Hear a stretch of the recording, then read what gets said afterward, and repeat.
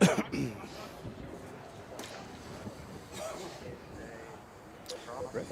do it. No, I'm purple. It is what it is. It doesn't sound bad. He says it about 20 times perfectly correct. Wait until we get out there. How about? Like penguin? Are you covered back in penguin? You think I'm penguin? It's black. It's black. The other one for me? The other one is is Vermont. Not Vermont? It's not Vermont. You know, I'm like Vermont. All those vermin in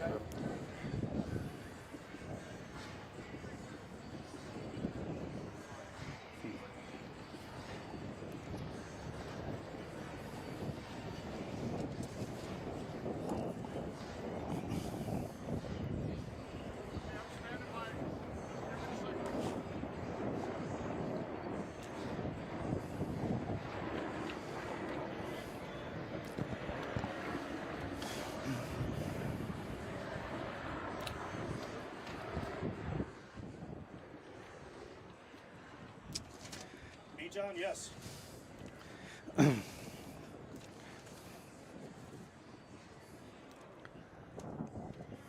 come back.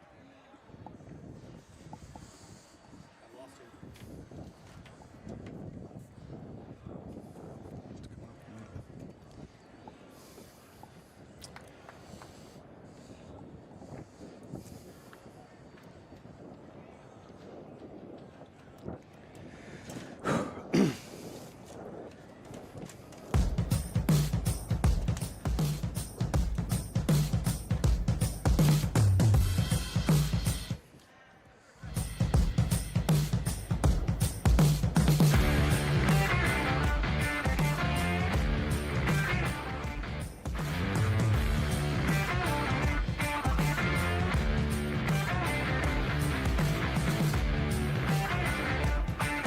And a good afternoon to you, rugby fans. Welcome to AVEVA Stadium in Houston, Texas, for this Cohen Cup semifinal between the Crusaders of Christendom and the Crusaders of Holy Cross.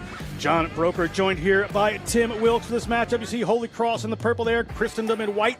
We're going to talk a little bit about these teams down here, but it's the National Collegiate Rugby Championships weekend. We got small college, we got D1AA, we got D1, we got Challenge Cup. We have bowl games coming to you all weekend as we see these teams take the field. But let's talk about the Christendom Crusaders. We have some players to watch here. Who are we looking at, Tim Wilkes? That's right. John Askoff, the Leinster U19 star. And then we have Owen Kennedy, the big 6'8", first-team all-conference player. And Matt Weston, the Cayman Islands international, controlling things from the outside. Matt Weston, Cayman international outside center. Great player for this team. Watch him to move the ball wide.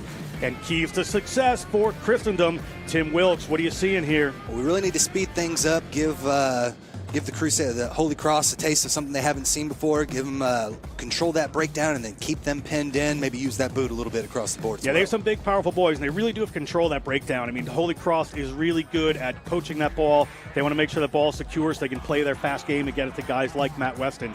Christendom College on the road here played SUNY Geneseo, won 32-5, and Endicott College won 37-14. As you see the boys from Front Royal, Virginia, getting ready right there. Now let's talk about this team from the city of Seven Hills, Worcester, Massachusetts, the College of the Holy Cross. Some great players in this team. Who are we looking at, Tim? Jack Swartz, the number 3, big prop in there, 230 pounds, hoping to control the scrums. Got Jack Lyons, number 9, running that scrum half position. Should be able to control the game, good field vision, being able to get them in the right spots. And then Riley McGady, the big tenacious defense coming out of the fullback, also has a good boot and smart use of that. All right, now let's talk about some keys to the game for this Holy Cross team. Got to take them on man-to-man, keep them guessing, and control that territory. It's important for them to control the territory. Riley McGady, the fullback you see him here, is going to kick off, able to do that.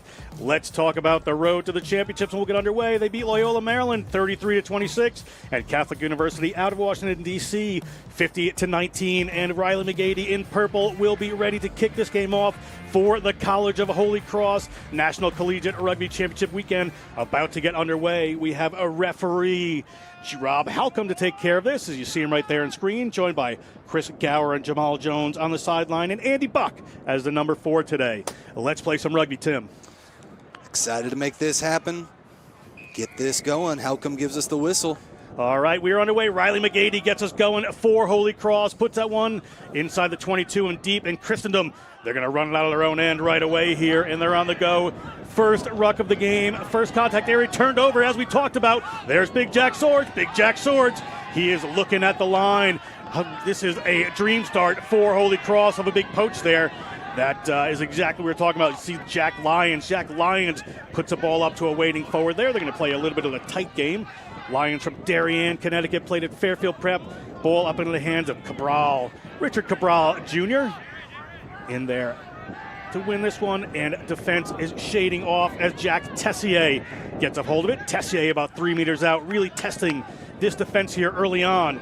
Ball is up into the hands of Matt Schwab, and they're going to keep this one tight and over the line. Try awarded. Matt Schwab, first try of the game, 5 points to Holy Cross. Tim, what a start. Boy, they off the kickoff, they were right there on the defensive end, able to take that poach away, even had advantage being played with Christendom off their feet there, but a huge statement to be made here in the first couple minutes. Holy Cross off to a fantastic start. Great work by this team. You can see the excitement on the faces of those players coming down here from Massachusetts for this. Coached there by Ryan Grant and Brendan Wilberly, but let's take a look. Yeah, really just use that forward pack, and you see him full stretch there. A huge try for Matt Schwab, 6'1", uses every inch of that frame to extend over, but really all forwards there in those last 6 or 7 phases did a great job of punching it in. Matt Schwab, a freshman out of Hartford, Connecticut, went to Hall High School there. As we see the kick to come, this will be worth an extra 2 points here in Houston as we get this National Collegiate Rugby Championships underway here on the Rugby Network as well.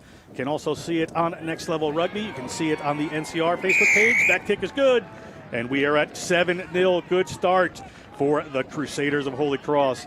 Crusaders of both teams. Going to be try not to be too confusing here, Tim, but that's going to be our 80 minutes to come.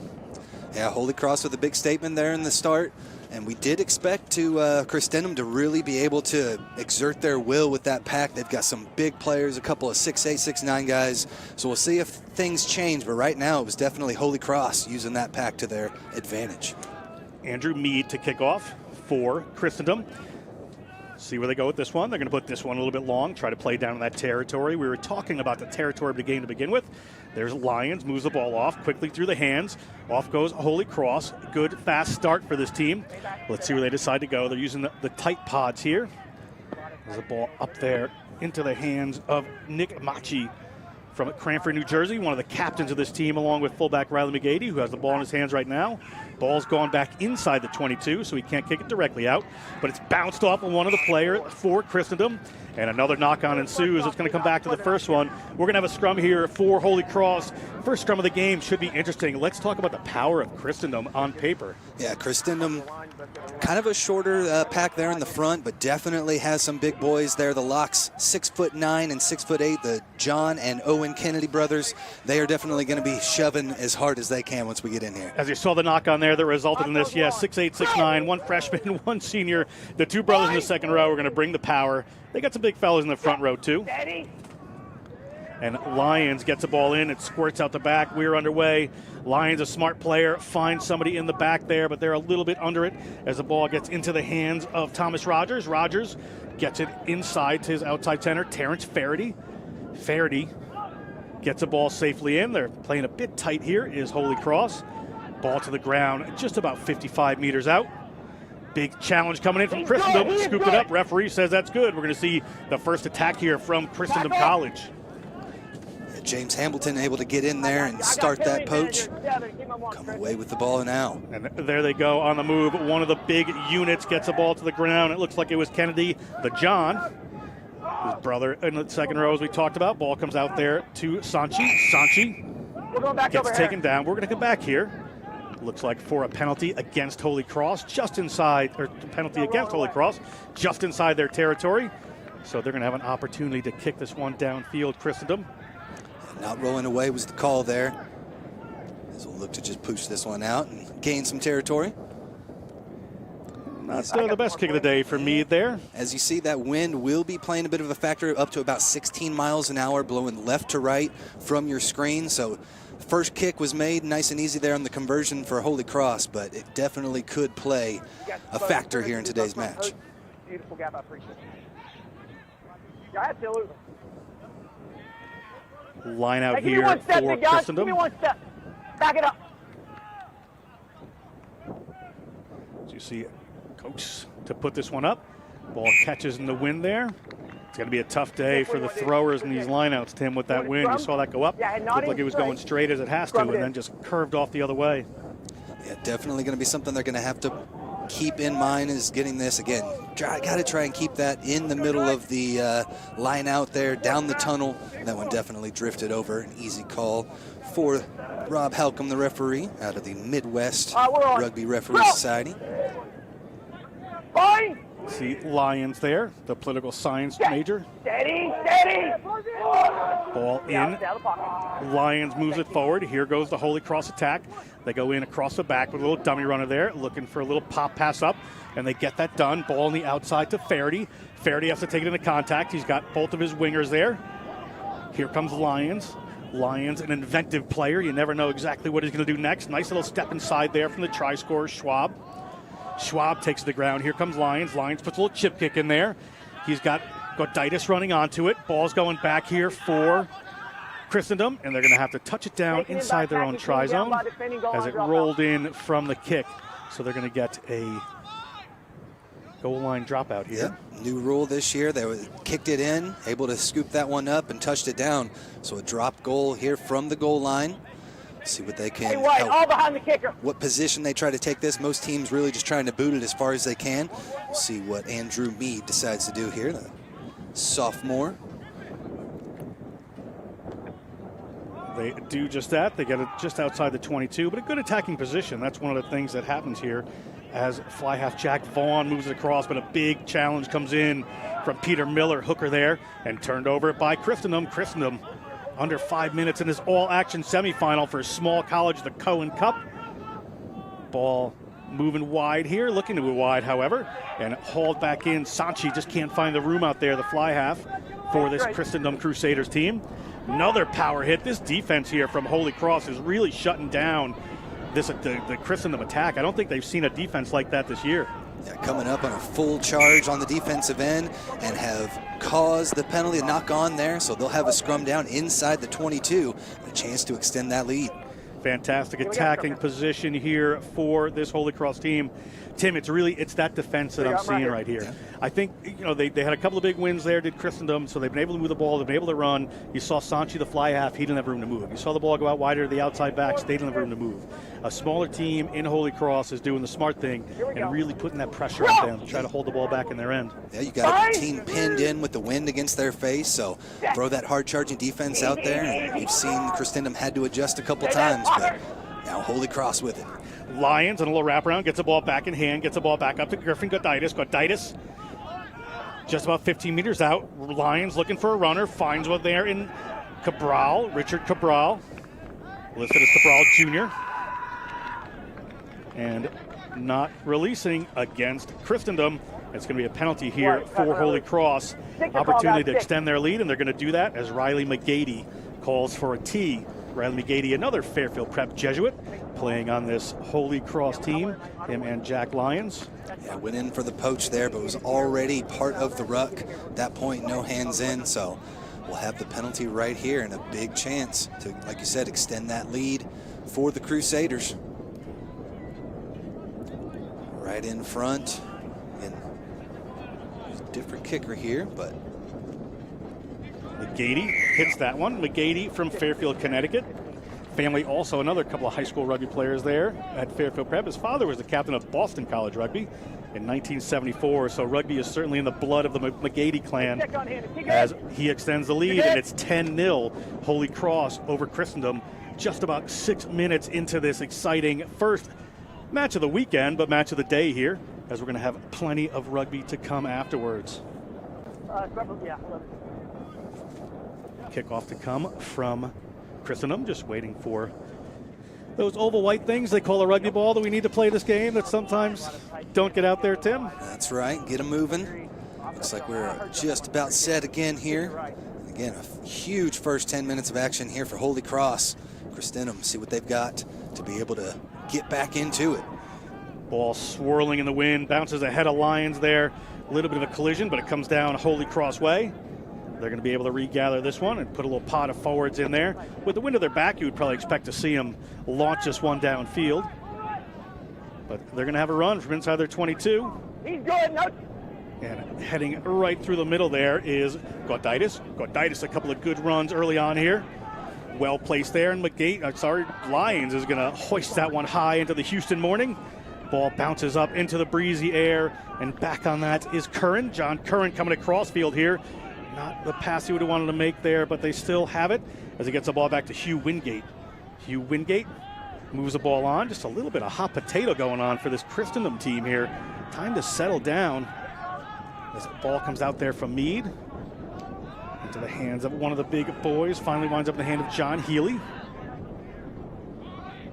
Just looking for some possession here. Is not a whole lot of go-forward movement so far from Christendom, but right now just trying to get out of their own half of the pitch.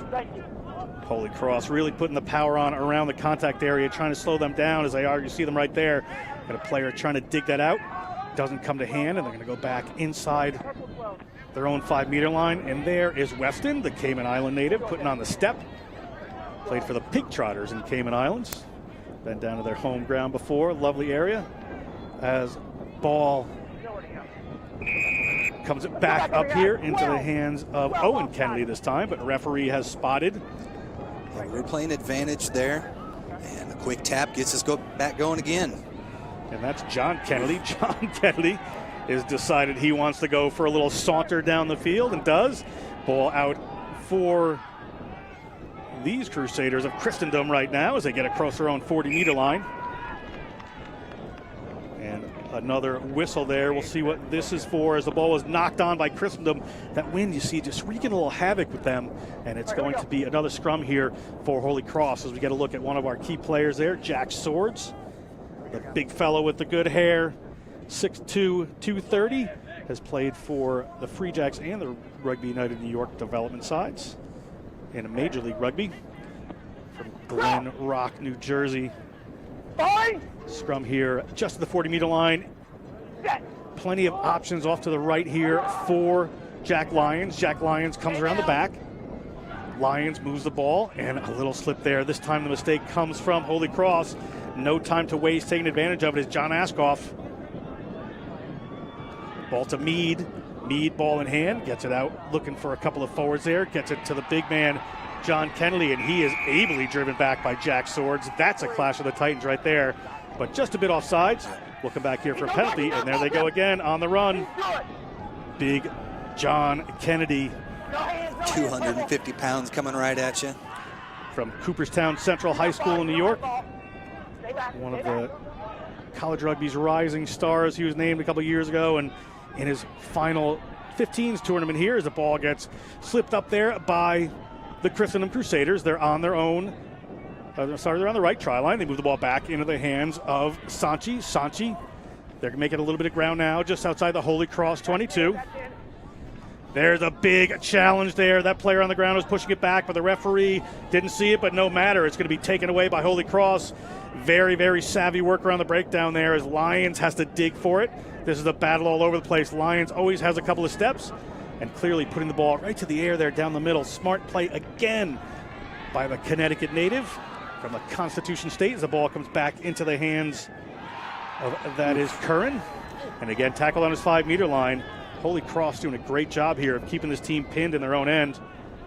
It's Terrence Faraday with the huge pressure there to be able to keep them right in within 10 meters of their own goal line. Sanchi gets a ball half charged down, and it's in the hands of one of the Holy Cross players, but that just caught in the wind there and certainly went forward off of the pass. So it's going to be a forward pass. It's going to be a scrum here for Christendom just outside of their own 22.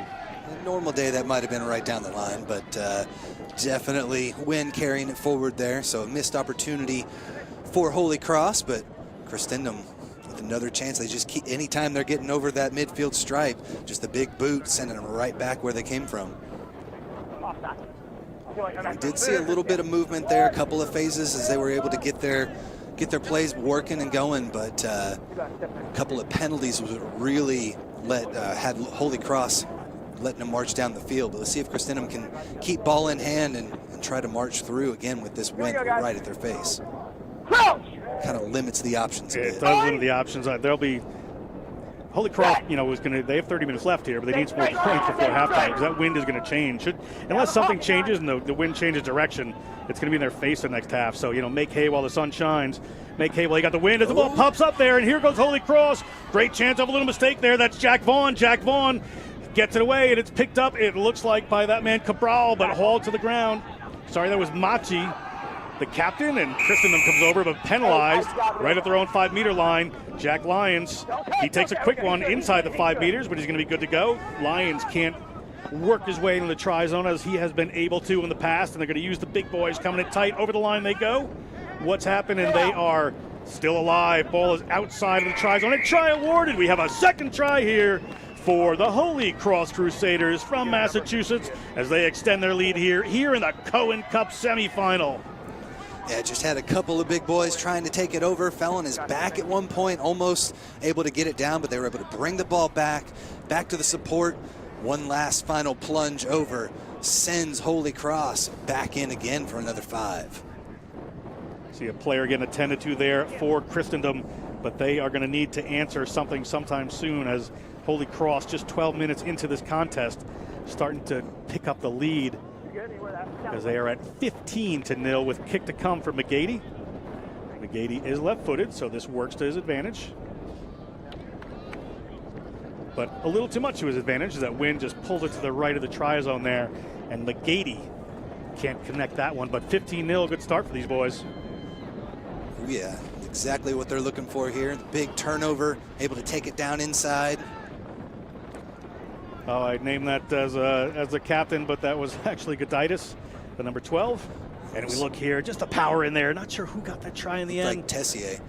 That is Tessier Jack able to Tessier. get in, use that big 235-pound frame just to kind of lean in. Had that ball down in his stomach, but he was over the line and in for the try. Tessier was a 3-time All-State selection for South Carolina Rugby. He's from Charleston, beautiful city down there, now playing in Worcester, Mass. And that ball just hangs up in that wind. Tough time there for those kickers as you see them calling for a scrum at midfield. Yeah, those first two ended up at about the 22. It looked like they were just going for as much distance as possible on those. This time trying to go for that high ball. Blew right back at their face. And we'll have a scrum down here at midfield. The ball just needs to be drilled downfield a little better. Haven't really seen much of an advantage so far in the scrum. Both teams able to cleanly get their own put-ins out. So Holy Cross with another opportunity now. Steady. Holy Cross, good scrum there, anchored by that big front row, negating the second row as the ball, little problem there as it just gets tipped back over the back, but they're going to chip that one downfield and keep playing the territory game as it bounces up over the head of John Curran. He's able to field it, but has a couple of purple-shirted defenders around him. They take the ball down. We're still good to go. The ball is back to Meade. Meade gets it back to a couple of his players. Again, driven back inside their 22. Such pressure defense from Holy Cross going here. Double tackle against one Christendom player just kind of running at by himself. So now another big turnover. Jack Swords with a good little offload there, and that's the man on the spot, Goditis. He has been a big power runner for this team, and he's going to keep coming. He's looking at that try line. He'd love to get one. That ball is down in front of him. We'll see if they can get it back. They have. They got in, and let's see. Referee is right awarding there a try. it. Sorry, Yeah. I thought he was looking to see if it was a double movement there. No. My bad. But Tim Wilkes, the man on the spot. Hey, it was really close. They almost got in. And then finally they were able to punch it through. That's big Jack Sword with the final try.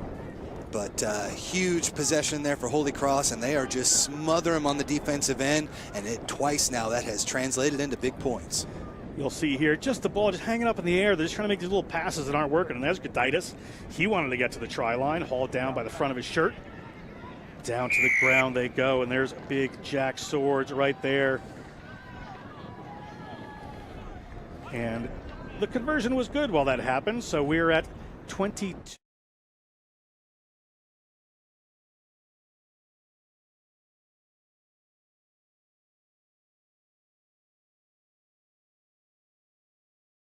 It looked like they were going to get in. They were able to bring it back. It wasn't held up or anything. So a big opportunity there for Holy Cross as they continue to extend, and Christendom still just scrambling to try and figure out how to get back into this one. And another one hangs up in the air, taken by a Christendom player. So we're going to come back. We'll probably be another scrum here in the middle of the field. One of the Holy Cross players thought he might have a clear run to the line, but you see there that that wind is just killing them from getting that 10 meters. You have to go to a low driving kick there, Tim. That's just a mistake. Yeah, it's not easy. And old Michael Cavanaugh almost came in there, and he knew what was happening. He knew that was a live ball until it was touched, so he almost went in and grabbed it. That bounced back to Christendom, though, and so we'll have a scrum down here again for Holy Cross. Just a few minutes ago, they were able to punch it in from this same position.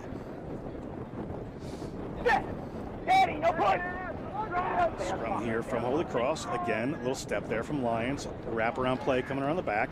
A little break open for the outside center there. Terrence Faraday from Cohasset, Massachusetts. Thank you, dude. Lions again. Puts it up to one of his waiting forwards. He gets in behind that defensive line. Well marshaled there. Ball up into the hands of Michael Cavanaugh. Cavanaugh gets this one to the ground as Swords gets the ball, just moving by him, but he's able to pick that one back up. Little one-handed offload from him. Cabral. These boys want to play. There's Tessier. Tessier, the prop, holding the ball very well. Gets it off to Faraday. Faraday gets it out to the wing. Do they have the gas? Do they have the moves? He cuts back in. And here goes a big run from Holy Cross coming across the field on the run again. Can they get there?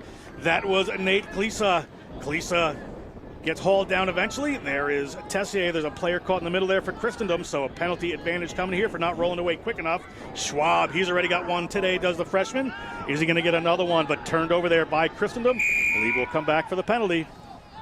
Askoff got his hands on that one, poached it away. But again, back to the penalty, not rolling away. Christendom really trying to get in there. And there is another run at the line for Holy Cross, another big take. They're just looking to squirt this one in. Christendom has seen this happen, but try awarded. Another man with a try. Let's see who that was. That's a big number one, Jack Tessier. And the big fella gets his just rewards for some hard work early on in this semifinal of National Collegiate Rugby Cohen Cup action. Yeah, you can see Tessier just not afraid of doing the nasty work inside, able to scoop that one up, and again, just kind of leaning forward, using that big frame. 235 pounds just to lean forward and got over the try line again.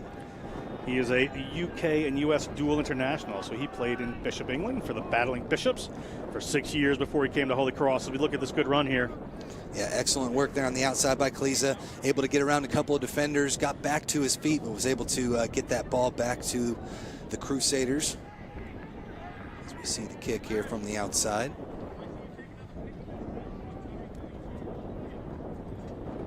Faraday handling the kicking duties from this side of the field off his right boot. Gets that one up, but it just, it does go over the post. Looked like it went underneath there for me, but they extend their lead as we take another look. As you see again, Tessier scoops it up, has 2-3 defenders against him, but just able to use that body, lean forward, and was over the line. Impressive work here by Holy Cross. We are looking at an interesting time here for these Christendom Crusaders, the men from Front Royal, Virginia, the Shenandoah Valley, as they are going to kick this one off. You see the ref just getting his mic attended to. Halcombe. Here we go, fellas. Meade gets this one further down into the 22. It bounces forward. Good opportunity for them if they can recover it, but they cannot. There's the big man, Jack Swords. Jack Swords gets across the 40. Lions digging for that one. They have it. It's Goditis puts that one up into that swirling wind again. And that is Hugh Wingate, well taken by the Holy Cross. Yeah, we had penalty advantage being played there. No advantage gain. Referee decided off that kick, so we'll come back to the penalty here. Almost at midfield. Little heads up. Somewhat of a pattern here as far as not rolling away. And again, I believe it was not rolling away. It's probably third or fourth time we've seen a white jersey get caught on the wrong side there. as you see referee Halcomb have a conversation there Halcomb, not effort. with He's weren't there. Yeah, I mean, you're going away. the Christendom team about that. We're back over here. Hangs over your head for a little bit. That can be something, you know, too many more of those. Somebody's taking a 10-minute trip to the sin bin. You just got to see that immediate movement. If that referee sees you lie there and you're not trying to make an effort, it's an easy call. Lions puts that one down to the 40-meter line, so they'll have a line out there. You see him spreading the kicking duties around there. Lions taking the kicks to the corner. We have McGady taking some of the kicks at posts. Hey, blue, a purple front post, always up. Whoever front post is, let's go. From the other side of the field. Keep it simple. The big units of Christendom waiting for the Holy Cross players to come in. Holy Cross you're good. halfway through the first half in a commanding 29-0 lead. The question is going to be at halftime. How big a wind is that? Is that a 20-point wind? Is that a 40-point wind? What's going on as the lineup comes down? Lion moves it out there into the hands of Vaughn. Vaughn gets his midfield going. Looks like the ball squirted forward. Unfortunately for them, fortunately for Christendom to be there. Scrum right at midfield. Yeah, big opportunity for them here to try and see if they can keep ball in hand and kind of march their way down the pitch. Again, that boot is taken out of the play here, but as you see, go back as the pass just kind of, you see it just dip down directly towards the ground and just could not come up with that one. That wind is tough there for both Here we teams. go. You got to, just tighten up your splits a little bit there. Fine. Yeah, I would say Holy Cross has been a little bit better on, more crisper on their passes, but just couldn't get it done on that one. Christendom, Hamilton has the ball. Hamilton moves it back in a little switch move they're trying around there. They get the ball there to John Curran. Curran is taken down right over the 50-meter line into Holy Cross territory. Ball back in the middle of the field into a waiting set of forwards. There is Owen Kennedy. All 6'8" of them. Stay back. Lead moves it out into the hands of Sanchi. Sanchi finds some outside runners. This is where they're dangerous. Sliding through there. Off they go. That is outside center. That is the Cayman Island native, Matt Weston. Weston over the try line, and first points here to Christendom. Good answer, and boy, do they need it at 22 minutes. The Christendom Crusaders, 5 points on the board. Boy, Weston did that all on his own. He had a couple players to the outside, decided to take on that first defender, split that defense, and then was off to the races. As we see here, they start working it out. Has players there, but just decides to cut in, and then he is gone at that point. Makes that fullback miss. One player on the back there, but he is able to use that speed to get all the way in. Weston's a big rugby family on the Cayman Islands. They play, as I said, he plays for the Pig Trotters, but he's also played with the national 15s and 7s programs down there. This weekend, Cayman Island is playing Mexico and International in Mexico City tomorrow, and Weston would be there were it not for these, duties in the collegiate level in America where he's going to school at Christendom. And they play a lot of 7s down there too. You saw that come there as he just worked his way down the side a little bit, found a gap, and shot down the field. Good work there for Matt Weston, and a score very badly needed for Christendom. See that wind causing havoc here again. Had it blown off a couple times. Able to get this before it does so again. Reset. Could not do it. Might be forced to take a drop here, have somebody come hold it. Someone might come hold this. We'll see what happens. It doesn't happen often in rugby, but it is certainly windy down here, in AVEVA Stadium. Beautiful Houston, Texas.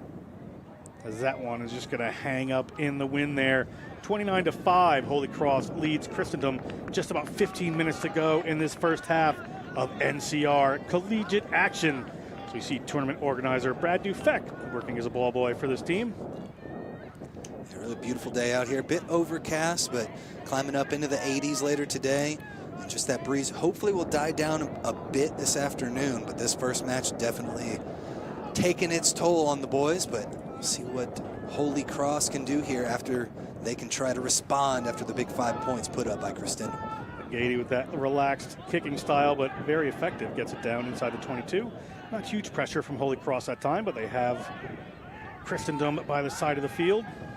Christendom just outside their 22. Are they going to run? Are they going to kick? They're going to get it up to Kennedy. Kennedy is going to offload that ball. Looks like to his brother. And they have played plenty of sports together, so they're used to that. And the freshmen were able to work the ball back, and here they come again. They've got runners a little wide. This is the wide game that they like to play as the ball is into Askoff's hands. Gets it out there to Hugh Wingate. Hugh Wingate's got a clear run to the line. And are things changing in this game? Hugh Wingate in for a try, and the Crusaders at 10 points. I mean, 20 minutes of just everything on offense being stifled there for Christendom. And then now they finally get the big fellas in. Couple of phases there, and then spin it out to the outside, and Wingate shows off his speed here on the near side of the pitch. There you have a look at it. Nice little interplay there.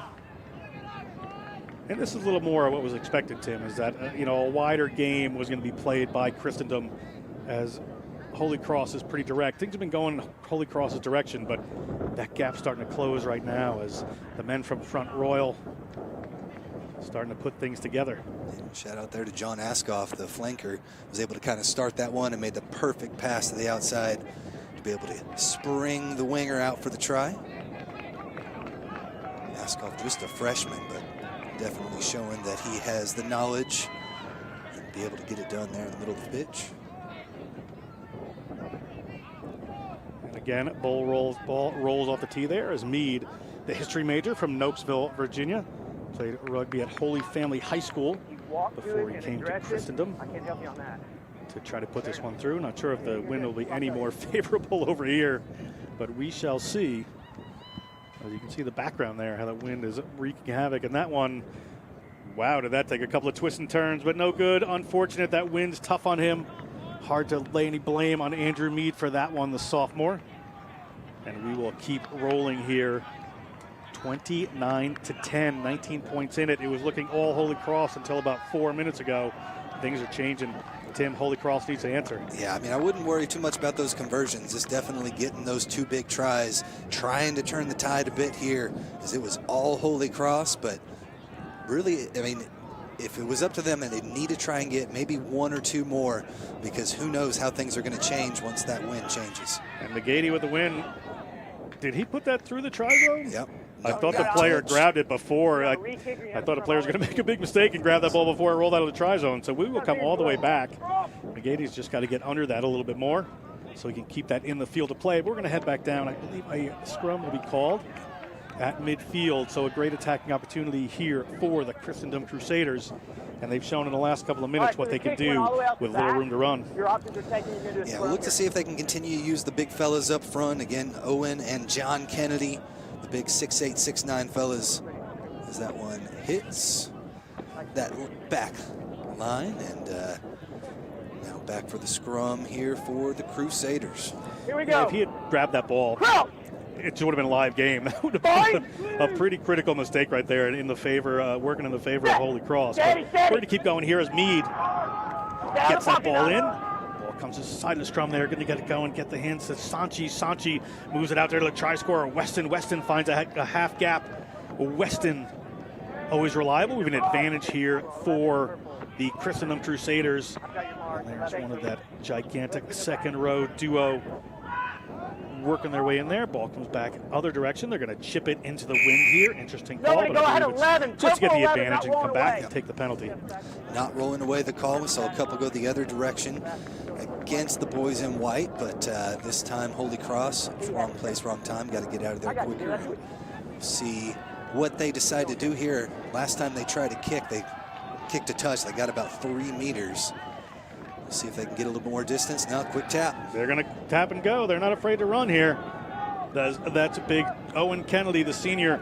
He wants to enjoy his last NCR tournament in 15s. Pressure coming on, and able to handle it and able to offload there is Weston. Weston takes the ball into contact. Christendom players piling over there, and they are on the run now, looking a lot better than they did earlier. And that is John Healy takes that one in from Manassas, Virginia. The poli-sci major. We are going to come back. Yeah, I know, I hear you. Yeah, it looked like it may have been knocked on there in that last ruck. So we'll come back playing the advantage here on the near side of the pitch. Yeah. There you go. Well, another penalty, not knocked on. So they're going to keep playing there as the ball gets up to Askoff. Askoff, one of the players we said you should watch from Blackrock, Ireland. Played for Sea Point before coming to Christendom. Ball across the field to Owen Kennedy. Owen Kennedy never shy to take the ball into contact with a couple of those Holy Cross players. They're going to move this one wide. There's Sanchi. Sanchi across the 22. He's got a player coming on him, but we're going to come back here. Looks like another penalty against Holy Cross, and things have completely changed in this second half of the first half. As here goes Kennedy. He's going to be hard to stop from this distance. Jack Swords is eventually going to be able to haul him to the ground, along with a couple of his players. They're going to keep this one tight themselves, and another try here. That score is closing down. What a difference maker we have had just in this first half. It looks like Christendom has woken up to the challenge. Yeah, big try there on the near side, and I think that's probably the 4th or 5th time Owen Kennedy has gone with the quick tap, and each time he's gotten a good 5-10 meters, got right up to it, and then it was punched in the rest of the way. And 3 unanswered tries now for Christendom as they are creeping back into this one. Another difficult kick, but to be able to cut that lead down to 14 where it was just at 29 is huge here for the Crusaders. It is certainly a big moment for them. As we'll take a look at it here. Here's the big man. And just scooped up there and driven in. Holy Cross needs to have a little bit of, a little bit more tenacity around that breakdown area. They saw they were going to go tight as Meade has someone holding the ball this time. As we're at just about 8.5 minutes left in this first half of NCR Small College Cohen Cup semifinal action, where it's a game. Holy Cross was running away with it, and we'll see how this kick goes as Christendom has been closing down that lead, and they push that one through and to the side as we're taking a look at it here. Yeah, and we saw earlier Askoff had the big assist on the last try. This time, right there, picks it up, just gets low and drives straight into contact and over for the big score. Good work there by Askoff, but that you see the one of the values of Owen Kennedy right there. He takes it. It's a couple of people to bring him down. It's not one person. So he's drawing in some defenders, opening up some space for some other players, and does that very well. Well, even when he got hit behind the line, didn't really have much momentum, just leaned forward, knows how to get low, even though he has that big frame, still able to get low and push the pack forward. And McGady with a shorter kick there. Christendom down with the ball, and penalty again for not releasing against Holy Cross. I thought that was a little bit harsh. Thought the player was in there pretty legally, but referee Halcombe has a much better seat than do we. Jack Vaughn got dinged for that one. Another quick tap, continuing what we've seen the last few minutes. From brother to brother, the Kennedys get that ball up, and as I said, it takes more than one to bring down Owen.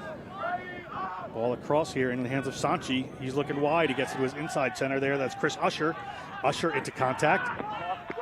Not as much effectiveness for Holy Cross around the contact area now, but whistle comes. It looks like a knock-on crept in there. It's going to be a scrum here for Holy Cross. Tim, 7 minutes to go. Wind going to change at halftime. Lead is, half of what it was 5 minutes ago. Holy Cross needs some points. Yeah, if you're Holy Cross, you need points, but at the same time, if you can come in and just keep the ball here, hopefully score one more try and just kind of keep possession for the next 5-7 minutes, keep things down in Christendom's end, that would be ideal, and then punch one in and try to keep this lead moving, as has been going the opposite direction the last 10 minutes or so. Daddy, no push, no push. Lyons gets that one in. Holy Cross comes up there to the try scorer, Schwab. Schwab back to Lyons. Lyons, very smart player, moves that ball out to Klisa. Able to do that well, and they are on the attack again. Let's see what they can make happen. They've varied their attack very well, has Holy Cross. We'll see what they do here as Vaughn moves it out to Big Jack Swords. Big Jack Swords, he's ripping through a couple. Jack Swords willing his way closer to that try line of this Christendom team. Lyons moves it across there to Cabral. Cabral looks out wide and decides to come back in. Cabral, all action. We're going to come back here for an offsides, I believe, against Christendom. And we're going to have a penalty here for the Holy Cross Crusaders. We'll see what they decide to do. Lions having a conversation there with the referee Halcombe. Referee Halcombe letting the players know what's going on. I have it incorrect with my arms. It is here. You guys are back. Coming out of the Midwest Ref Society, and got some Mid-South in here as well. So good to see everybody traveling in. Let's see what they decide to do. Let's kick for touch here. Lyons is going to kick for touch, not the distance he would want with the wind behind him there, but it'll be a good line out for the Holy Cross Crusaders. It's been a good attacking platform for them in the first half. Last time they had the line out, they were able to retain possession, Might be a daunting task with a couple of 6'8", 6'9" guys in there, but you go to that first pod, and it's just man on man at that point. Yeah, but I want it set. I want it set. See what Let happens. him out. Let him in. You get straight. Tell Gunner straighten up on White. Target Step there up, would be step in, make a Kavanaugh. move, make it wide. where Perfect. they Right decide there. to Step go. up. We're good on that. I'm good with the meter. Now you're ready, baby. That wind gets a little dangerous going further back, but able to make it happen again. Schwab, the freshman from Hartford, takes that one down. Ball coming across the 22 there. That is Jack Mead coming across the hooker there for Holy Cross, and another penalty. And Jack Lyons is going to go quick. He's got Jack Swords. Jack Swords runs into one of the Kennedy brothers, Kennedy the younger, and he takes an extra roll but does not get away with it. Had to release that ball just a little earlier. Jack Swords, unlucky for him. Tried to get that second one in there and just could not sneak it away. There is Owen Kennedy taking a quick tap from inside his own 22 with the wind against you this late in the half. Not sure how advisable that is, but we'll see how their game plan works out there as Sanchi wriggles his way through. Sanchi, the fly half there from Manassas, Virginia, as we said. First team all-conference last year. There is the try scorer, Matt Weston. Matt Weston able to get the ball down. Ball is back here to Sanchi. They're kind of running across field. They're going through some phases, not getting a lot of distance as Cabral is over that ball. And Cabral, great work in the breakdown, forces the penalty on the Christendom Crusaders. Good work here as Jack Lyons scrambles for it. Yeah, we keep seeing that fast sprinting defense there by Holy Cross, hitting them behind the line just about any time they try to go out to the backs. And this time they're able to come away with the poach after that. And a huge opportunity here just outside the 22. Michael Kavanaugh takes it down. Ball up there in the hands of Tessier. He's already got one. They're going to get the ball into the hands of Goditis from Caldwell, New Jersey, St. Peter's Prep. He played at in high school, and now they move the ball back across field. Where are they going to go? Jack Swords is going to take on multiple defenders, including one of the Kennedys, who had his hands in there before he went to the ground, but got the penalty. So tough luck on Jack Swords there. I thought the Christendom player was in a little early, but again, referee Halcomb has the ultimate say here. Yeah, just looking for those hands, make sure you're not part of that ruck. He was able to sneak in there and got it.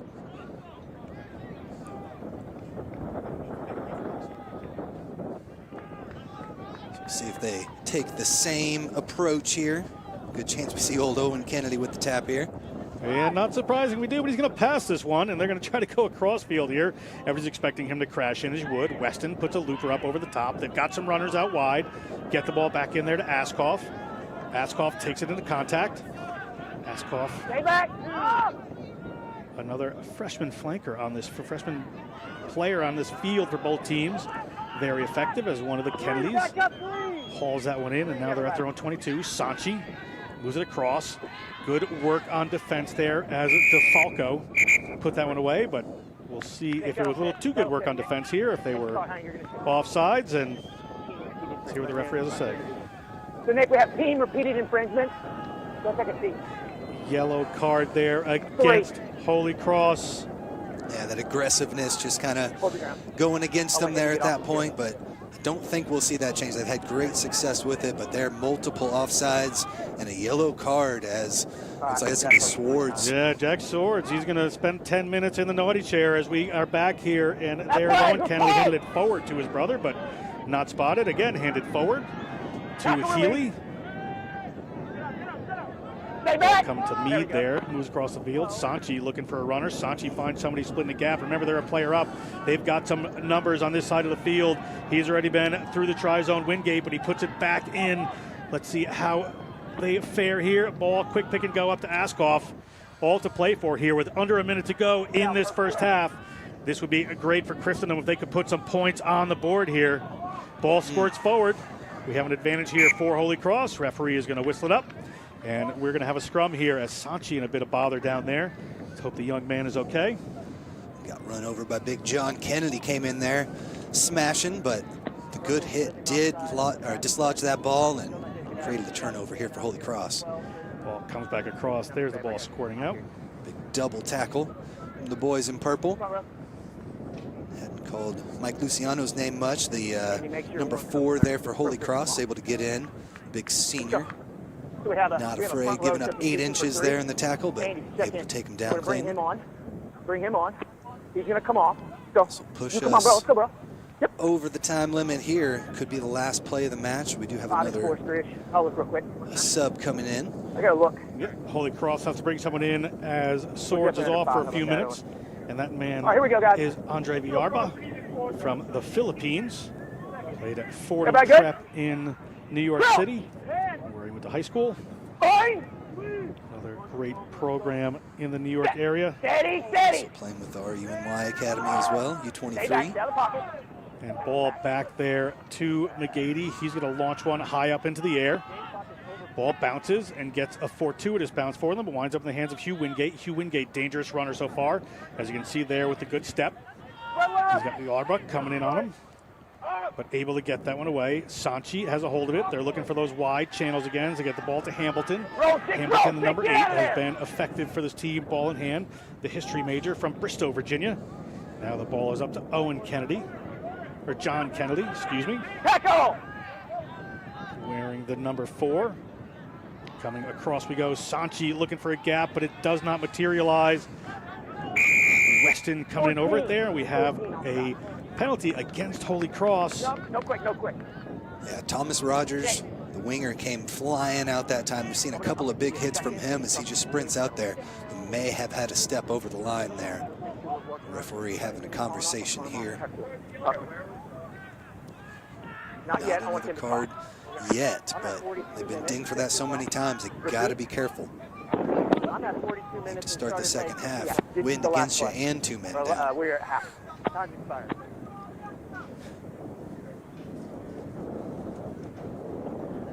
Referee having another conversation here. Let's go. Just letting the boys We're at make half, sure Nick. that We're they at half. are on the same page, speak to the captain, let him talk to his team, and kind of make that information well known across the board. Owen Kennedy, the mathematics I'm major, not here. he's counting out that they have one more player than do Holy Cross with no time left. We are into referee's time. Half is 40 minutes, so we're going to go to halftime. No! This could be the last play, unless there's a penalty or a mistake is made. We'll see there as the big fella twirls out of one. Somebody trying to take him down by his shoe. Nice job, Hughes. Thank you, bro. Brother comes in and cleans that out. We're good to go. Sanchi looking wide, looping pass up into the wind here. Little trouble for Holy Cross as they have some runners there, and they are trying to get their hands clear. They're working towards the sideline. Ball up to Kokis, the number 1, playing out on the wing there in their pattern. Gets across to 22. Are they going to have the last say in this first half, Christendom? Referee making sure Holy Cross is on side. Sanchi looking wide. Ball up to Owen Kennedy. Owen Kennedy breaks through a couple. The big young freshman for this Christendom team. Here we go one more time. Sanchi had Owen. That was John Kennedy. Sorry, took it into contact. I'm mixing the two of them up. Owen Kennedy standing there off of Sanchi, but they're not going to be able to get the ball to him. And here is Weston. Weston looking for a gap. Ball knocked down there. Advantage, penalty advantage. We could see another yellow card here as the ball goes looping out and wide. A referee is going to bring it back. Hopefully we don't get a card here. I think it was just an attempt to grab the ball. Just kind of had that hand down towards the ground and ended up knocking it forward. It's a knockdown from that tackle, fellas. Taking a look at it here, Weston, just that ball. Yeah, just actually player was trying to make a tackle. I think it was a wrapping arm that took that down. So nothing in it there, but it was a penalty and ball here, and we are going to see into the try zone right at the end of the first half. Another 5 points on the board. They go to 20 points. It's going to make the second half more exciting. Great try there for the Christendom Crusaders, and just smart play there. That's Askoff again. He has been all over the pitch leading this squad, and this time he was right there to take that final pass all the way in for the try. As you see, again, started by Owen Kennedy. Ball comes out there to Askoff, and Askoff just not saying no. A couple of players there. It was Lyons, it was Kavanaugh, tried to haul him in a touch, but nothing happening. As you see, a happy Christendom team. It'll be a much happier halftime conversation now that they've come back within 9 points and could be 7 after this. Old Owen Kennedy and John Askoff definitely have a huge connection going on right now. 3 years difference, or excuse me, 4 years difference between the two, but these guys have definitely shown that connection, and a couple of passes back and forth, getting them over the try line. I mean, almost a no-look pass there from Kennedy on that last one, but he knew where Askoff was, and Askoff knew what to do with it once he got it.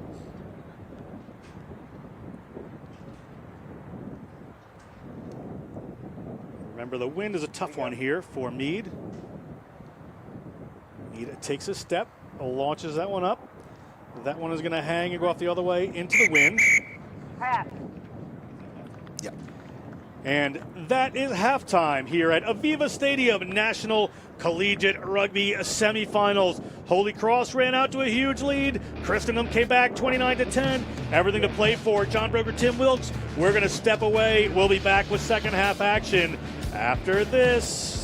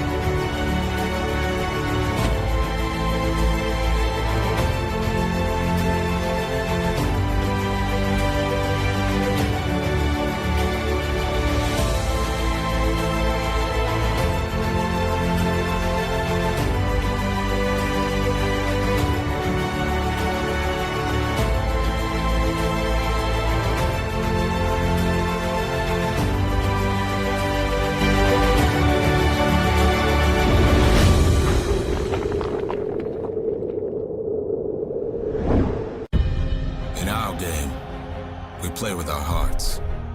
We don't play with sticks, bats, or gloves. We don't wear shoulder pads or helmets. We keep playing when it hurts. And we leave everything on the field. What we wear must be built for our game.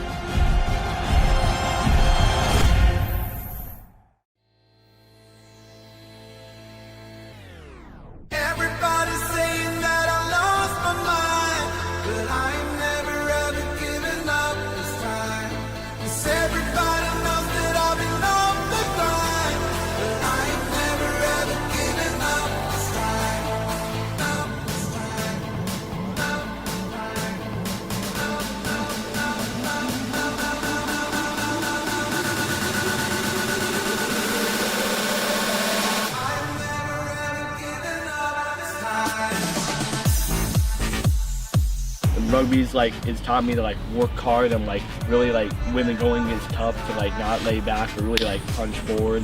That second win in the second half, and it's taught me to have intensity, definitely.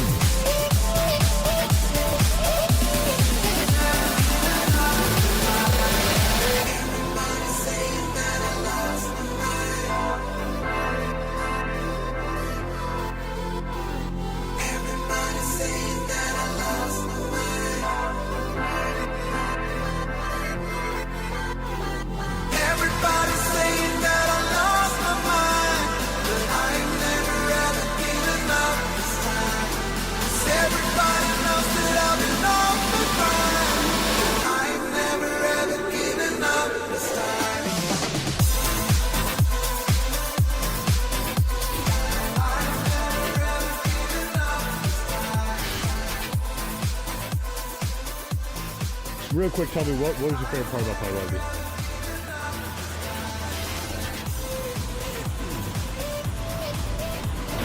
Just coming together, just like having a team, having a family on the field, and just like being like, it's so cool to like hit and smack someone for the first time when you can't do it in real life, and then right after you're all buddies with them.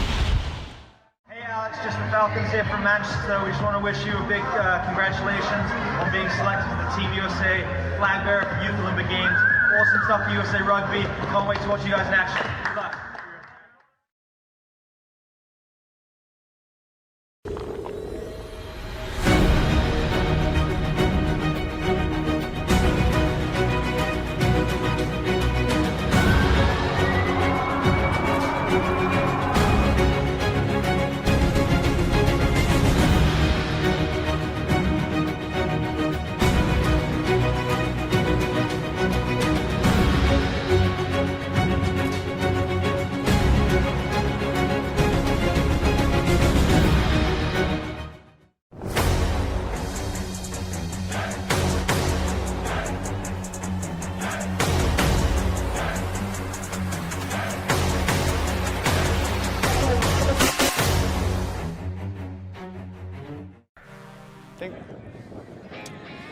Welcome back.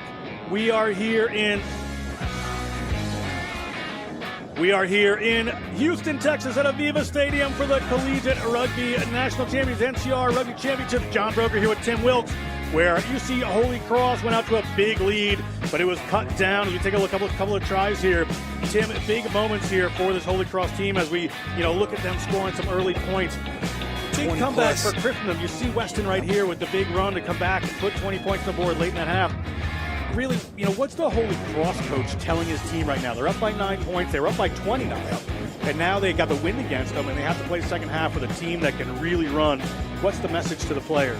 Well, you're really going to have to be stout on the defensive end. We've seen Christendom really try to hit them hard on the outsides. It's where they've gotten a lot of their breaks. So really just spread that field well. Still come up hard and put pressure on them, but you got to make sure you're securing those tackles on the outside. All right, running from left to right on your screen is going to be the Crusaders of Christendom, the boys from Front Royal, Virginia, from the mother of all states, Virginia, and the boys from the Bay State from Worcester. In purple, it is going to be Holy Cross. Holy Cross in front of their own 22 takes down this first one. Remember, Jack Swords is off the field for another couple minutes, and we have an early penalty against Christendom. So Jack Lyons, ball in hand, will be able to clear the lines for this Crusaders of a Holy Cross team. And we are going to have a first penalty in the second half. And they probably want to, just take things down a little bit until they get Swords back in the field. He's so effective. And I was going to go to Tim, but not making touch. Big problem inside their own 40. Holy Cross needs to ramp that defense back up. They were so powerful before, and really getting up there into the faces of that team. That looked like Gossin, the 7 for Christendom. Ball just looping into the midfield. That wind wreaking havoc there. Cabral tries to turn it over, but not coming. Ball up there to Owen Kennedy. Owen Kennedy breaks through the line. Multiple players just grabbing at those legs. Hard man to bring down at 6'8", but can't go high on him for most of these players. So that's one little favor as the ball comes out wide, and here's the width for this team as Kokis gets that ball down. The man from Absacoa, New Jersey. Ball in the middle of the field into John Kennedy's hands this time. The freshman poli-sci major, the freshman undecided major from Mountain Vision, New York. Ball across here into the hands of Sanchi. Sanchi You're up. Takes that one in. That's good. Let's play. Let's go. And on the run, they are still going here, looking for the wide runners. Ball spun back around. Weston always looking for that gap. He goes for a little second movement there, which is okay. Ball up into the hands of Hamilton. Hamilton putting some power on it. They're headed towards the 22. Really got the wind at their back, literally and figuratively, this Christendom team as this half gets underway. We're under 2 minutes into the second half of Cohen Cup action. Ball across into the hands of Owen Kennedy. Owen Kennedy offloads it there to his brother. John is going to take that one to ground as they reset. They're really scrambling this Holy Cross defense there as the defenders come wider. Sanchi gets the ball to his fullback. Good defense on John Curran, but they're able to recycle the ball. Meade sizing up his options, puts the ball up there to Gossin. Ball into contact for Kokas.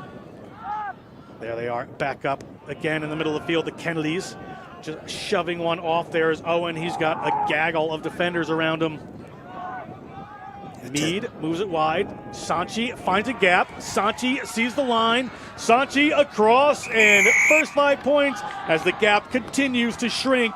And Sanchi touches it down for Christendom here in early second half action.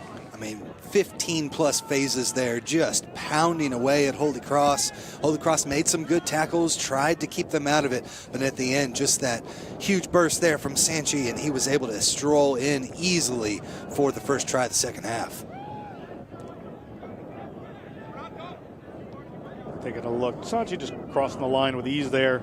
Just found that gap in the Holy Cross defense, and things are just starting to creak a little bit here for this Holy Cross team.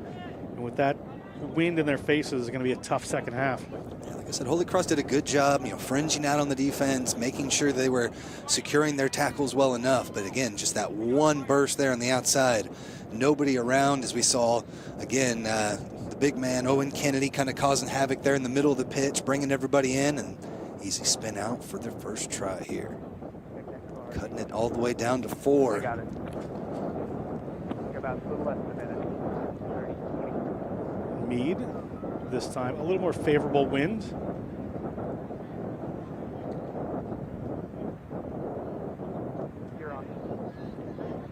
See that Rhino Rugby NCR ball, and that one is good. We're at 27, 2 points in. It's 20 minutes ago in this game. Nobody would have thought this would be possible. Tim Milks, big comeback here from Christendom. 29 unanswered, 27 unanswered, back and forth we go. Who's got enough left in the tank? We saw Holy Cross come out in that first half, just pinning their ears back on the defensive end. Did a great job. How much do they have left in the tank here, as they've just been pounded on the defensive end, and now with that wind in their face, just gonna have to be making tackle after tackle here. Next play, I want that. Next play. You need some ball in hand here to try and keep it out of the guys in the white there. McGady with the wind against him, goes for a low driving kick. Gets that one down to Christendom. Christendom takes the ball in. Got a player trying to turn it over there. Not happening. It's a little sneak through. They're finding the room around those fringes there. That's Askoff. Just all day, right around that ball, those pick and drives. He has been lethal. Thank you. Mead moves that ball. Try to turn over here from the big player that is Andre Villarba. Villarba makes it happen. That's a change that this Holy Cross team needed, and the replacement doing his work. Well, he's made a couple of solo tackles here in the first couple of minutes as well, and you just saw the spirit that time as he, we'll see it here, gets over the top of it, as makes the tackle, hands up, able to get down on top of it and get that ball out of there. Didn't even need the penalty. He was bringing that one out himself. Villarba, the biology and neuroscience major at Holy Cross, as you see Jack Swords coming back on the field. Big impact player for this team. Swords, important for them to have back. Thanks, Captain. All right, here we go. Good job getting your part done in there while you can. As Villarba showing his skills a bit. So if we see him back in later on. We good? All right, here we go, fellas. Crouch! Lions to put this ball in. Steady, steady.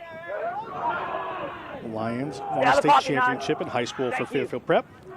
Ball comes across here, trying to move it wide. They're looking for some outside runners. They need some life into their game as Will Crocker III, one of the replacements, comes in for that one. Lions moving across field, trying to find some runners.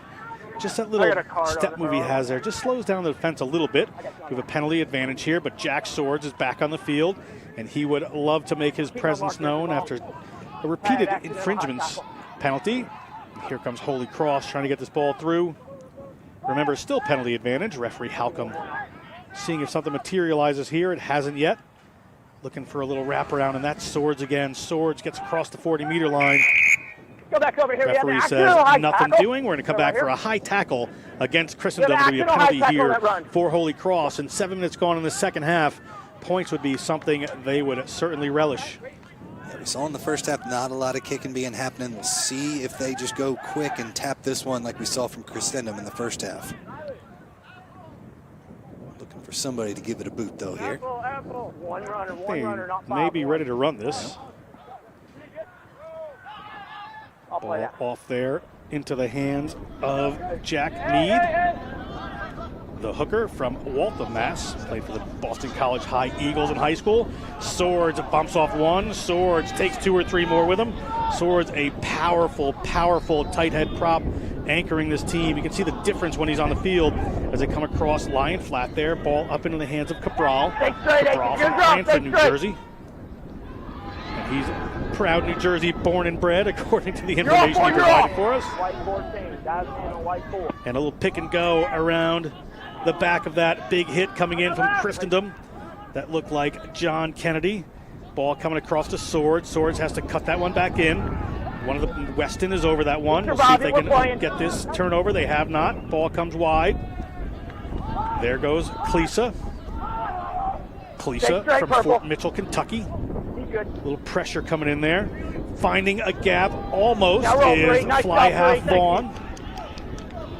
Looking for Jack Swords, and they found him. Players come in, and now closer to the Christendom line is the Crusaders of Holy Cross. This would be a very important time for them, but penalty against Holy Cross. Too many rucks in a row, too many phases. Eventually somebody wasn't there. Ball doesn't go back. It gets poached by Christendom. Penalty for them as we take another look. Yeah, just strong defense. You see the huge tackle coming in from Kennedy. Just kind of messes things up, and they're able to get their hands on it. And they go quick with the ball behind them, but a little knock-on creeps in there. And with the wind as it is, you'd have to be surprised that Christendom didn't take that one downfield. He good? Would be a good opportunity to find some territory here. Referee will slow it So I down. got 5 going off. Sees a player down here on the near side. Player just requiring some treatment there. That looks like Kavanaugh. I had to let that go, guys, just so you know. Wherever. Yeah, I let that on a Sophomore penalty. math major, played at Lincoln Sudbury. Yeah, good question. All right, so we have the switch back on. I have the knock here. We're back on with Tom. Don't know if they. Looks like they did do a full substitution there. Kramer coming in. All right, fellas, we all good? Scrum here for Holy Cross. Fine. Still up by 2 points. Just under 10 minutes to go, or 10 minutes to go on in the second half. Lions ball in, but early drive there from Holy Cross. They just got a little too aggressive there. Didn't put the ball in quick enough. There goes Kennedy. He made it to 10 meters. He tried to drag somebody in, but he's looking for somebody to offload this ball to. Eventually gets taken back. Ball just looks tiny as he's flinging it around out there. Christendom, good pressure from the defense from Holy Cross. They're going to need this if they want to come out on top.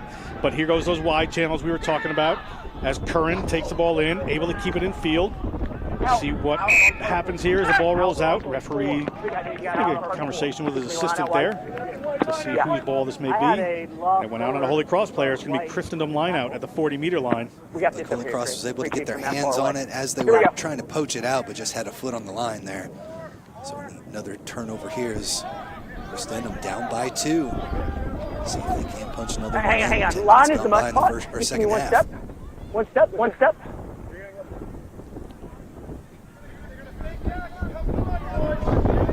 A lot of lineouts for Christendom so far today. Christendom with this one. Referee says that's good. They're going to drive this one just a bit. Now they go to their backs. Ball into the waiting hands of Askoff. Askoff finds his way around one. Hauled down by the ankles eventually. Good final tackle there from Holy Cross. Little hold and pass goes to Weston. Weston is able to scramble past one defender. Weston taken down. Mead sizes up his options there and goes into the big fella John Healy. Healy, certainly a man you want to take that ball at 6'4", 250 off the side there.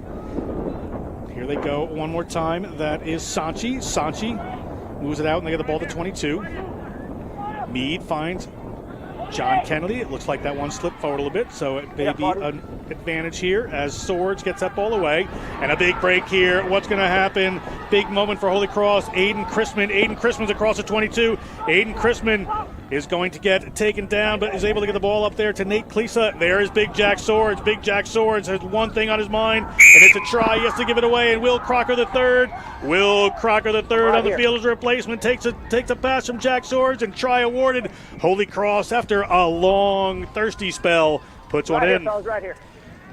Oh, forward pass finally being called here by the referee. That last one, just a little forward. Swords tried to get that one out to the final player, but just off the mark. Hard luck there after all that great work and all that excitement for nothing. As we're going to come back here, we'll take a look here. Swords hands off one. He's got a couple people on him and puts that one. Yeah, that went forward.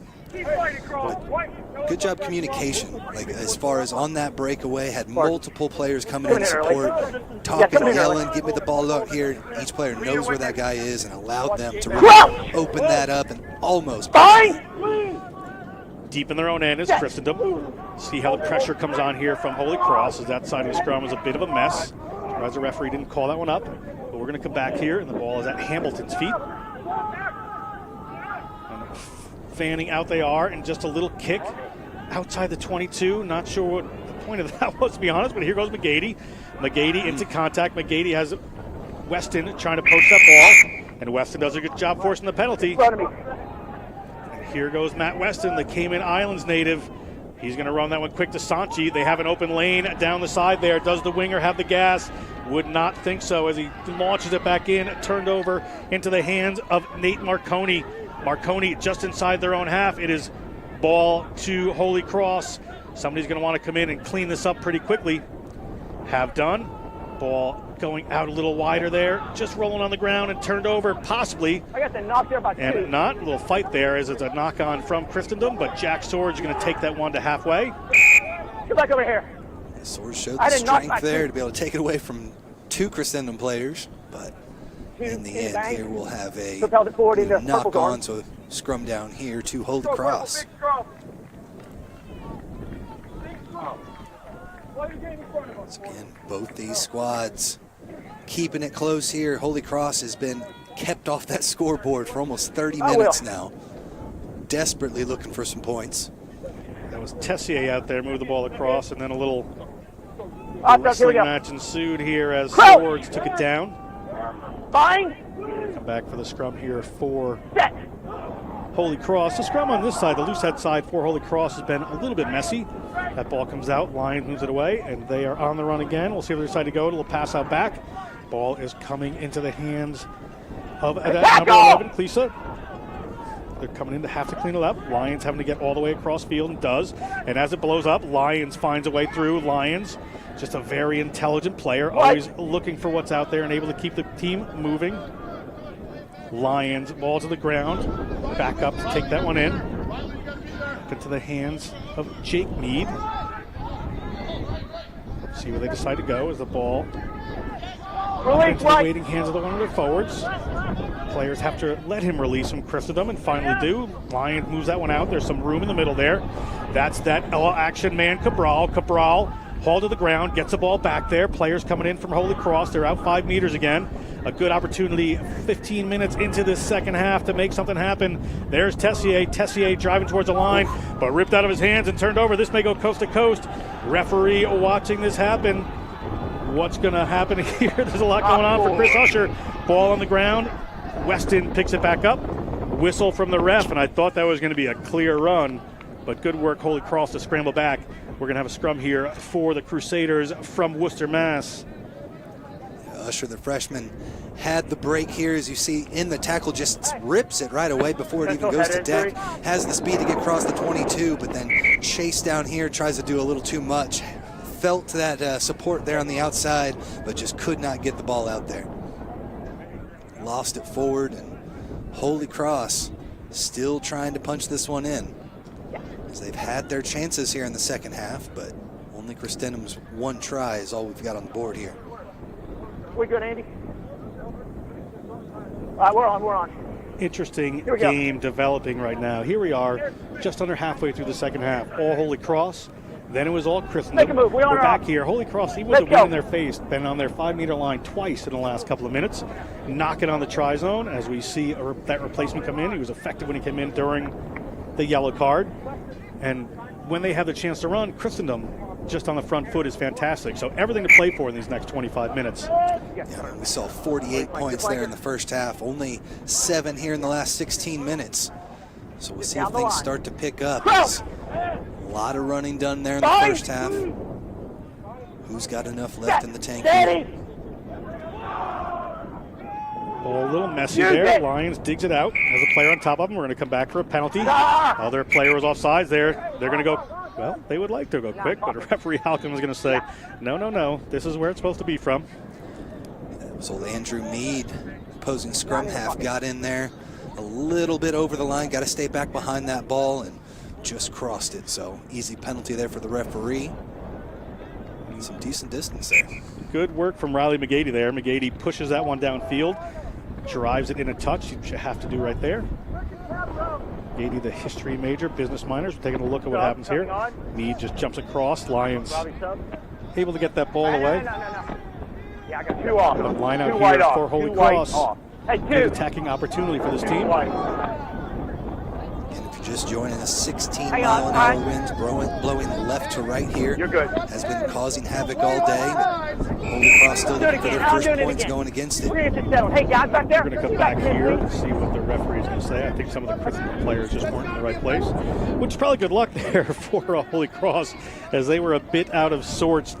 Doesn't look like their coordination was quite ready, as Mead, the junior, as we said, history major from Boston College High School, puts that ball to the front. Pretty obvious what was going to happen, but it's going to be cool there for Tessier. Tessier moves that ball onto the ground, and Jack Swords is going to add his considerable power one more time in this semifinal. Lions moves the ball out to Vaughn. Vaughn moves it in the center of the field. Can they break through this defense here? Have to watch they don't obstruct, but they come through, and that replacement has been fantastic there. Will Crocker. Ball is out to the side there and eventually hauled in a touch, but a lot of time being spent down here in the Christendom end. Holy Cross needs to get some points out of this. That was big. John Askoff, again, the flanker, made that hit and kind of cause, you'll see him come through here in a sec and cause that final knock on there. So right in possession, we've seen him on the offensive end with a couple of tries and assists, getting it done on the defensive end as well. Just a freshman. Askoff is definitely making his presence felt. Yeah, sorry. You're good. You're done, son. You know.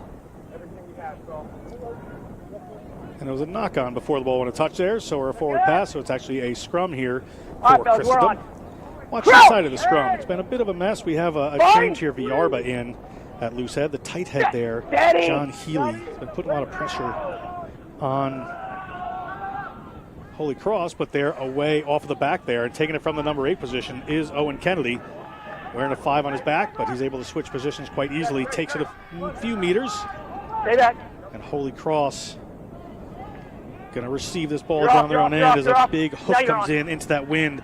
That's the changing the field that you have to do, and McGady will probably allow this ball to just roll in and touch it down. Should be a goal line drop out there, but wind in their faces. Going to take their time about this. Makes it real difficult, basically giving the opposition free play just outside the 22. We'll see what they decide to do with it here. Maybe some trickery and try to keep it inside.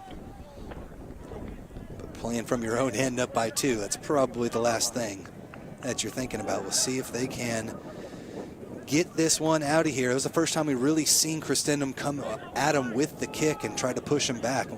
Again, halfway into the second half, and kind of surprised that was the first time we've seen it. Yeah, whenever you're ready. As long as your boys are good. McGady drives one out into touch. Ball went into touch. We're going to see what the call is. I actually don't know what the rule is. A dropout goes directly into touch. Tim, you do some refereeing? Yeah, I believe it would be a 5-meter attacking scrum if it did go all the way out into touch. You guys are outside. You're outside the line. It looked like he caught it, but maybe never was in possession inside before he went out. There is the Aero Sansa Vortex Elite from Rhino. Rhino Rugby, proud sponsor of National Collegiate Rugby. For your rugby equipment needs, go to Rhino. Rhino Rugby all over the world as Villarba comes down with it. Villarba gets across the 22. Very safe and secure in his hands as the ball is coming across field into McGady's hands. A little pop up there, but it falls back. Going to need to recover this one, but scooped up there by Wingate. Wingate has a try. Favors are turning here for Christendom. Christendom in the action. Ball comes up there to John Kennedy. John Kennedy gets just outside the 5-meter line. Ball back across from Meade to Sanchi. There's Weston. Weston running across field looking for a gap, but he finds one of his teammates instead. They're right at the try line. Can they get in? Are they going to be holding a touch? Trying to get it away. Ball does go in a touch. Good work by Holy Cross. Should be a Holy Cross line out here. Crisis averted, but Holy Cross needs to get out of their end of the field and not play dangerous with the way Christendom can come back at any second. Yeah, you just see the excellent work on the defensive end. Number 22 all the way across. Kreisman drags him all the way out, has some extra support there, but he had to cover about 3-4 defenders there. Made the right choice, went all the way outside and was able to make the try-saving tackle there. Assistant referee Jamal Jones right on the spot there. Able to call that one, as we're going to have a line out here for In the Wind, as we've been saying, for Holy Cross. Christendom looking to attack this, but ball's going to come up. Lions has it in hand, uncontested by Christendom. Cabral takes it in the touch at the 5-meter line. Lions just puts one up in the air, and not his best kick, as it just goes directly in the middle of the field, and on the attack they come. Here is Christendom. They've got options in either direction if they decide to go. Meade moves it out into the hands of one of his waiting forwards, and they've been pushed back down the field just a bit. Long pass, nearly an interception. Ball comes back into the hands of Sanchi. Sanchi gets it out there to that man right there, number 11, Wingate. Wingate touches down off a near interception, and a first lead of the game for Christendom after being down by 20-plus points earlier in the game. Big score there for Wingate, but again, I keep saying his name, John Askoff was the one who was able to go up from a flanker position to be able to have the wherewithal to get up and snag it out of midair, brought it down, gave his team possession, and then, like you said, spin it out to Hugh Wingate and let him do the rest of the work here to get the big try. And a near interception there, as you saw, winds up into the hands of Wingate, and Wingate, the sophomore from Madison, Virginia. Never know where that ball's going to bounce. Just kind of got a little bit discombobulated there, but they're able to retain possession and then had a bit of an opening on the outside. So another try for Christendom, 32 unanswered points. As Holy Cross, licking their wounds, has got to come up with something. They've had a lot of possession, a lot of phase work, but just have not been able to punch that one in. Got so close 5 meters out a few minutes ago. A little bit of a tough angle here for Meade. Push this one off to the right, let that wind blow it back into the left.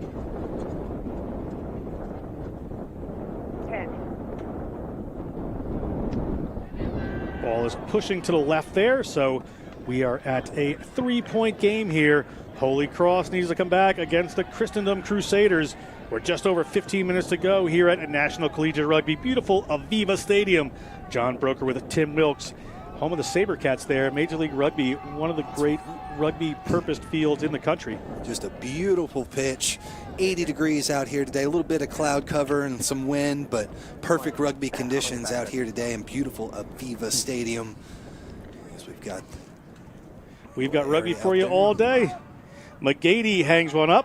Ball comes down safely into the hands of Hamilton. He has been a rock for this team. He's eventually taken down just inside his own half. Ball back there, and they're going to keep running this Christendom team. They are not content to just hold up, and this is why Curran moves the ball wide, gets it in the hands of Eric Gosson. Eric Gosson playing in that wide channel. I haven't seen tons of him today, but gets it done when he needs to, as Holy Cross attempting to come over, and we have a knock on there. Just spoils the party for Christendom, and it's going to be a scrum here for Holy Cross. Tried to get in there and pull it out, but ended up knocking it forward. And so a big break there for Holy Cross, as they have, again, just been weathering the storm here after they got out to such a big lead. Did a good job getting their hands on the ball. Looked like Riley McGady may have scooped that one back towards his club. Smart player, McGady, unafraid of contact as well, as it's going to be a scrum here for the Crusaders, the Holy Cross variety. All right, here we go, fellas. It was Tessier that came out earlier. Big swords, a along with Villarba in there. This one out the other Ball straight out channel. of the tunnel. Fortunately, the assistant referee saw that. It would have been Askoff very wisely playing that ball. Askoff could have been away. I'll go over here. Played for Old Belvedere and Leinster, as we said before. Take a look at it. Nearly a stolen ball there. That was the hooker for Christendom. They're putting some good pressure in there. Peter Miller, the sophomore, got the boot in Everybody there. ready? Go! Fine! See the options out there for Holy Cross. Stay out of the pocket. Your last foot. Lions Good job. takes that trademark step, moves the ball out back. Runners coming in tight here. Ball up into the hands of Nate Klisa. Klisa takes the ball to the ground. Lions looking for a runner and finds it in that player, Will Crocker. Will Crocker offloads the ball. Another Backwards. Aiden Chrisman Backwards. comes in. Ball heads towards touch. I got out but right there, knocked on, about it looked like. The referee and one assistant head referee out. having Yeah, a bit of a word. We'll see what happens here. Looks like a first knock on potentially Let's have a white scrum against or Christendom, so we're going to have white another knock. scrum Purple here. on the top. Probably a good thing, and a little more structured team in Holy Cross than there is in Christendom. Yeah, and they've played well. Like I said, when they were able to, and in the first half we had a couple, 10, 15 plus phases, they were able to bounce it in. But here in the second half, when you've got that wind, and we've seen Christendom just one little boot, chain flip the whole field and able to get another try in right as Holy Cross was about to punch it in. So it's not an easy task here, but down by 3, 13, 12 minutes left to play. A huge moment here for the Crusaders. Ball in there for Holy Cross. Lions digging this one out. Ball squirts into the hands of Meade.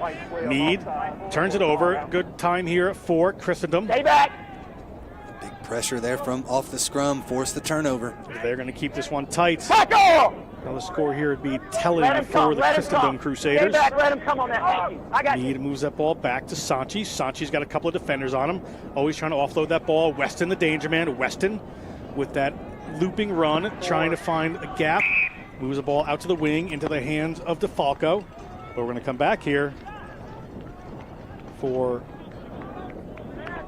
to get a shot of the referee to see what this is for, but we'll tell you in a second. Yeah, looked like a possible forward pass there. Forward pass, so scrum here. Tried to swing it all the way out there. It was good defense trying to keep him around, but you see that rush defense come up. But as you said, they were able to swing it around that, and Weston had an opportunity there, but just that pass a bit forwards. Sets us back up for another scrum here for Holy Cross. Holy Cross able to get away with that one, but a little pressure in the last scrum. They're going to have to clean this one up just a little more. Jack Lyons is going to want to get this ball away a little bit quicker. Things started to disintegrate there in the back towards the end. See if they can't move it out quickly. That one squirts out quick, but another wrestle for it here as Lions can only move it back. Trying to come in is Askoff, but ball secured. Riley McGady picks it up. Riley McGady pick and go from the fullback. Just making a little room there. That's a smart play. Here is Jack Swords. Jack Swords out to the 40-meter line. He always gets through a couple. He has to make sure his support is there, which they are not, and a penalty against. He needs support players there just a little bit quicker. Yeah, Weston did a great job. He tried to keep it on top of him underneath his body, but Weston did a good job getting his hands on the ball. Referee saw it and awarded the penalty. Big Owen Kennedy takes that tap and go, but just passes that one away. Here, 70 minutes into this game, his gas maybe just getting down a little bit. He says he's done a lot of work. As Holy Cross tries to hold this player up. 3 points in it here, 10 minutes to go here at AVEVA Stadium. National Collegiate Rugby Cohen Cup Small College Championship. What an exciting match we have had. Not rolling away against Holy Cross. They're going to go quick. There's the man, Askoff. Askoff is across the 22. Askoff steps out of one. Big moment here. Into the try zone, Askoff goes, and fortunes are favoring Christendom. Again, off that penalty, nice quick tap to keep the defense off guard, and he has just got the best vision that we've seen out there, able to see where that defense is coming from, skip right around them, and I believe that's second or third try already for Askoff. All over the pitch out there. There you see, he just takes it quick instead of Kennedy that time, and I think it's speed instead of size as Askoff just finds his way and dives in under the watchful eye of Riley McGady. But 5 more points with kick to come from a reasonable angle for Meade. And Holy Cross Hill starting to grow just a little bit. That'll be a big kick here. See if they can keep it within. We're at 8 points now, so see if they can extend this one. Possible 2 unconverted tries.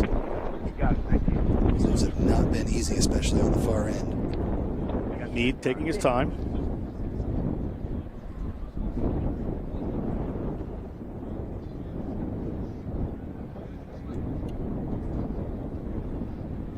Last one was a little further left and ended up hooking it out there to the left. Here we go. Just needs to blast this one straight through here. Mead Nice, Andrew. I think I good right inside. Yep. hits that one. It's good. That takes them beyond into 2 converted tries they're going to need there. It is 39-29, a 10-point game. Need 2 tries in 8 minutes. Do the Holy Cross. The players from Worcester, Massachusetts are going to need to put this one into the try zone and put it in the try zone soon, as Lions is going to take the kick this time.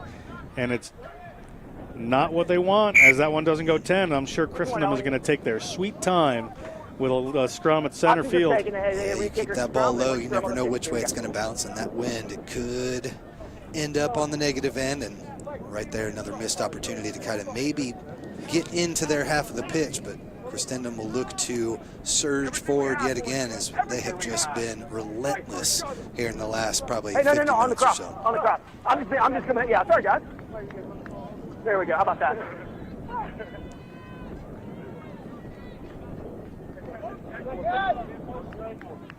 All right, fellas, we're on. Get a look Here at we go. Mead there. Go! Still in the game here at 73 minutes. Mead has been very important to this team. Keeps it going. Puts a lot of pressure on around the scrum. No punch. Andrew Mead, the sophomore, so he's got a couple more years at Christendom He's good. as they continue to build a great program at the Virginia school. Nice tackle there from Holy Cross. We're on. Ball out to Weston. Weston always gets by a couple. Good footwork. Tackle! Nice job, way to let go, you did right. Villarba trying to get that one down, and Nicholas Ward plays in the distributor position there for Christendom. Exactly what you're looking for, just phase after phase, nice and easy. Make sure you've always got support there with you. There's the punch kick. That's what they want to do, is keep him back in their own zone. He's going to take a hold of that ball. His replacement, Patrick McQuillan. McQuillan is at the 22, and they need something magical here, and inside their 22, wrestling for the ball is not it.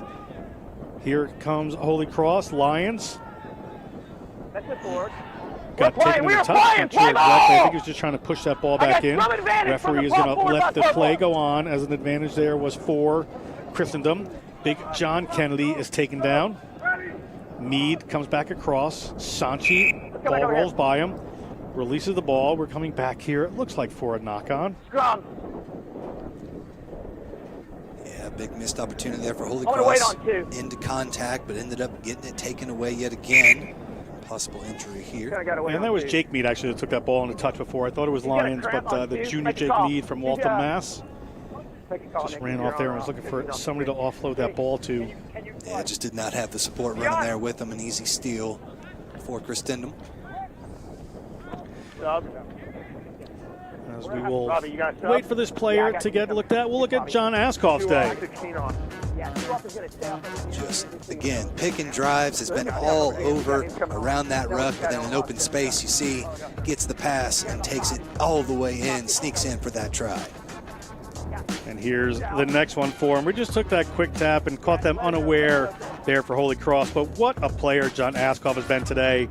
All things looking like they're headed towards the finals on Sunday against the winner of St. John's University and New Mexico Tech in the small college championship. Askoff will be a key member of that. Just everywhere there's something happening on the field, you see John Askoff today. Just a roving threat all over the place. We're back Likes on. to get dirty inside the rucks and picking drives. He's really had that vision to know when those posts aren't covered. And then, like we've seen on the outside, he's got the speed and the wherewithal to really make guys miss as well. Behind! Steady, no push, no push. There we go. Mead. Stay back. Seal the deal here. Just over 5 minutes to go, and a little kick pass attempt does not go to hand, but right at their own zone, and not able to take the free kick is Holy Cross. They're in a bit of trouble here as players start to gather. one moment of magic could change things for this team. We do have 5 minutes to go. It had to be immediate 23. As Lyons comes across there, that's Cabral. Cabral into contact. Cabral takes the ground just inside the 22. Lions looking for a runner. They got players queued up. They're going to try to go coast to coast on these as Jack Swords gets the ball to the ground. Once you get that knee to the ground, the other player, the defenders have to release you. A little over the top there from Lyons. He's hoping somebody's going to scoop that up. It's going to get caught in the wind, but it winds up into the hands of Hamilton. Hamilton takes into a couple players, and Crocker slows him down. But ball here for Christendom as the clock is working against Holy Cross at the moment. John Kennedy gets some good length in that ruck by working the ball back. Meade gets the ball to Sanchi. Sanchi, quick one off. Villarba nearly took him out there as the ball gets to Chris Usher. Usher, if you do it, that ain't legal. another important part. Ball turned over there by Holy Cross, but turned over again by Owen Kennedy. A little bit of a mess in there. As a tackle comes in. Don't collapse. You're not collapsing. We are under 4 minutes on the game clock. Referee's time is paramount here as the ball comes back. Went back, said the referee, so still in possession here, just looking for an opening. Usher puts that on. Villarba comes in. It's been turned over here. There's Jack Swords, always available. They're going to try to scoop this one up. They push it out to Villarba. Sorry, that's to Tessier. I have a whole But a little knock-on creeps in there. And with time winding down, it's going to be a scrum here for the Christendom Crusaders. Yeah, Tessier just could not scoop that one clean. They had a bit of an opportunity there and some space on the far side, but just not able to make it happen. Everybody. See things getting a little bit sloppy, tap back. But again, just a quick knock there off the drop ball. Stifles that. Another attack there. Andy, let me know when you're good. Yeah. I got 6 off. Who came off for 6, Nick? You're good. All right, we're good. We're ready now. We're ready to play. See Jeremy Treese there, the president of National Collegiate Rugby, on the Mark is there. Christendom sideline. Got a lot to do this weekend, Jeremy. As I'm calling clock time. back on here, we got another couple of minutes to go in this first half. I need a front row. I need a hooker over here for White. Pretty much a whole new back row here for Christendom. A good time to give some of those fellas a rest. I got time. Stop. 10 points in it here, nearly impossible to come back from. Let's go. We have some more player changes coming in here. Hey, Andy, I'm about to go. We're fixing Time off it. on the referee's watch. I was getting ready. Came off. Not Came off. losing any of that valuable seconds here for Holy Cross. All right, so now we're ready, party people. Here we go. Come on. We'll just do the mark here since you guys are here. Loose forwards back on. I got it right here. Coming into the hooker spot, he is. That's Gosson.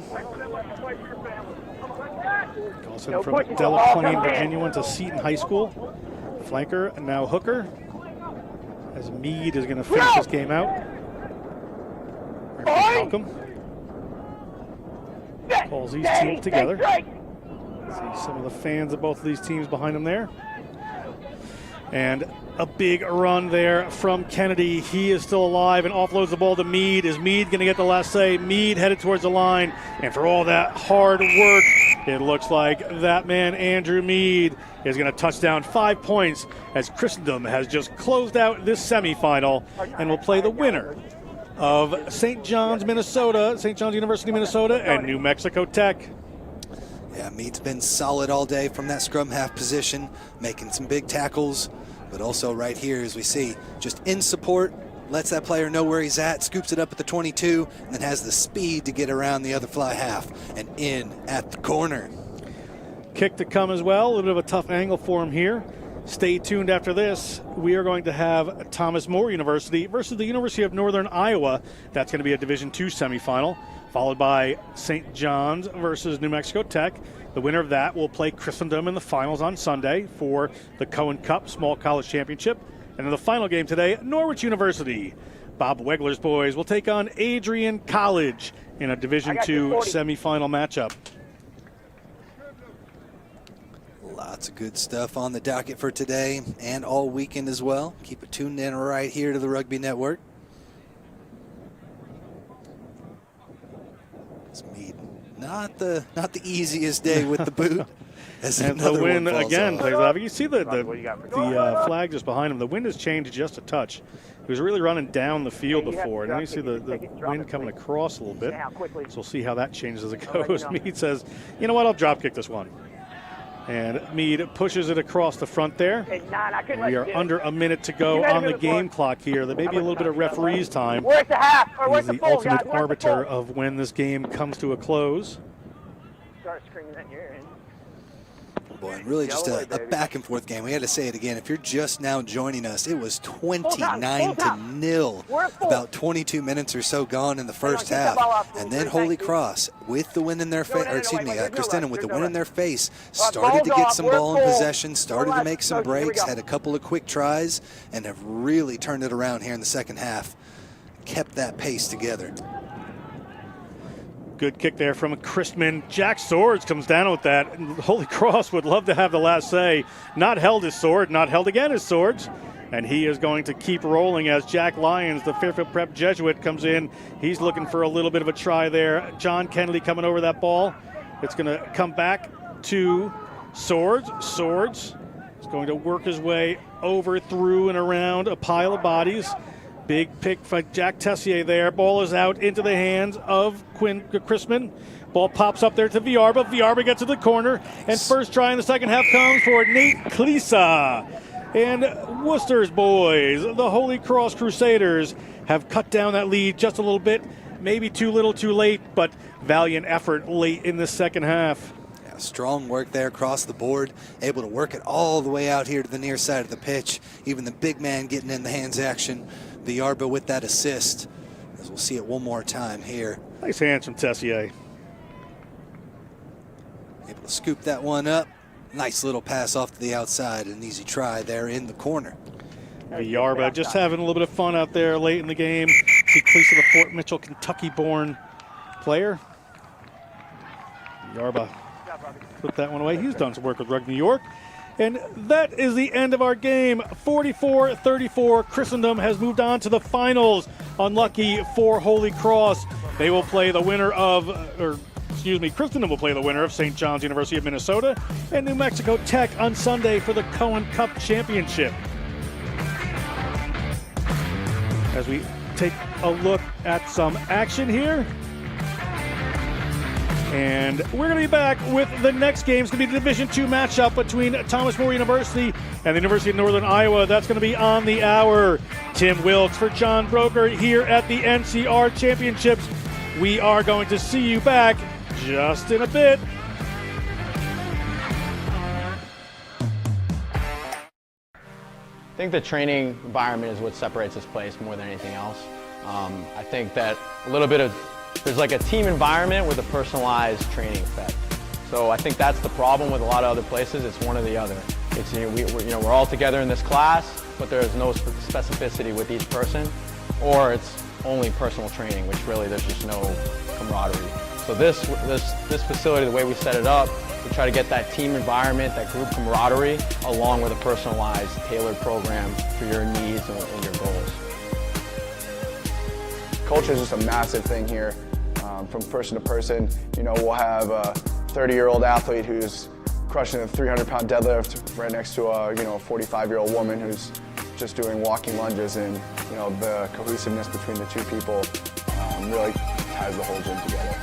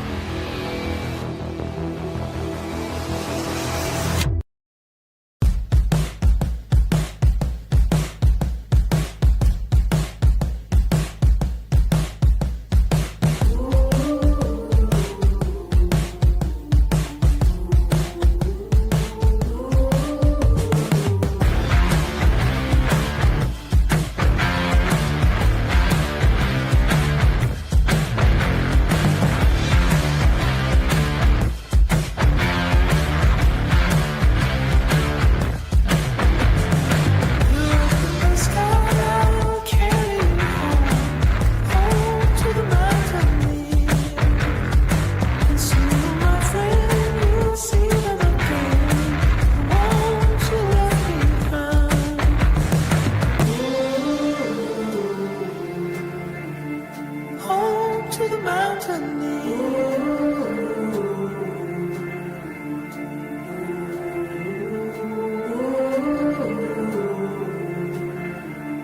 Home to the mountain.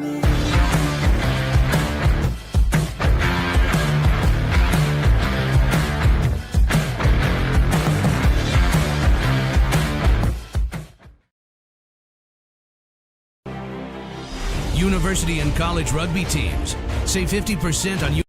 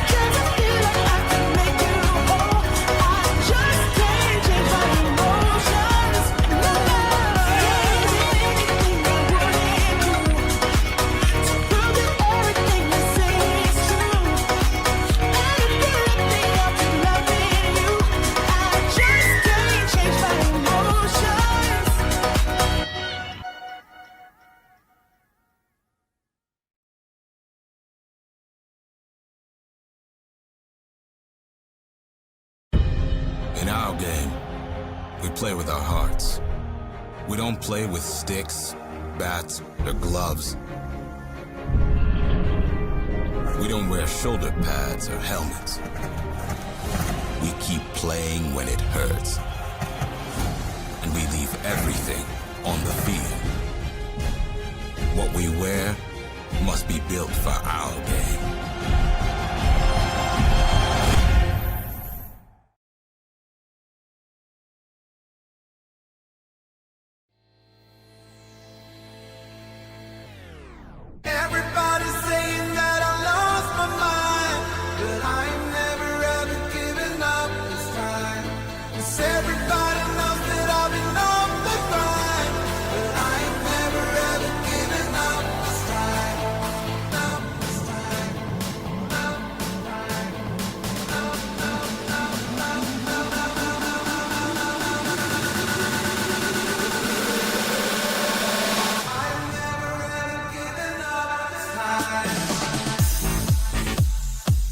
rugby's like, it's taught me to like work hard and like really like when the going gets tough to like not lay back or really like punch forward. Like that second win in the second half. And it's taught me to like have intensity, definitely.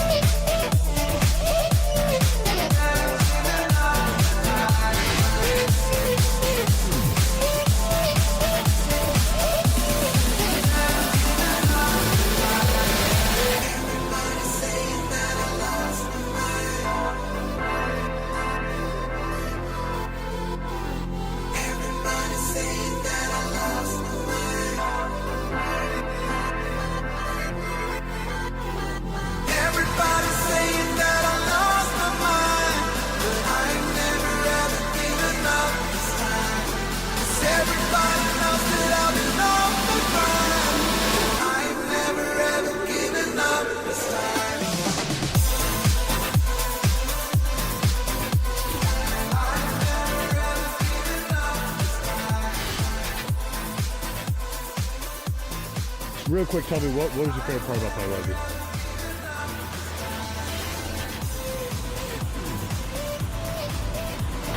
Just coming together, just like having a team, having a family on the field, and just like being like, it's so cool to like hit and smack someone for the first time when you can't do it in real life, and then right after, you're all buddies with them. Hey Alex, just the Falcons here from Manchester. We just want to wish you a big congratulations on being selected for the Team USA flag bearer for Youth Olympic Games. Awesome stuff for USA Rugby. Can't wait to watch you guys in action. Good luck.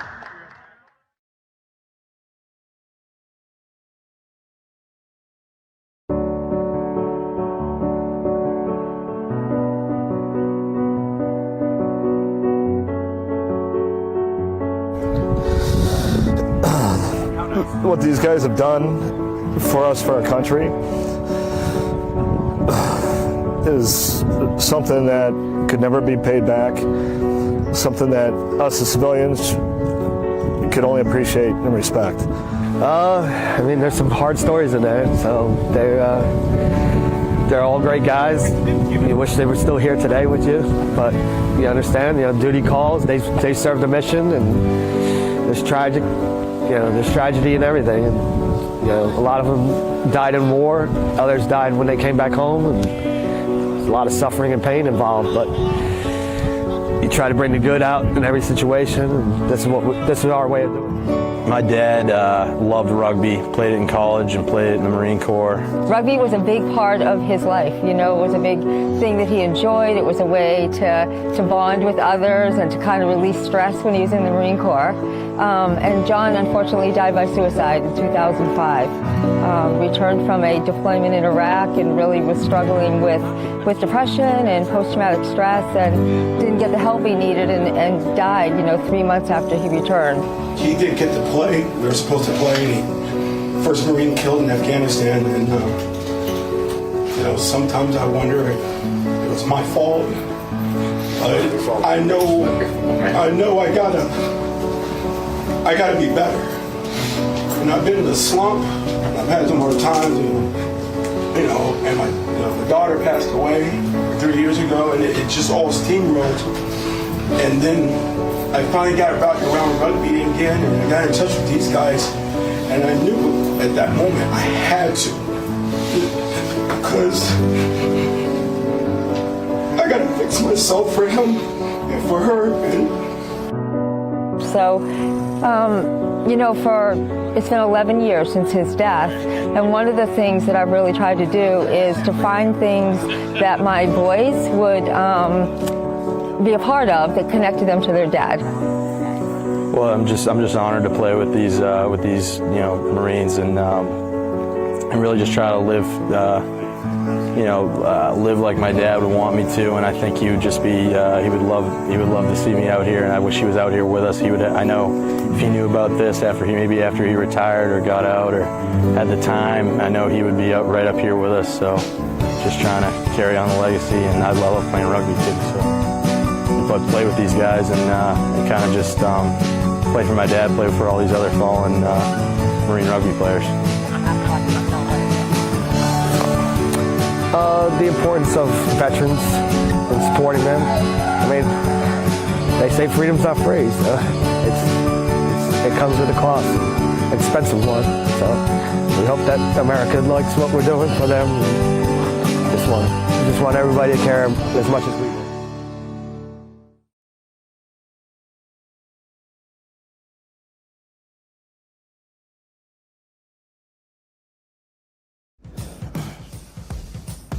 Welcome back to the NCR Championships here live from AVEVA Stadium in beautiful Houston, Texas.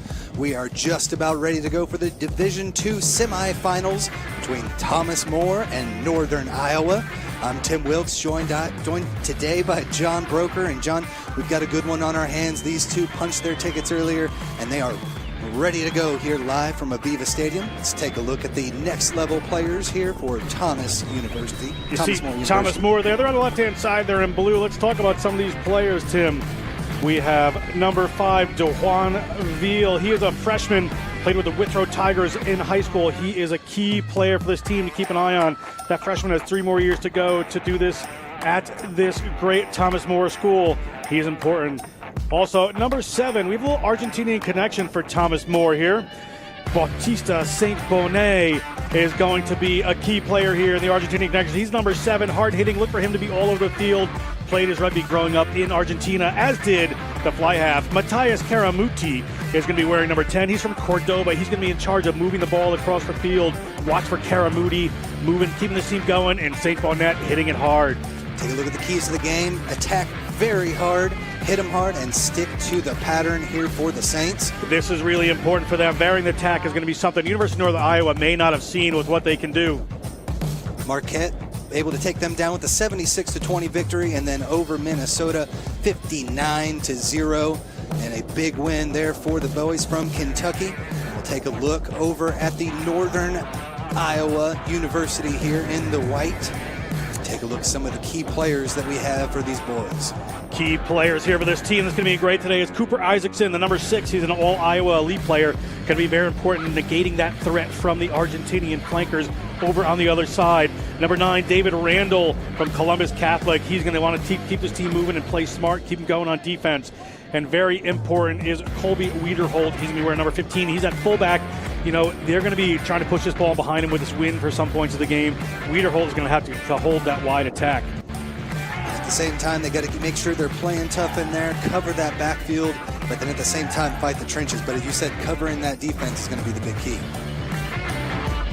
Take a look here. Their previous experience had the big 61-5 victory over Virginia, and then the 37-33 win over Marion. This is going to be a fun game. That wind, the first game, if you didn't see it, very windy. That played a big factor depending on which way you're going in the first half or the second half. So we're looking at these teams warming up here. So whoever's the wind at their back, as the wind changes during the day, and here at beautiful AVEVA Stadium, home of the Major League Rugby Houston SaberCats, watching here on the Rugby Network, is going to be very important as you look at some excited Panthers from the University of Northern Iowa. Sitting right at 80 degrees out here. Again, a bit breezy. Was blowing left to right earlier in the day. It's starting to kind of push towards the far side of the field a bit. And again, we have Northern Iowa here. Referees. We've got Ian Seaton coming in as the main referee. Rob Holcomb along with David Haynes. And then Marl Seaton is our number 4. Seaton, a very good referee. This is going to be a lot of fun. I'm excited for this game. Winner of this game is going to take on the winner of Norwich University versus Adrian College on Sunday here at AVEVA Stadium, Division II. Sir, Ian Seaton getting everything settled here out of the Midwest Referee Union. Wearing that nice green Rhino rugby jersey. With the ball there as we are just about ready to get underway in this first D2 semifinal matchup. Kick up and we are all set here. Wind carries it a bit inside the 22 and will eventually trickle all the way out into touch. That win, like I said, is going to be a huge factor here. So you look at Thomas More right there. They just put the ball down to the 5-meter line immediately as soon as the game started. Yes, it is a line out here for University of Northern Iowa, but they are under big pressure very early. Yeah, we saw in that first match, it is nearly impossible to get out of your own end with the boot and stuff. We'll see what kind of inventiveness Northern Iowa comes up with here. Right at their own 5-meter line, toss this one in, taken off the top, nicely there by Gould. Working in just a meter in front of their own touch or try line, but a penalty awarded, not rolling away the call. They'll look to quick tap and put pressure here. Not sure if they fully went 10, but referee's going to allow them to play on here. There it is, sending them back again. Really smart play there, actually, by Northern Iowa. I was thinking at first, wow, you're really tapping inside your own zone and going for it, but they are against a very, very strong wind. And then that smart play by Addison Spear, the number 1, has allowed him to get an extra 10 meters. Yeah, it was Christendom that we saw in the first match that was really using that tactic when they had the wind in their face. Northern Iowa, the Panthers, looking to do the same thing here. Nice little ball in hand, couple of phases out to the outside there to Elder. Elder into contact right at the 22, but another quick penalty, not releasing the call. And Seaton's going to have an immediate conversation with the captain after a couple quick penalties. Bit of a surprise there. You'd think Thomas More would be a little bit more disciplined than that. Very good team, you know, very, very well coached by John Fox and his crew, Damon Jones, Curtis Hollis, Luis Gonzalez Garcia, and Killen Mulkern.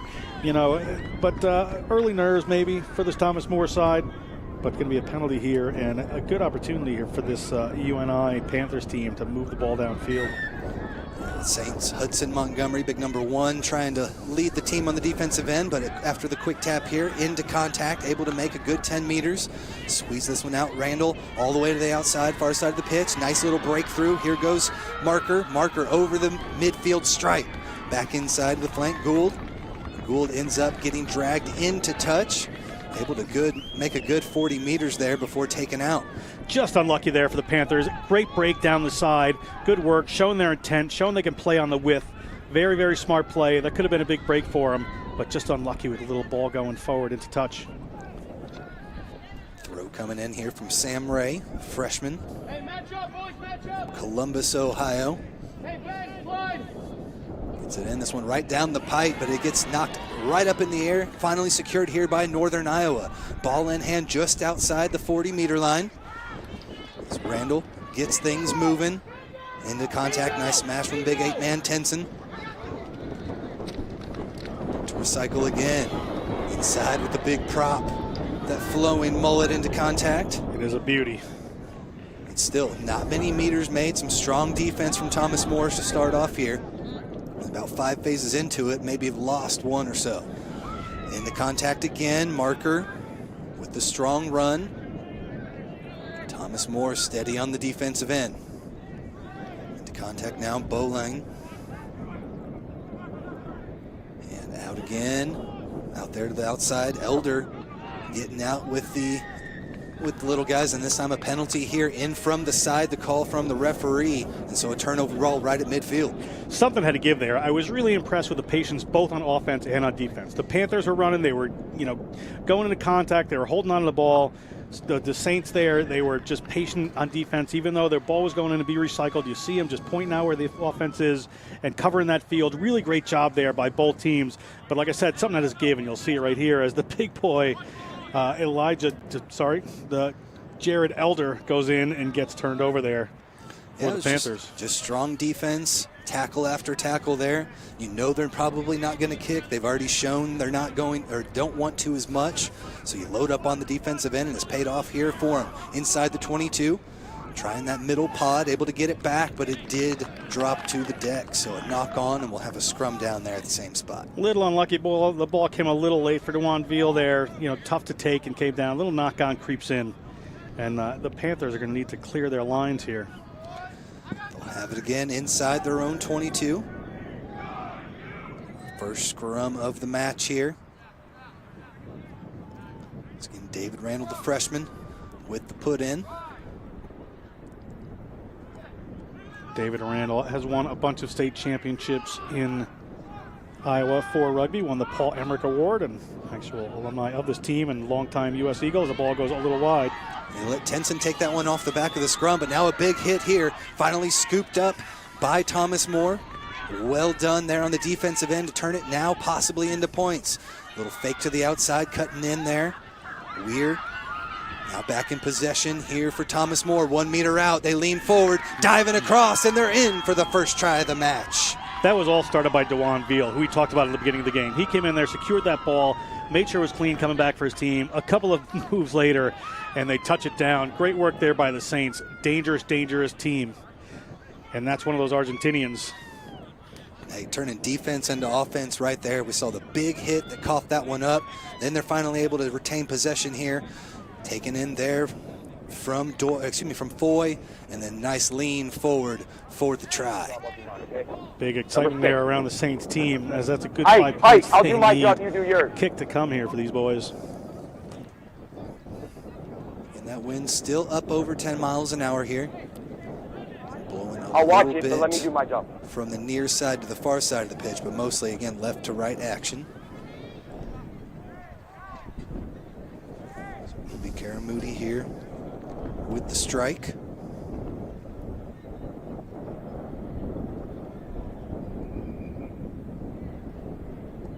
Takes the step and strikes it true.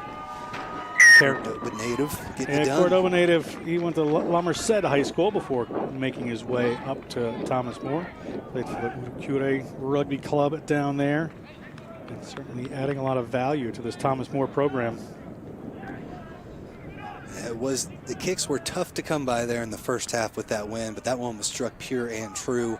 And it gives us a 7-0 lead here for Thomas More, as the Saints look to extend that. Just about 7 minutes gone by here in the first half of action.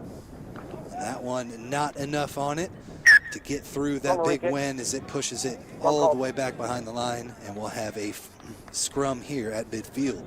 Boys obviously weren't watching the game earlier. We had a couple of kicks go like that. It's a tough day for kickers here in Houston. So it's going to be a challenge for them to get that ball at 10-meter line. 10 meters, you just need to have a lower driving kick and make sure of it, rather than giving a team like the Saints here an opportunity in the middle of the field. That's a wonderful attacking opportunity for this Thomas More team. Yeah, maybe like a nice high ball that would normally go to the 22, maybe come back, but it's been difficult going here. Put into the scrum, and it's taken off the back here by Caceres. Caceres around one over midfield. He's got one to beat, gets around the 22-meter line, into contact, fends off the fullback, and he is in all the way 50 meters for the try. 6'4", 245, the junior, another part of the Argentinian connection from Buenos Aires, the Newman Rugby Club, very famous rugby club down there. And Casares, boy, that is going to be a lesson there for the Panthers. You do not want this man to have a hold of the ball.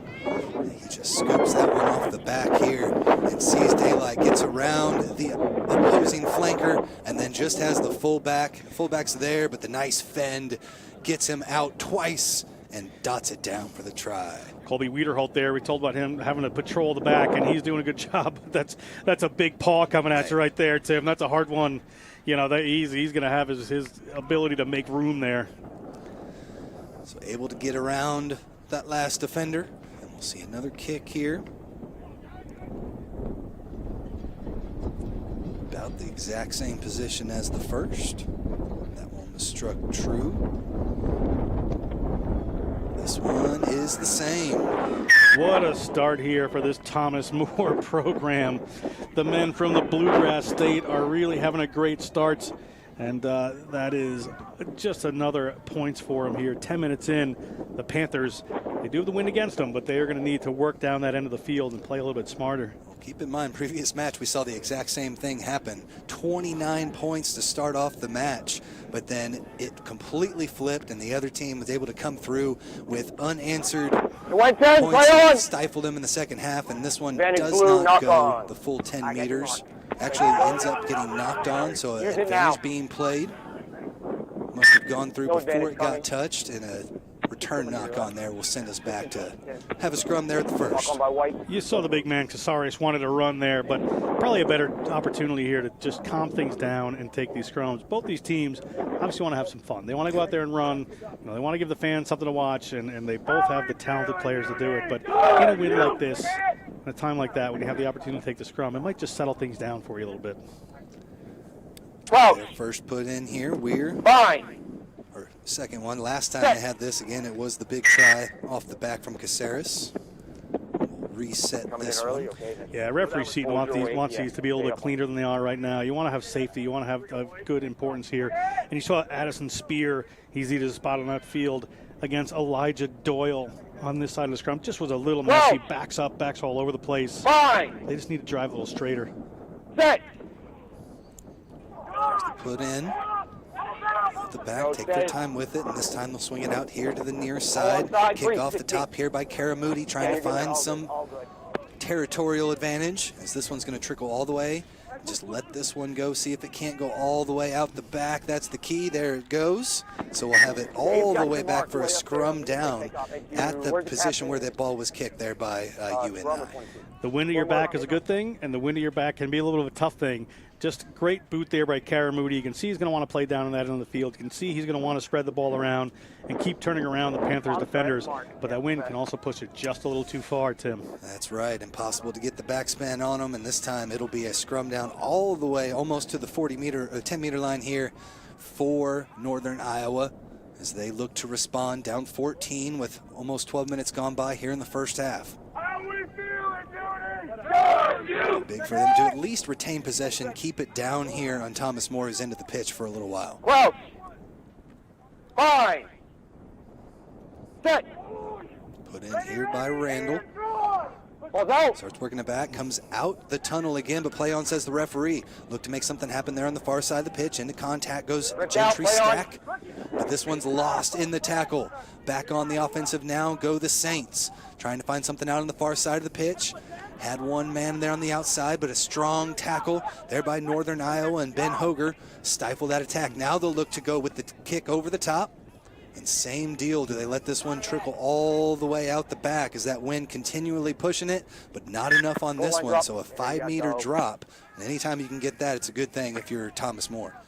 Yeah, it's going to be a goal line drop here for this team, the Panthers. The ball didn't roll out the back that time. I think a little smarter play by the Saints not to push that one too far. But the ball, they're in the wind. They got the wind coming at them really hard right now, and this ball has to go at least 5 meters. We'll see where they decide to go with it. This is a lot of teams trying out new tactics and strategies with these goal line dropouts. I've enjoyed them personally. Yep. See if one of those big boys can get a paw up there and knock it down, but this one goes out into touch. We'll see what the referee decides here. I believe it is a 5-meter attacking scrum here for the Saints. Now that is a mistake you don't want to make. You're giving a team, particularly with that man Tomas Casares at the back there, I need you to get along by you. You're coming in and you're going 5 meters out with the post just okay, beckoning. So Not an easy stand to make here for the Panthers. They've got to get it done. They're already down 14-0 inside the first 15 minutes of the match. Big drive. Fine. Loving Dylan Weir's hair right there. I didn't know the corner was back. I knew the mullet was back, but look at that fantastic flow. Strong push, had him going backwards. They're able to get it out at the very end. Has some room there on the far side. Couldn't get it. Down, Lely. Now driven back about 4 meters out. Another little rake over the line. Can they get it back though? Held up, says the referee. Good work, Panthers, to hold that one up to stop another what looked like almost a sure try coming in from the Thomas Moore Saints. That was a tough one. We're going to have another 5-meter drop. No, you stay on the goal line. As you see, Bautista St. Benet got in there and almost took it across. He already has the 1 try on the day. Just couldn't get it done, but he has the block down there. Charged it down perfectly. And now 5 meters out. They're inside that 5-meter line. It is Northern Iowa back in possession here. Still under fire. Have got to come away with a little breathing room. But the Saints have not been providing any thus far. Stay back. Couple of pick and drives, gets him moving, but now Campbell has stood up and they rip it out of his hands and they're over again for their 3rd try of the match. What a turnover there, and what just a great play. That's that man again. He gets 2 in a row, Casares. Any mistake the Panthers make is going to be punished by this very smart and very now disciplined Thomas More team. They weren't so much earlier in the game, but that's big points from right there. And when you have the wind at your back in the first half, you really want to load that scoreboard if you can. You really want to play down that end of the field if possible, and this Thomas More Saints team is doing just that. Doing it to perfection, and Northern Iowa has not had a response to be able to get out of their own end yet. As you see him just take that ball there off the top. Good job holding him up, because at that point anything can happen, and then Casares knows exactly what to do with it the rest of the way. Frustration for the Saints right there, for the Panthers right there. That just smart, physical, powerful players on the Saints team just ripping that out of your hands. Tough one for them. Moody looking to go 3 for 3. This one up and through. Flags go up, whistle sounds, and that'll take us to 21-0. The Saints all over the Panthers here 15 minutes in. Yeah, hurry up. Everything to play for here, Tim. Very exciting looking Saints team from Thomas More. Yeah, some toughness shown on the Northern Iowa end, but with that win and kind of getting pinned in, it really limits what you can do on the offensive end. See if they can't return the favor and try to get this one deep in the Saints territory. Play on. Over the 10-meter line before getting pushed back, so ball is in play, and Northern Iowa do get possession back. Thought that was going to be another lost ball there. I didn't think it was going to go 10, but Thomas More tried to play it, so we're all good. Whoa, good work. And crossing that dotted line, now we'll come back again. Looking for some work here. Tenson dishes it off to the end. Big fella coming through. Santoima. Thank you, Rob. Into contact almost all the way out to the 22-meter line. Penalty awarded here. We'll come back for it. Good passage of play there from the Panthers. And they're going to get rewarded for the penalty here, but they needed that. They needed to show after letting in a couple tries that they can run the ball too, and you'll see it right here. Great work. Nice way to find. Santoima just finds that gap there and gets through. Couldn't find another player, but penalty committed. So it's Thomas More back in possession now, inside their own 10-meter line. Trying to find something here, right in the center of the pitch. Inside to Montgomery. The big 250-pounder leans forward. But now they'll spin it all the way out to the far side. Has to use the boot there on the wing just to keep things in play, but it's scooped up there by Marker for the Panthers. Use it! Settle things down here. Randall back inside. There's Spear with the first charge. And just that one line break really from Northern Iowa. Other than that, it's been strong defense by Thomas More. Casares did well to pull his hands off the ball there. Almost got caught. And Northern Iowa looks to attack again. But again, strong defense. That was Montgomery. Get the big prop getting in on the tackle on the outside. Stop, we're done now. Use it. Look to recycle, losing some meters, and now another 5 to 10 there. Given away here by the Panthers. Another step, another strong charge. As Jared Elder making his presence felt, got low on that one, but a penalty is awarded here, and they are right back are the Saints. Into contact, around one tackle, there goes Karamoudi, around another, gets spun down finally about 10 meters out. Thomas More looking to find some room there on the far side. They've got numbers, nice hands, able to get it all the way out there, and it's another try for Bautista St. Bonnet, his second of the match. Bautista St. Bonnet, the exercise science major from the Buenos Aires Rugby and Cricket Club, gets rewarded with that try. But what great effort. This team, this Saints team, you can see it, they're on defense just working. As soon as that transition comes, boom, they can turn it on. They go from 0 to 100 really quick. They've got runners spread across the field. Things are looking very positive for this Saints team. See the big 6'4" Casares able to get that ball up there, knock it back to himself, and then an easy pass over to St. Bonnet as he had even more out there. So an easy one for the Saints as they extend their lead now. 4 big tries, a couple apiece there for St. Bonnet and Casares. As it will be Karamoudi again, looking to go stay perfect on the day.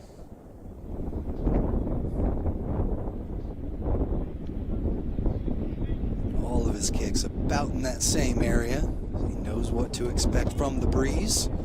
Just could not get that one to come back far enough left, as our score remained 26-0. Not even midway through the first half now, as Thomas More Saints on top big here in the first half. Yeah, the Panthers really need to dig deep right here, and that's a strange thing to say just 20 minutes into the game. But they have a lot of work to do. They need to get some points on the board before halftime, get that wind at their backs. But they got to stem this tide somehow. They got to tighten up that defense and really shut down those big runners. The challenge is they're just threats across the field for Thomas More right now. Thomas More is just a powerhouse in the division. 56-20 over Marquette and 59-0 over Minnesota Duluth their last couple matches. So some strong power here from the Saints on display here in the first half, but a penalty awarded now as they just kind of laid on top of that one, and they'll look to attack right away. Addison Spear charges almost to the 22-meter line. Loving Addison Spear. Whenever there's an opportunity, he's going to take it. That sophomore is having a lot of fun out there. Right now, they'll look to spin it back in, keep it inside here. Gets into contact, lost it forward though. There you go. Knock on by We'll white. just play first, that then knock by on blue. there. It was kind of knocked back, so no advantage gain, but we'll have a scrum down here for Thomas More. Again, you know, just another positive set of plays there, set of run from the Panthers team, and the knock-on just creeps in. They've got to convert one of these, because we'll take a look at it here. Player just coming in, big contact from one of those large bodies over there. That's Hudson Montgomery. And running into a fella who's 6'2", 250. That's gonna happen sometimes. Ball just comes loose, but important for the Panthers to execute and put it together on one of these moves they have. So put in again for Weir. Freshman scoops this one out the back and starts things here on the near side. Nice effort all the way here to the good pass out to Veal. Veal into contact and gets things going again. Fake between the legs there from Caceres. An obstruction going to be the call there, I believe, off of it. So tried to get a little cute with it, but too many players in front of the ball. And now a penalty awarded here for Northern Iowa. 5 meters out beyond the 22-meter line. Let's see what they decide to do. Looks like a possible little tap and go here.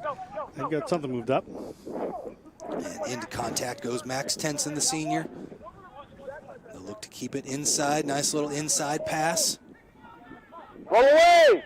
Boline takes it into contact. Nice and slow here for Northern Iowa as they just want to retain possession. 22 minutes gone by. They're down 26-0, but any points they can get here in the first half is kind of a gift with this 15-mile-an-hour wind right in their face. Spinning out again. Randall all the way to the outside, fighting off a couple of defenders. Good work there from Marker. Back in again to Jared Elder. Now this little chip kick over the top. I'm guessing they had advantage there. I didn't see the ref's hand out, but when I saw that kick, I thought to myself, boy, they must have a penalty advantage, because that is speculative at best. So referee.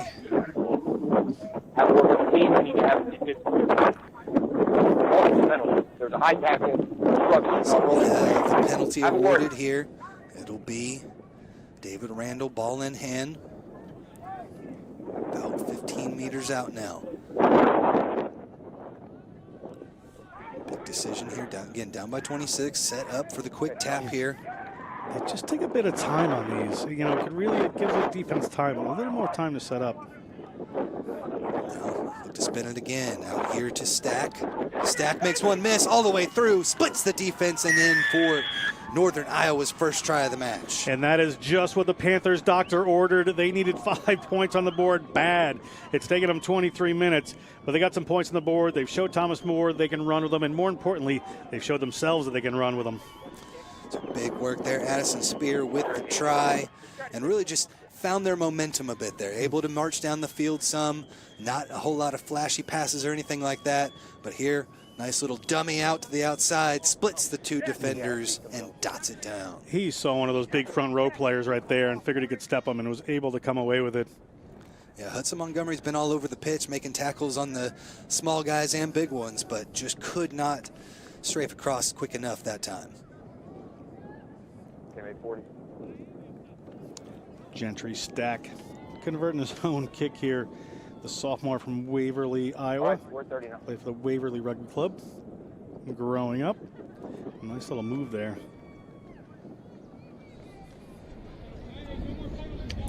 So again, that wind playing havoc on the kicks, straight in front, but got to hold it. Nothing is a gimme here today.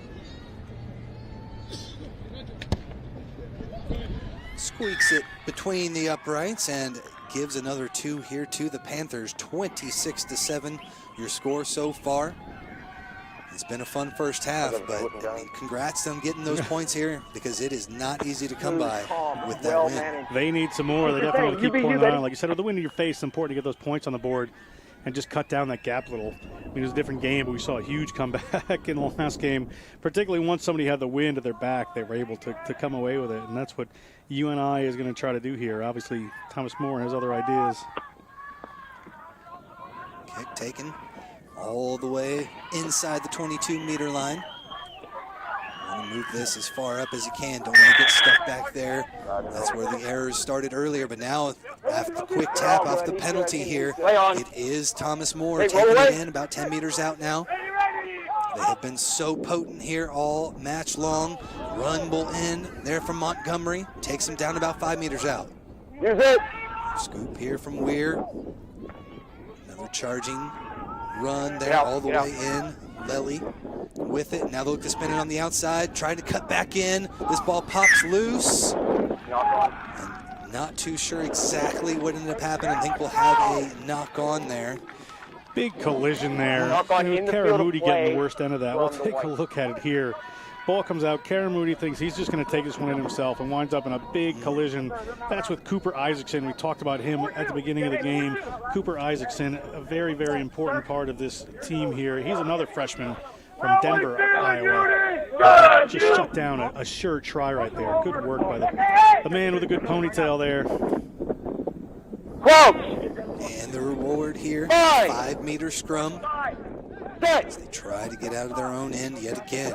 Thomas More has not given them much breathing room thus far. So taking out the back. Here goes Stack. Comes around. Possible high tackle. Advantage probably being played here. Into contact, and they're able to secure possession. No advantage gain, says the referee, and we're going to have a penalty and a yellow card right away for the high tackle. Off goes the double try scorer already, Bautista St. Bonnet. We'll see what type of changes this big impact makes. That's a big loss for them as St. Bonnet right there. But what I really thought was fantastic was Gentry Stack, the number 10, gets the ball behind his own try line there for University of Northern Iowa. And he was actually just holding it and waiting. He wasn't scared to be in his own try zone. He wasn't panicked. And eventually that high tackle came in and they got away with it. Still under pressure now as Montgomery rumbles through for another 3-4 meters. Just outside the 22-meter line.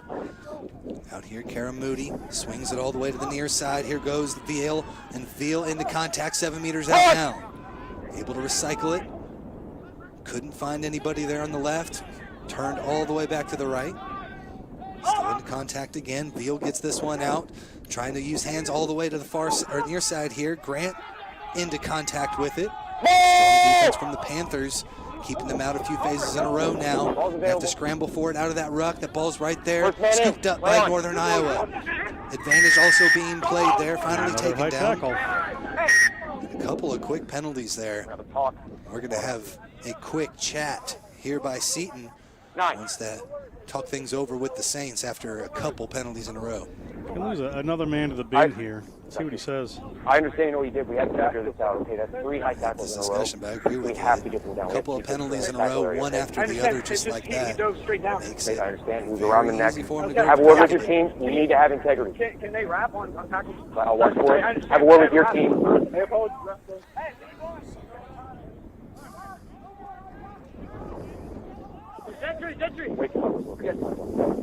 Are we good?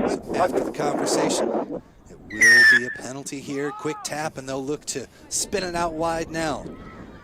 And with it again now, Stack gets stuffed up here in the middle of the pitch. Use it.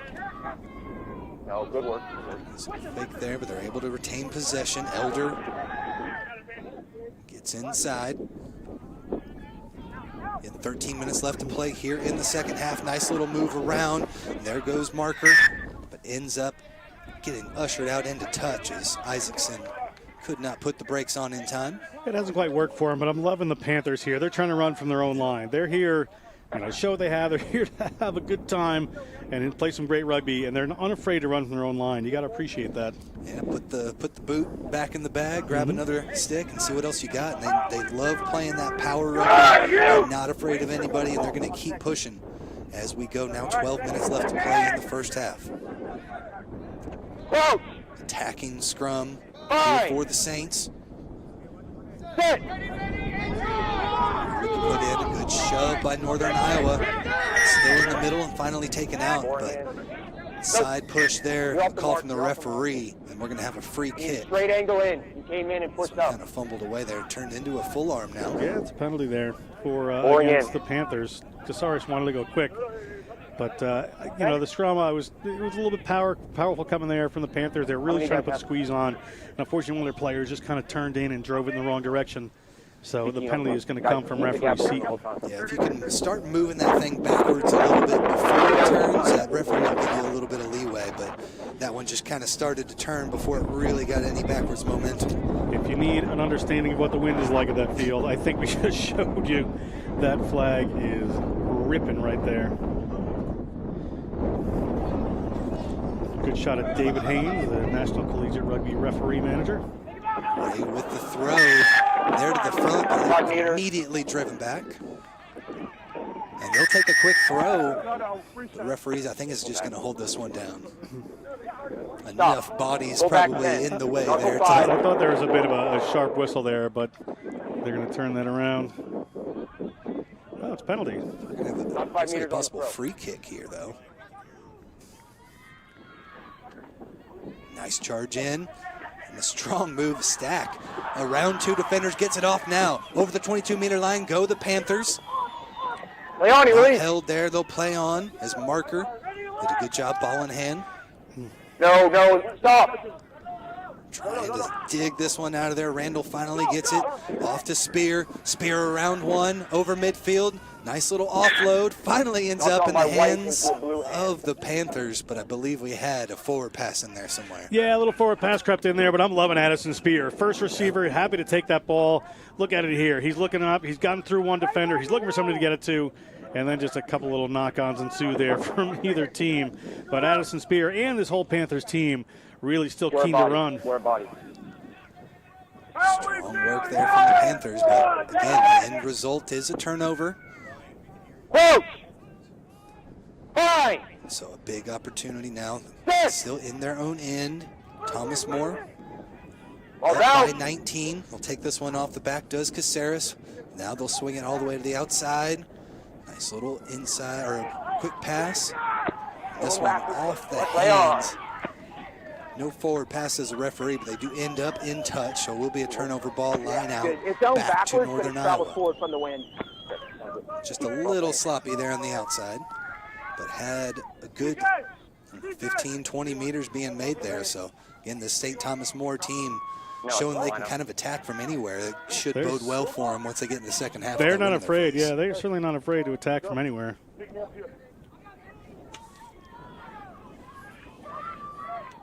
So throw here from Bowling.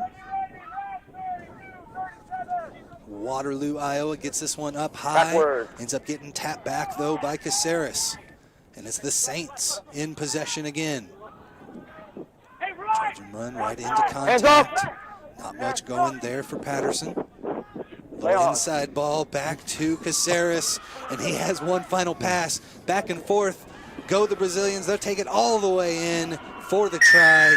Well done there by Karamoudi as he gets his first of the match. The Argentinian connection there. Just incredible play by those two players. You can see this, the rugby knowledge and the rugby new that they bring to this game and this team. They're just making a huge difference.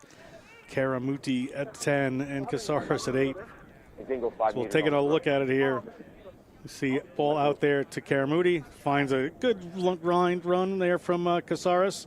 And then he's going to finish this off on his own. I think the Panthers defenders there were thinking they were going to have to tackle Casares and open up the space. Yep. As you saw Wiederholt just drop away. Yeah, Wiederholt with the full pirouette there, having to always keep an eye on the big fella But good work there by Karamoudi. As you see, like you said, those two look like they've been playing together for a long, long time, as just always know where each other is on the pitch, and I feel like they've done that a couple of times back and forth. Yeah, I see that good connection, the good rhythm they work out there. Well done by them. It's not something you see too often, 8-man taking it out over to the fly half and then right back to him, but good work there, getting a try out of it, and another conversion. Puts it up to a 33-7 lead now with about 7 minutes left to play. And Northern Iowa had scored that last try, came back in a little bit into it, Tim, but good answer there from Thomas Moore. They want to keep that scoreboard ticking over, and they have done. His replacement on. Tyler Campbell, lock comes off now. Got Brock Weiss into the game. You're good. They're at that lock position. So again, 7 minutes left to play. Kick up the top here. David Randall gets this one to go the 10 meters. Backward, play on. Play on, says the referee. First one's backwards off white, next on. one's a knock on by blue. So we'll have a scrum down here for Northern Iowa. And that kick, you know, interestingly, they begin blowing back in the wind, so that kick just went up as high as they could possibly get it. The wind seemed to lift it up a little higher and just bring it back down. So the Panthers certainly did something right there, whether it was intentional or not. Yeah, as long as that ball goes, even if it's in the air, as long as it goes across that dotted line, we're good to play on. So another put in here for David Randall as he looked to get the Panthers over for their second try here. Long ways to go, though. Advantage being played, offsides there. Now they'll take it as Tenson flips it back out. Now here's a charge here from Marker. Good job to recycle this one back. They'll try the near side again. That was legal. We're going back here. Offside. Come back. Keep coming to me. To your right. Penalty there. One more. We'll come all the way to the far side of the pitch. Again, with about 5 minutes left to play. From half. Offside. Pretty close to that touchline. We'll see if they look to use the boot, but seem to be very happy just to keep ball in hand here. And there goes Spear again. Boy, he just does not want to go down when he gets that ball. He is just ferocious in there, just about as ferocious as that beard. Making it work for him now. It's Northern Iowa inside the 10-meter line. Got hands on it. Good job to come in with the poach there. But in from the side come the Panthers. Got to come in straight on those rucks, and they get dinged for it there. That's Casares again. He is just everywhere for this team right now. Just spotted that little gap between the ball carrier and the first supporting player. Got himself in there with that large frame and able to turn that ball over. Great work, Casares. So high kick here. Takes it all the way into touch. And so a beautiful boot. Takes him about 15 meters out now. Karamoudi there, just playing that wind perfectly. That ball just rode down, and eventually just slipped over the touch line. Big attacking opportunity again now for the Saints. Looking to notch a few more there up on the board before we enter halftime. Throw in from Sam Ray. Finds its mark there to St. Bonnet. And now they look to charge with Casares. Takes it in about 5 meters out now. Northern Iowa almost able to poach that one away, but then it's picked up, scooped, and scored there for the Saints. Max Tenson, the number 8 for Northern Iowa, had done a good job stopping Casares there, but really just opened up a gap because he was away from the guard position on the side of that ruck, and certainly a try for the Saints here. Yeah, just kind of a gift there for Karamoudi, as he was the only man sitting there on top of that ruck, waiting for somebody to grab it, and he said, wait, there's nobody in front of me. Picked it up, easy try for the number 10 as they continue to dominate here in the first half. You'll take a look at it here. Ball comes down. Casares is backing up to take that pass. Takes a pass from the big front rower. Hauled down. Well done by Tenson, but something just escapes there. Well, a little player kind of crept in there. That's St. Bonnet back on the field. Just created a little room there for him. Cheeky by the other Argentinian on the field.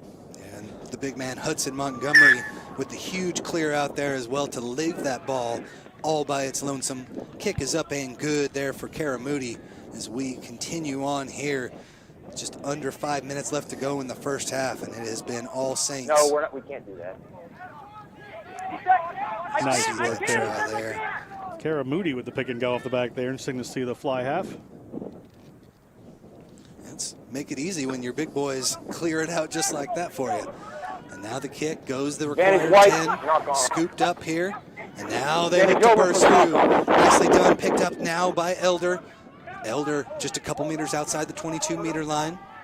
Randall, Stay back. We all good, take it out to the right now. Nice little pop pass again, and then the return pass back to Spear. Backward and roll. Good work by the forward pack here as they have really done well ball in hand up until that point where it is taken away. Montgomery, who has been all over the pitch from that prop position, secures possession back now for the Saints. So Weir tosses it back. Montgomery again, using that big body. But this time, in from the side come his support. And so a penalty awarded right at the 22. You know Spear wants that ball. Spear is the seventh playmaker in a prop body, Tim. He is just out there having fun, holding that ball, puts away good passes, plays with the people around him. Gotta love a player like that. So now Northern Iowa chooses to go with the kick here. Try and get 3 more up on the board. Again, any points you can get at all here with the win in your face is advantageous. We saw, I think in the first match, maybe 3 or 4 tries from this going from right to left. So it doesn't happen often. They got the one, which is good on them. We'll see if they can slot this kick and creep back into it. Yeah, you can just take a look at the wind. You see that corner flag just blowing over there. Not going to be an easy strike. I don't think we've seen really any conversions from this side of the pitch. So David Randall, the freshman, strikes it clean and smashes it through. You just got to wait on that because you never know what's going to happen when you kick that ball up into the wind. It could go anywhere here at AVEVA Stadium. Hopefully that wind dies down. We'll have a little bit of a cleaner games later on. So again, that ref's whistle is the final clock, and that blows. And so we will have a big score here going into the second half. It's been a lot of fun. Thomas More on top. We'll take a quick break, and we'll come back with the second half of action. This is Thomas More and St. Bonnet with the arms up. It's been a big first half as they look to continue here in this first semifinal matchup of the D2 NCR Championships. We'll take a quick break and we'll come back here live from Houston after a few.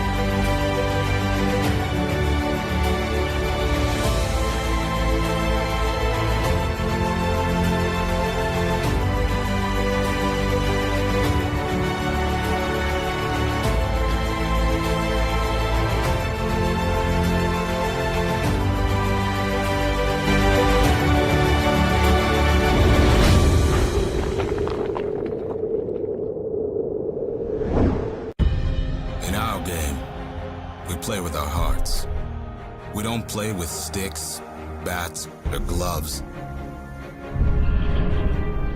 We don't wear shoulder pads or helmets. We keep playing when it hurts. And we leave everything on the field. What we wear must be built for our game.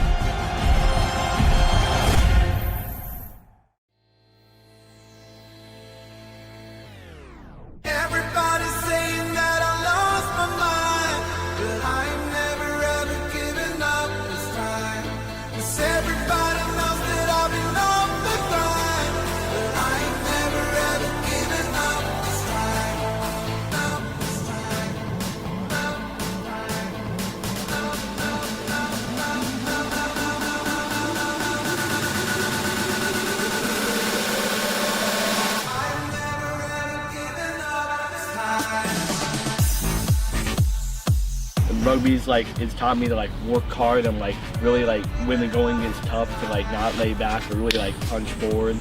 Like that second win in the second half. And it's taught me that I have intensity, definitely.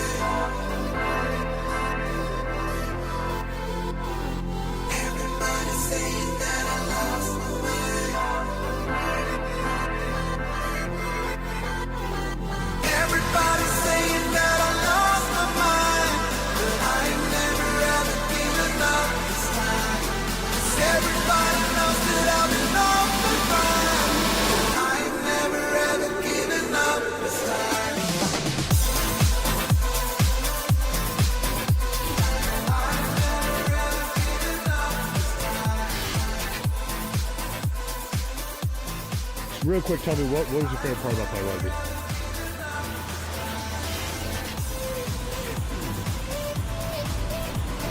Just coming together, just like having a team, having a family on the field, and just like being like, it's so cool to like hit and smack someone for the first time when you can't do it in real life, and then right after, you're all buddies with them. Welcome back to the Division II semifinal matchup here at the NCR Championships in beautiful AVEVA Stadium here in Houston, Texas. 40-10 your score. St. Thomas on top of Northern Iowa. Tim Wilkes here with John Broker. And John, not an easy one there from the first half for Northern Iowa. If you were their coach, what would you be thinking, telling your players? They have the wind at their back second half, Tim. Northern Iowa, if I was a coach, I would tell them, you know what? It's time to throw the kitchen sink. You don't wait till the end. Let's pull all of our tricks out now. You saw some great runners. You saw Spear. You saw Gentry stack. You saw the ball going out wide and doing very, very well. There's a lot to play for here for the Panthers, and we've seen teams can come back with this wind at their back, but they have to throw everything at them and do it now. Dylan Weir gets us going now. This kick all the way into the 22. Taken nicely there off the boot by Caceres. Makes a couple of guys miss before getting low into contact. Taken back there by Weir. Excuse me. Taken back now. Roll away, no hands. Roll out. Get out. Get out. Weir recycles it again right at the 22-meter line. Nice little spin move. Around one. There goes Quintero. But knocked on. And so we'll have a scrum down here for UNI to start off the second half of action. It's pretty impressive there. Hudson Montgomery is like the big car at the crash-up derby. He just runs into somebody, and they go flying back. The big boy is having a good time out there, and you saw right there just shutting somebody down.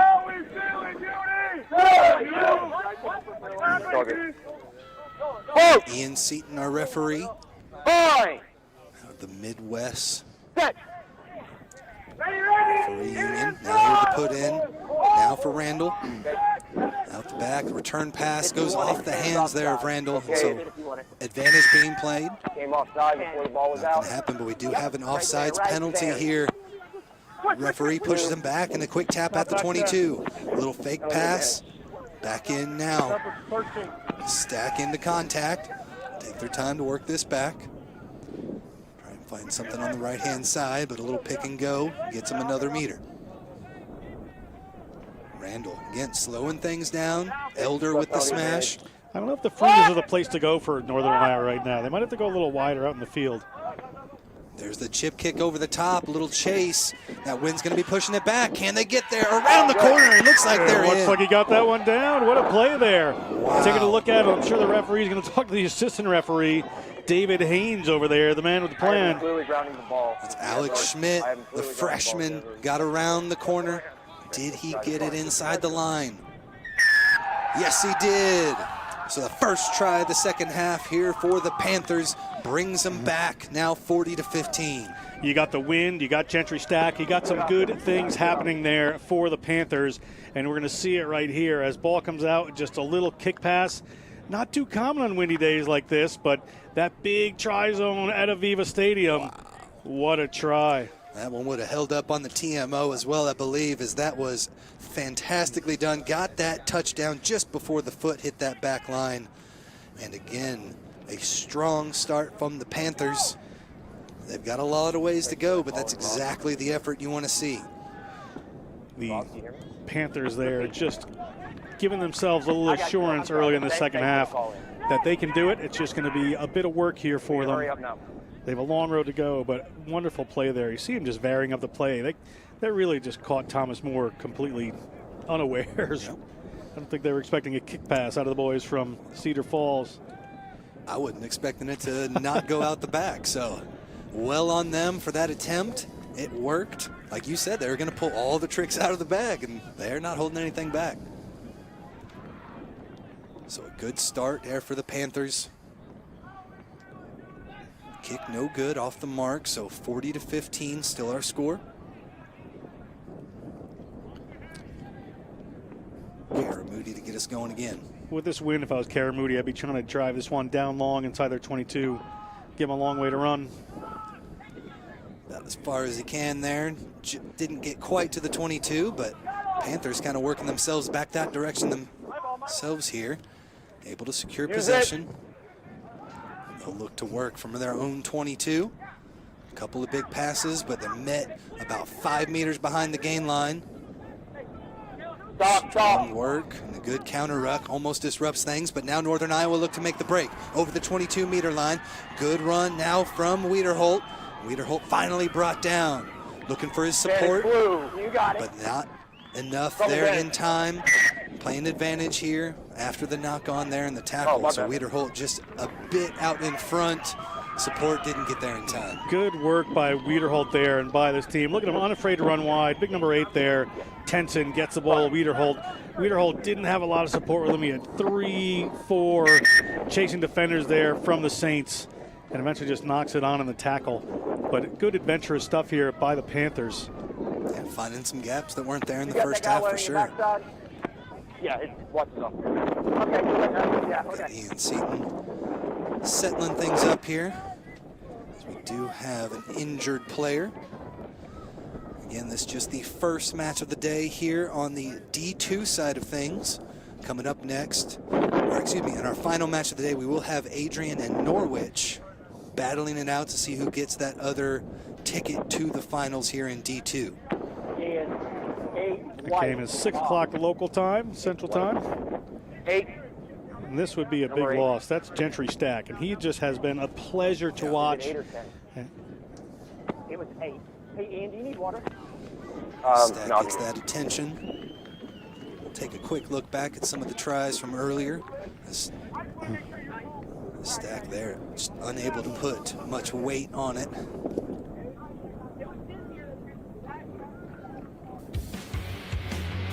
Take a look back now. Pick all the way here on the outside. It sends the big fella, Thomas Caceres, all the way around. A couple of big fens, gets him off, and all the way in for the try. We see again here, a big charging run in there from Foy. And then Bautista St. Bonnet with his first, and there's another one as he gets out into space. Gets his second of the day right there. As Thomas Moore in charge there in the first half. Yes, but we're good now. Northern Iowa strike first here in the second. Still down by 25, a long ways to go. But again, as we saw in the first half, that wind in your face is not an easy thing to deal with. Thomas Moore now in possession here. They'll have to put into the scrum from their own 10-meter line. Guys, See, clear we'll gap, have him okay? set this one up again. Good. You're good. Good talk by the referee there, just making sure these guys get set down nice and steady. Two big, strong front rows. Connection made. Stay behind. Not much of a shove, and now it is Caceres out the back. Drags a guy with him, but ended up leaving the ball on the deck. You can see the frustration of Caceres there, just letting out a little groan, but probably ill-advised. You know, you're doing well, you're having a good game, the wind is in your face, and you decide to put in some speculative offload. Not the smartest thing you want to do. You see him having a little moment of penance there. It was kind of what we saw in the first half with Northern Iowa. Tried to do a little bit too much with that wind in their face. Penalties kept stifling everything they were trying to do. And so let's see if Thomas More can play with a little bit of smarter heads in that 25-point lead. But Panthers putting some pressure on here early in the second half. This one not getting in through those hookers' foot. And yeah, that foot was up early. Got to let it come in. And so a penalty awarded here for Northern Iowa. I was really kind of bummed that came up and they got a penalty out of that, because you saw two hookers striking for the ball. Old school there. You don't see that too often. It's normally just a given. So possession now for the Panthers.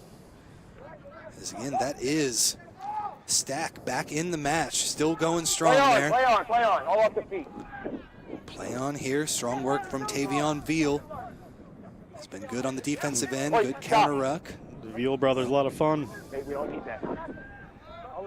Now back into contact. Northern Iowa looking to slow things down a bit. Finding some room here on the outside. That one may have gone forward. Referee says so, and we'll have a scrum down here back to Thomas More. Just pushing a little too hard there is Northern Iowa. You do have to settle things. There was a general from West Point, and I'm paraphrasing here, who said, be adventurous. That's different than being rash. So they're just trying to push that ball a little too far. I'll watch you. And just those mistakes creeping in. About 8 minutes gone by here in the second half. Just 5 points up on the board thus far.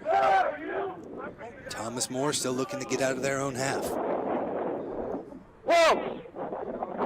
5! 10! Another strong drive by the Saints. Opens that ball up with ease, and Karamoudi angles back and forth between the defenders. Back goes out. Over midfield. Being held in, play on. Taken out the back there by Phillips. Now, nice little inside ball opens things up here for the Saints. Like Patterson making his presence felt. Actually, that was Lorenzo Lely into the match. Veal into contact. And right back in goes Weir. So not a lot of space there, but right now they're looking to try and make something happen. The big fella Montgomery gets around one. Nice little offload. Inside the 22 now are the Saints. Support arrives just in time. Got to release that ball, and there's another pick and go. Veal back into contact. Support arrives just in time. Able to get that one out. Caceres almost got it himself. Pitches it back and lets the big fella Sam Ray get his first try of the match. Sam Ray, the freshman from Columbus, Ohio, gets the rewards off of the work of a lot of other people there. He was in the right position to take that, but Caceres just very not greedy there. But a big start from Hudson Montgomery. No matter how this game turns out, I think Hudson Montgomery and Addison Spears should hang out together, because those are two fun props to watch play, and they're showing their stuff right here. Hudson Montgomery really got it going. See if we take a look at it here. This is the end, though. This is Veal. Veal gets the ball down. And Caceres, you can see just nice little move there. Unselfish. Sees it's easier just to give the ball up there to Sam Ray. And Sam Ray, the history major, no problem touching that one down. And you were talking about Montgomery. Even on the defensive end, early is where he made his presence felt there. Just seemed a lot more nimble than that 250-pound frame looked like out there, but able to get it in again is Thomas More, stretching their lead now, 45-15. See if Karamoudi can put this one through again. Pretty well there in the first half. I believe only missed the one kick.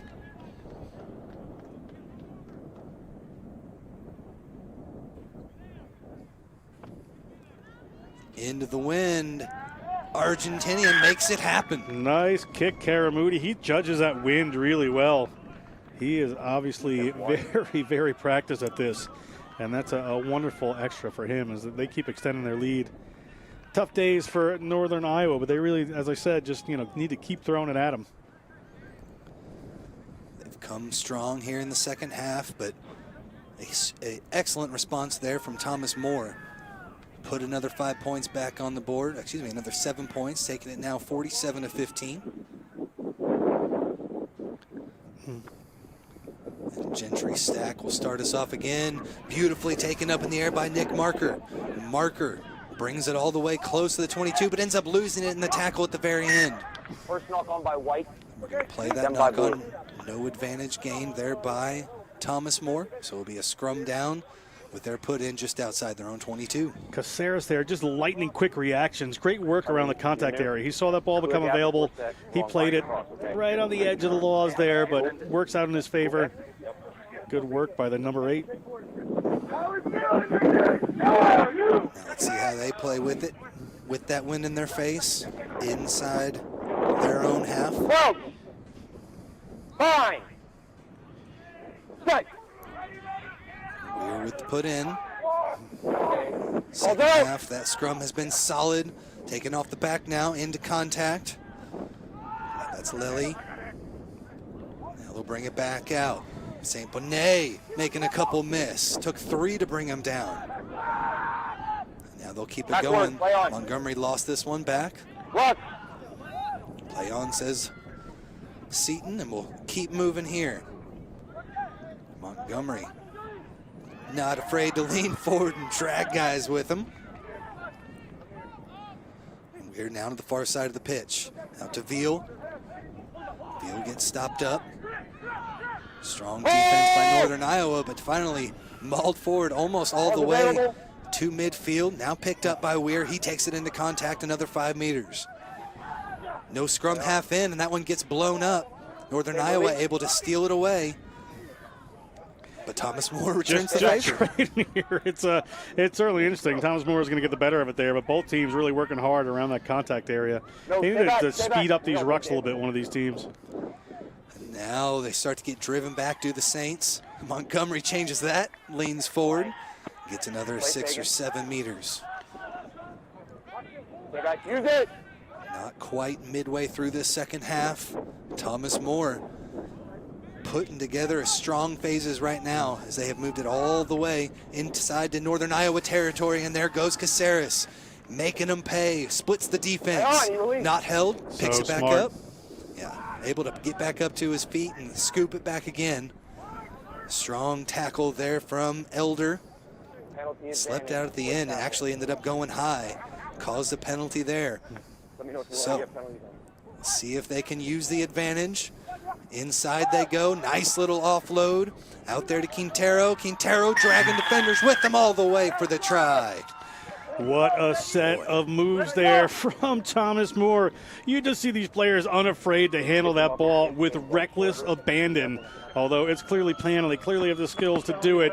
Carlos Quintero winds up on the receiving end of that, but a couple little offloads there just worked out, and great play by the Saints. They certainly deserve that 5 points.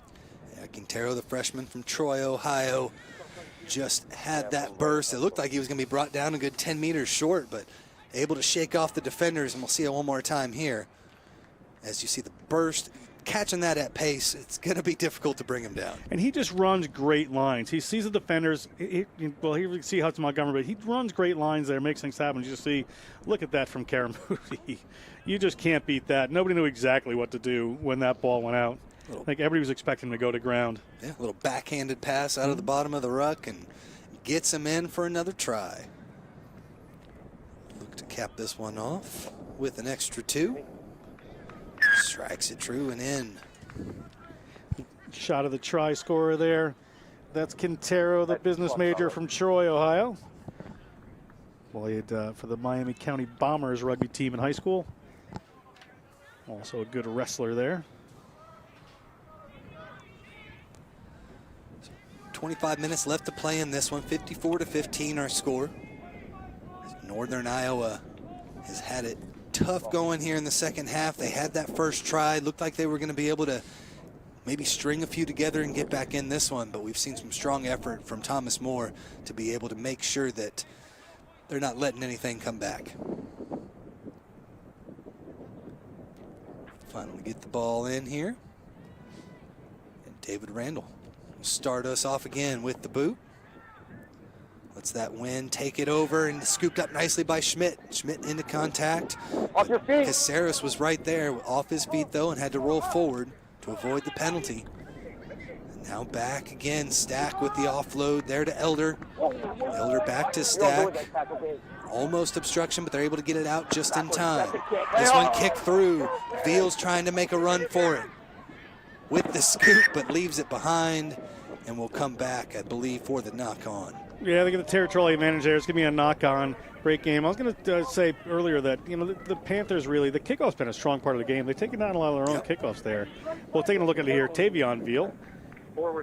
The backs of the Tavion of the Veal family gets there and just knocks that one on. Good intentions, just couldn't quite pick it up. How we doing, So now a good attacking opportunity here. Or, excuse me, off the scrum, it will be Northern Iowa put in. See if the boys from Cedar Falls have some more left in the tank to get back into this one. All the way to the outside. There's the speed around the corner from Stack. Backwards, play on. Pushed backwards, but Northern Iowa are able to retain it. So Hoger goes in. Okay, play on. There's the pass off, Getz decides to take it in. Randall just slowing things down a bit. There's the chip kick over the top. Haven't seen as much kicking as we thought here in the second half. And now right back at the defense goes Urbina. Urbina stopped. Good tackle there from Marker. And after the tackle, they held him up, not releasing the call. As you said, Tim, just smart move there to keep the ball behind him, and they get the reward of the penalty. Wait! So they take it straight into contact, 10 meters out now. It'll be Boling. Moves this one out of there, but it's knocked forward. Unfortunate there from Jared Elder, who's been so good there in the first half. Oh, yeah, unlucky for Elder there. The senior from Southeast Polk High School just couldn't quite hang on to that after a great bit of play. But that's, you'll take another look at it here. Just couldn't quite handle it. But that's, they put the ball behind him. You saw a couple of Thomas More defenders were a little slow to get back because they got a big lead. Guys are probably already thinking about Sunday. And pressure on from the Panthers. They take it away. They get a penalty. And unfortunate knock-on just holds the whole thing up right here. Give the Panthers one thing. They have been quite ferocious in this one. A lot of aggression, and really done a good job in keeping things together. But as this lead continues to expand, got to be able to retain possession a little bit better. Right now, into contact, St. Bonnet picking and going in there a little bit. Back to Veal, and Veal waiting for that support to clear things out. Diving over. Okay, your hands are on the ground. You got to stay on the ball. But a little greedy there was Nick Marker. Hands met the deck, and a penalty awarded for hands off. 20 left. Give or take. For hands on the deck, and so a penalty awarded back here. And Thomas More will be able to clear their lines with the boot.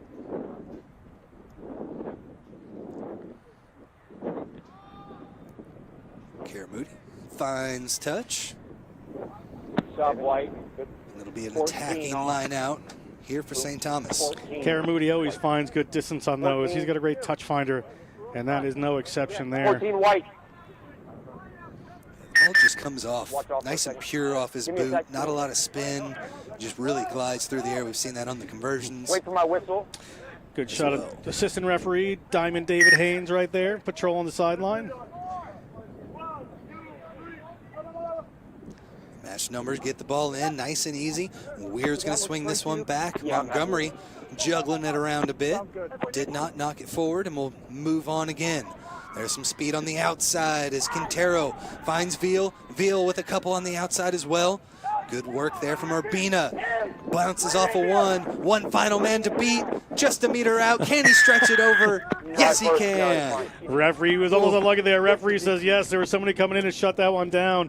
But great work all. Again, another little offload there. Just opens up the side of the field for this St. Thomas More team. And away they go, and Urbina is going to be the recipient of that after, not too much work, but they're certainly running ahead. You see here, look at that little offload. Nice little pass out of contact, drew the defenders in. There's the ball into Veal's hands. Veal gets a pass just a little in behind him, but bounces off that tackle, and away they go. All those defenders were trying to cover that open right side and open it back up for him on the inside here.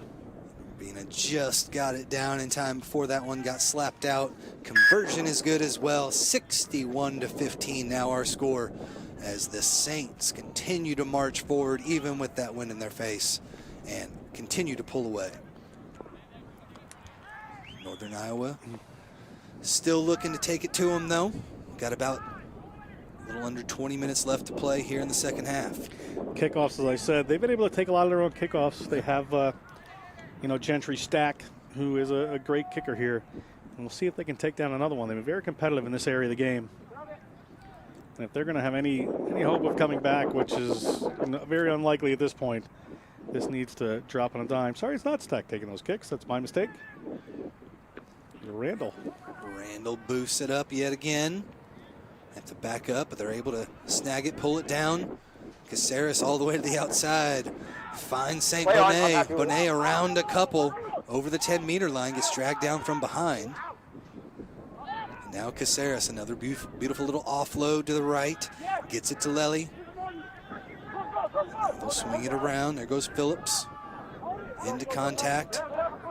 Got a release there, and Thomas Moore again back into Northern Iowa's side of the pitch as they continue to march their way down. There's work from DeWanville. Out to his brother now. It's Tavion. Hey, it's a ball. Still head up. Finally brought down, and that ball is right there, playable, so we'll continue to move forward. Strong run by Caceres in between a couple of defenders. Stay back. Brings it back.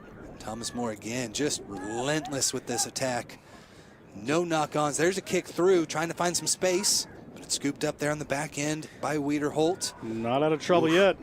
Strong tackle from Urbina. Keeps them pinned in behind their own 5-meter line, and then a big push gets the Saints back in possession. Scooped up by Sam Ray. He's already got one try. Goes to lean forward, but lost it. And we will have a knock on there. Such good awareness by Ray right there to realize the ball. He was able to get his hands in there as they were counter-rucking and they were blasting through. Opportunity there for Ray. He just couldn't quite convert on the other end of it. But well done by the young man. So this will set up a scrum down here. Northern Iowa with the put in. Expect maybe the boot to clear the lines if they are able to retain possession off of this.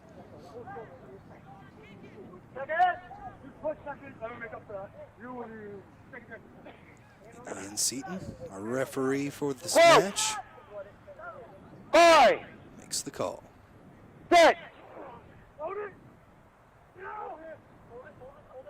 Ball's out.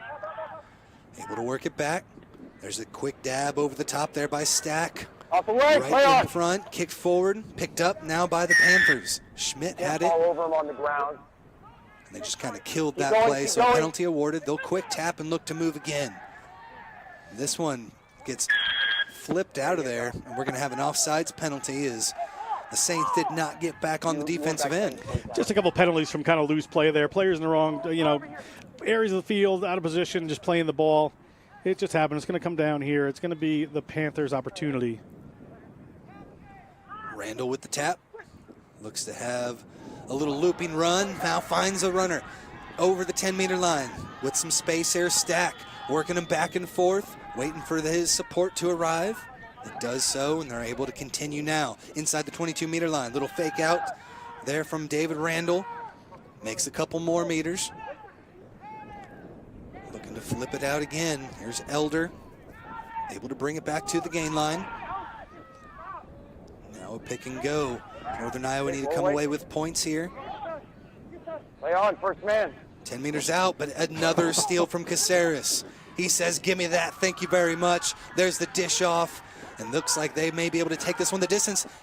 There's a man in defense, able to pass it back. Here goes Lawson now. Lawson back inside to Karamoudi. Karamoudi to Montgomery. Montgomery with the fake, and then just drives the whole train forward and through for the try. It's unusual as a doing what we do, not to want the guy to put in that easy pass and score an easy try, but I really, really wanted Hudson Montgomery to hold on to that ball and get over the try zone. He's been so effective all game. He really deserves that. And we'll go back and look here. Look at, I mean, Casares here. It's absurd the control he can have around that breakdown area, the intelligence he has of the laws, and his ability to get in there. And then it just goes into a long run here. Excellent work there by Alex Schmidt trying to hunt him down and slow it off. But ball comes up here to Karamoudi, and the big fella gets a hold of it. You saw those runners to the outside. He saw the try line and said, you know what? It's my day here. We're just going to make this happen. And the skipper gets to try. Well done from Hudson Montgomery. All 250 pounds. Just pushing all the way forward over the line. So again, 66-15 our score. So it'll be Karamoudi looking to put this one through again. Pretty straightforward kick for Karamoudi here.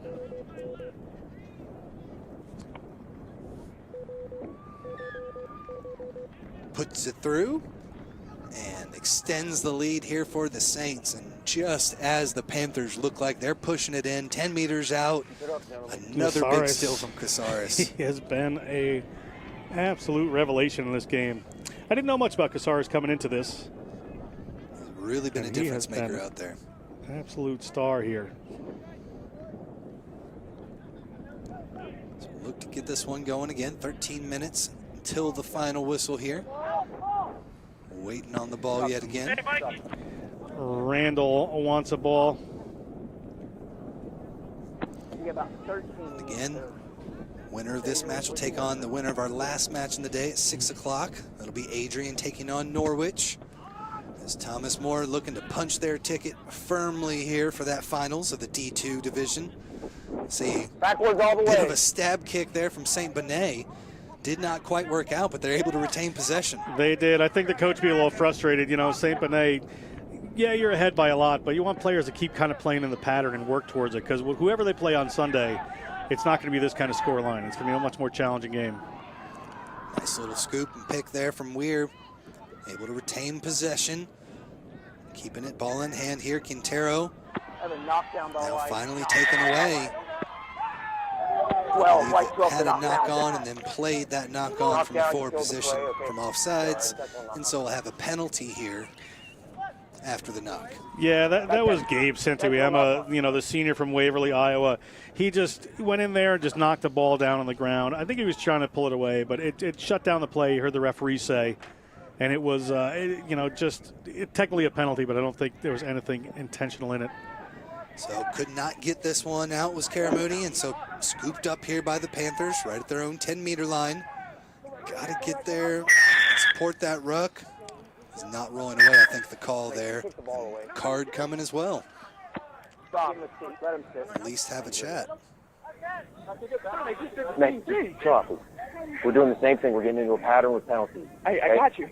Let me finish what I'm saying. Have a word with your team. We cannot keep this up. Okay. Next one's going to the bin. Okay. Thank you. Gives him a warning there.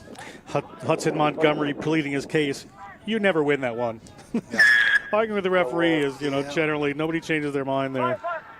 So off the tap, Offside, number 16, Panthers no yet again looking to strike now. On the near side, we'll have a penalty here. Whistle sounds. Pardon me? A little bit of chatter here Not back 10 on the penalty. with the AR. AR spotted that Thomas More was not back 10, and a yellow card given.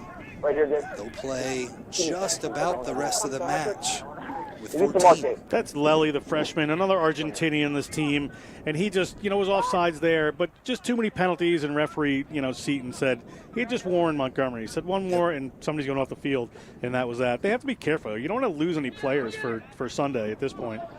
Randall with another little jab kick over the top. Goal line drop Went to out. look like they were going to strike, but let's push them back and play a little defense here and see if they can't cause a penalty. That'll get them a couple more points on the board. There's the drop, looking to take it on the far side of the pitch. Bit of a space out there. Nicely taken by Montgomery, but lost in the pass. Now it's Boline, tries to stretch over. Little conversation going to come here, Tim.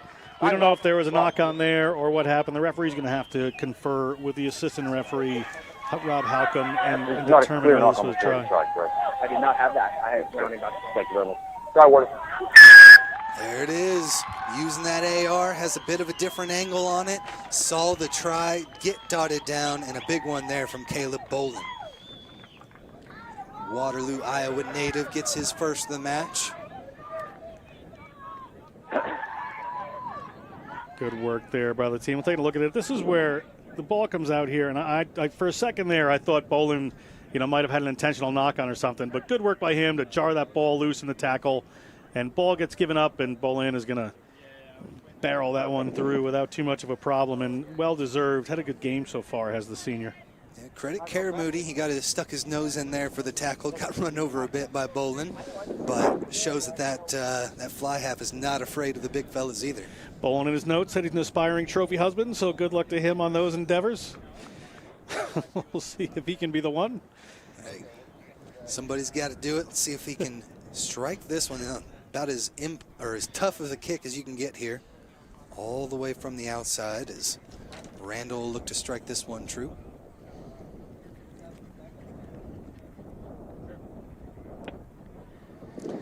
Pops it up off the mark, and so 68-15 our score. About 10 minutes left to play. Excuse me, 68-20 now after that last try. I think if you're Thomas More right now, you have to think about bringing in some of your reserves for these last 10 minutes, get some guys some time. I would, maybe take Casares off the field, make sure he's fresh for Sunday. He's done a lot of work. Neither he nor Montgomery would have come off the field, but time to think that through. And Northern Iowa, 10 minutes left to show, what brought you here and how good a team you are and how good a program that's developing up there in Cedar Falls. Exactly. Let's make something happen. Have some fun out there. Still rugby to be played. Panthers easily take that one. Nice little pass back out from Stack as he was falling to deck. Keeps possession here for the Panthers. They'll look to take it to the far side now. In goes Elder. Recycled now by Randall. Back inside again. Substitute Colton Nelson in with it. Now little kick over the top. Tries to find some space, but a tough bounce goes the way of Thomas More. They're back in possession now. Just inside of midfield. Working their way down. Strong pick and drive. I believe that was Duanville. Taking it forward, and now Montgomery. 4 guys lined up to take him down there. Well done. They've learned about Montgomery so far in this game, so good play there by the Panthers. Look to spin it all the way out to the far side now. Here goes Quintero, who's got the jukes all the way out to Veal. Veal to the far side of the pitch. Obari in. Can he extend over? Assistant referee said yes. Thumbs up from the AR. Gets another try for the Saints. Obare, the Kenyan, studying nursing there at Thomas More, gets his try. Great rugby country is Kenya. Shows that strength to take it the final 5-10 meters there and in for the score. Obare, nice try for the reserve, and that's it. Get these guys in the field, get them that experience against a team like Northern Iowa. Yeah, been real impressed with Quintero. He really draws in that defense. Then they're able to spin it all the way to the outside. Beautiful little fend. Has to have that extra effort to put it down and gets it. 73-20 here. About 7 minutes left to play here in the second half of action. Tim Wilkes and John Broker here from beautiful AVEVA Stadium in Houston, Texas. Home of the SaberCats. Moody just been slotting kicks all over the pitch today. With the wind in his face. On the far side, almost gets it through, but just a bit short. He really can play that wind, Karamudi. Such a player. Northern Iowa and the Panthers all the way in from Cedar Falls, Iowa. Coach Zeus Ramirez trying to get these Panthers as far forward as they can, but Thomas More has just been relentless today with class and talent all over the pitch. It's just been a bit too much for these Panthers. I couldn't agree with you more. They just play the wider game so much stronger. Does, you know, this Thomas More team, and it's going to be whoever's going to be opposite them on Sunday is going to have to watch for that. And I'm certainly they'll go through and do their analysis. Again, more strong work there from Bautista St. Bonnet, just a freshman, and is really showing his rugby knowledge out there with all sorts of fun little plays. Able to keep possession here for the Saints now. Charge down. Tries to give it a boot. Charge down. There's the kick forward. Stack looking to race all the way through, but finally dotted down there by Thomas More. Goal line dropout. There you Good go. work there by Randall. Randall just saw that, and the block kick came, and he was trying to push it through. Would have been a well-deserved try for the scrum and a half. He's been a very big spark for this team. As we take a look at it right here, there was a block kick came from one of his other players who took a little bit of shot for that, but the foot race was on, and unfortunate for him, he just couldn't convert there. Tyler Urbina shows off the wheels there from his fullback position, able to get in and dot it down before it goes out the back.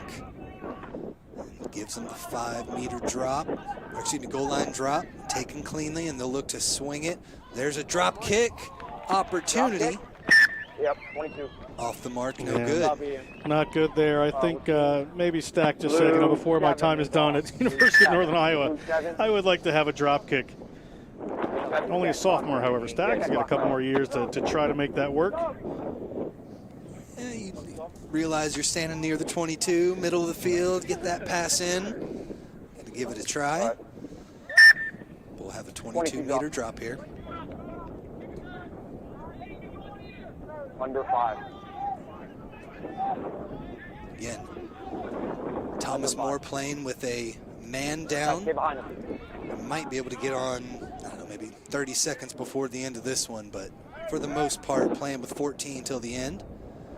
There's the kick, be able to get it past the couple of locks there, trying to knock it down. And now a beautiful little offload there. Santo Yema into contact over the 22-meter line. This one does go back, but Thomas More looks to have stolen it away. Got hands in there as they went in for the poach. Tavion Veal on the ground there. The ball is just bouncing back and forth over him, and Tavion, you know, really, I mean, the ball was there. It's hard not to just grab a hold of it, and he did. Penalty. Elder looks to pick out a victim there. Runs over one, gets him about 8 meters out now, but a huge counter ruck completely destroys that and earns them the penalty. That was actually Dylan Weir, the scrum half, coming in and destroying it. Good work there, yeah. Good power over the ball, and really just forced that penalty on the Panthers. Use it. So now just a few minutes left to play. To swing it out here to the near side. Space starting to open up. Strong run, has a winger out there, but off the fingertips and into touches. Urbina has also been somebody has really shown some skill out there from that 15 position. We didn't see him earlier in the game as much. He's really committed to this game later on with their attacking pattern and everything they're doing. Urbina's been very good coming in at line. Hits it really hard, very straight runner. That little one-handed pass didn't work for him there, but certainly doing some very positive things for this Saints team. So again, looks as though the Saints will have punched their ticket here in the first semifinal as we go to the National Collegiate Rugby D2 Championships on Sunday. They will either play one of two, either Adrian or Norwich. And again, you'll see that match right here on the Rugby Network at 6 p.m. Central Time. Fine.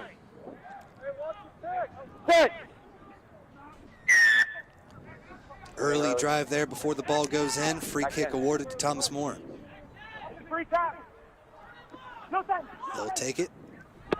Defense is a bit discombobulated out there. 2 minutes left to play. Panthers have to keep fighting here. Thomas More in possession. Knocked this one forward, so we'll bring it back there as Juan Veal saw the try line as he spun away, but just lost the ball as well. Veal thought he was away right there. He got the little pass up there from Montgomery. Should have gone to hand, and you can see he was frustrated at the end. It looked like he thought he had a clear run. And good smart play, a little tip pass there, but just didn't go to hand. I think he was thinking about his try celebration before he was thinking about catching the ball, so have to make sure you do the basic stuff first. Be another scrum down here for the Northern Iowa Panthers. Fine. Set. This one, a bit of an early drive. This one comes in clean. Stay bound. Brought to the back. Now they'll look to charge. Here's Stack with the dummy run. Tries to swing it outside, but calls the knock on, and so we'll have a scrum down here back to Thomas More. And boy, these Saints have just been treacherous out there for the Panthers at every step of the way. It's tough in these last couple of minutes of a game like this. One team is definitely going to take this away, and they're thinking about Sunday. There's a minute left in the game, and Northern Iowa wants to finish with something really special. So they're just going to try things that are maybe a little bit out of their range, and that's what happened there.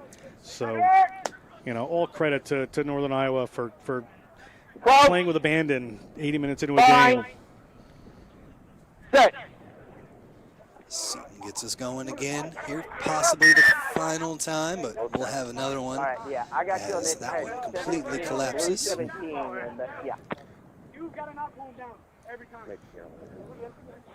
steps in just to make sure things are safe inside there, or as safe as they can be with thousands of pounds of pressure.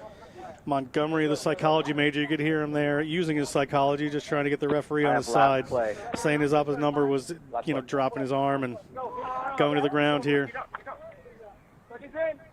Quote. Fine. Set. Weir with the put in. Good drive by the Saints. Kick, looking for touch.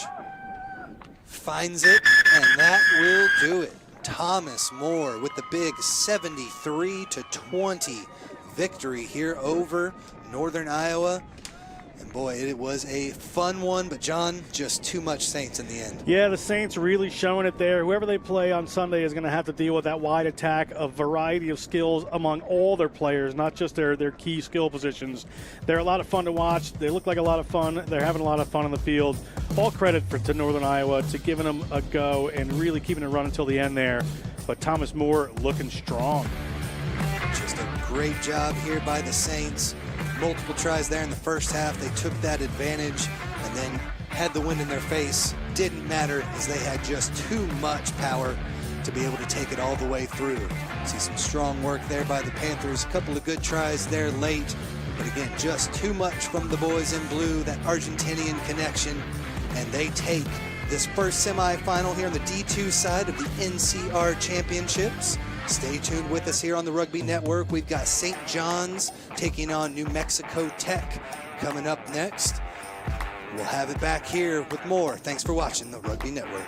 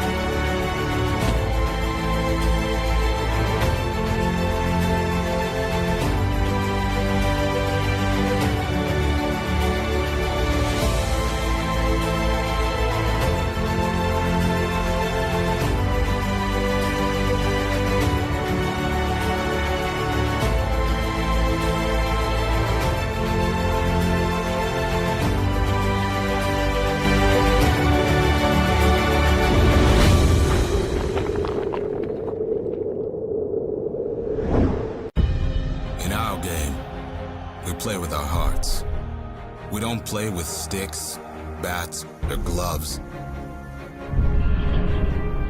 We don't wear shoulder pads or helmets. We keep playing when it hurts. And we leave everything on the field. What we wear must be built for our game.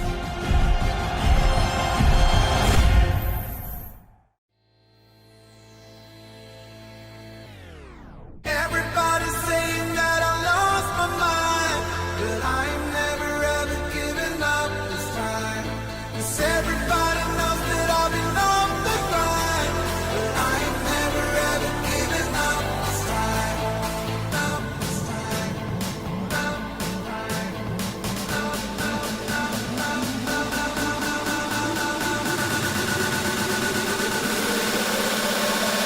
I'm never ever giving up this time.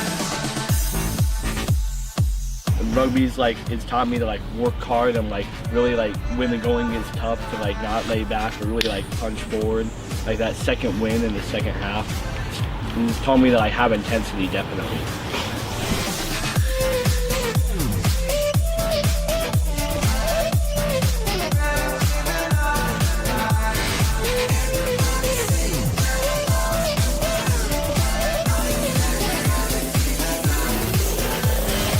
Everybody's saying that I lost my mind, but I ain't never ever giving up this time. 'Cause everybody knows that I've been on the grind, but I ain't never ever giving up this time. I ain't never ever giving up this time.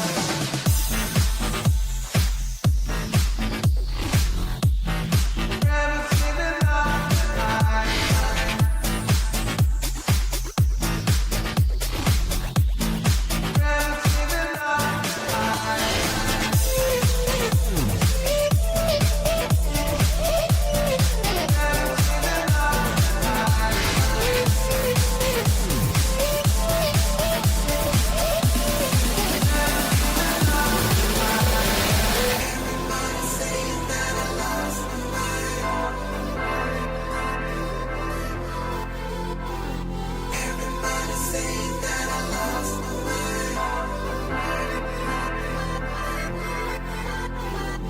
Everybody's saying that I lost my mind, but I ain't never ever giving up this time.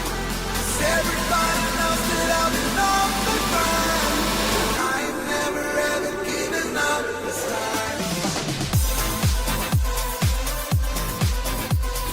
I ain't never ever giving up this time. Real quick, tell me what was your favorite part about playing rugby?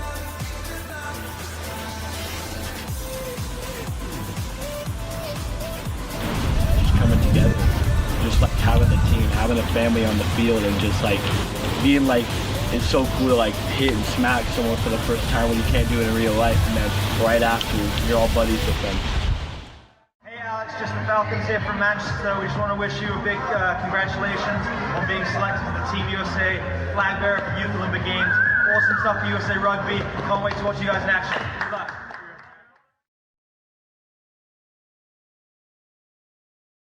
And my name is Brigadier General Austin Sparky Renforth. You know, what has rugby meant for you in your life? I tell you, what it's meant to me is it's really the fraternity. You know, the people I've met along the way. We started a program just up the road there within the inner city. Kids that were in the very, very first year became the alumni. They went off to college and they maintained playing rugby at college. They graduated from college and some of them have even come back as teachers to the schools. Like life lessons, like when you get like knocked down, you just have to pick yourself back up, and it's just that perseverance part, not letting things get to you. Well, we're pretty diverse. We got players from any country you can think of: Egypt, Colombia, Chile, Argentina, American, Cuban. It's been my social group. It's been my brothers. Those when I'm in peril, who do I call? Other rugby players. Those guys I resonate with. They taught me life skills, everything I need to know, and I just always appreciated the game. Is the bond. I've never been so close to a group of guys before. We all have fun.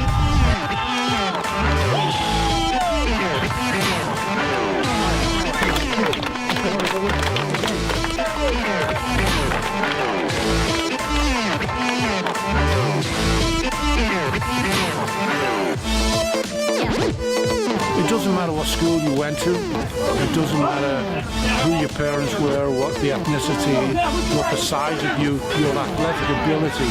It's simply there's a place for you in rugby, and we're finding that. It attracts those kind of people that will always have your back no matter what. They got around Brett and they gave him a coin. Yeah. And I got to tell you, It's in my bed. Sorry. You guys can drink. Rugby has helped me stay consistent, and as a woman, I feel really empowered being able to tackle people. It just changes lives. Rugby on me. Loud, guys, loud. 1, 2, 3, rugby!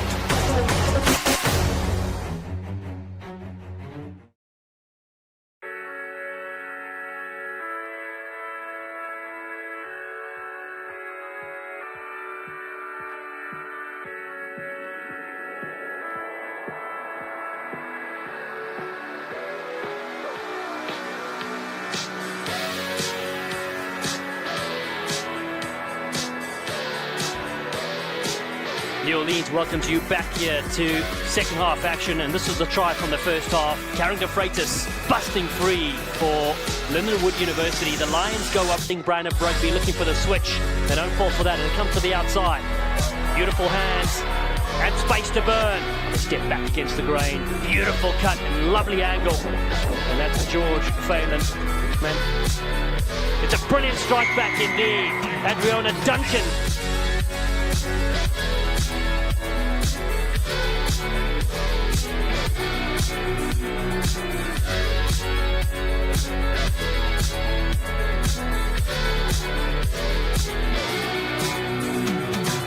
And she looks pretty confident. A little bit of flair there with a dive, and that should be our last try of the game for South Atlantic.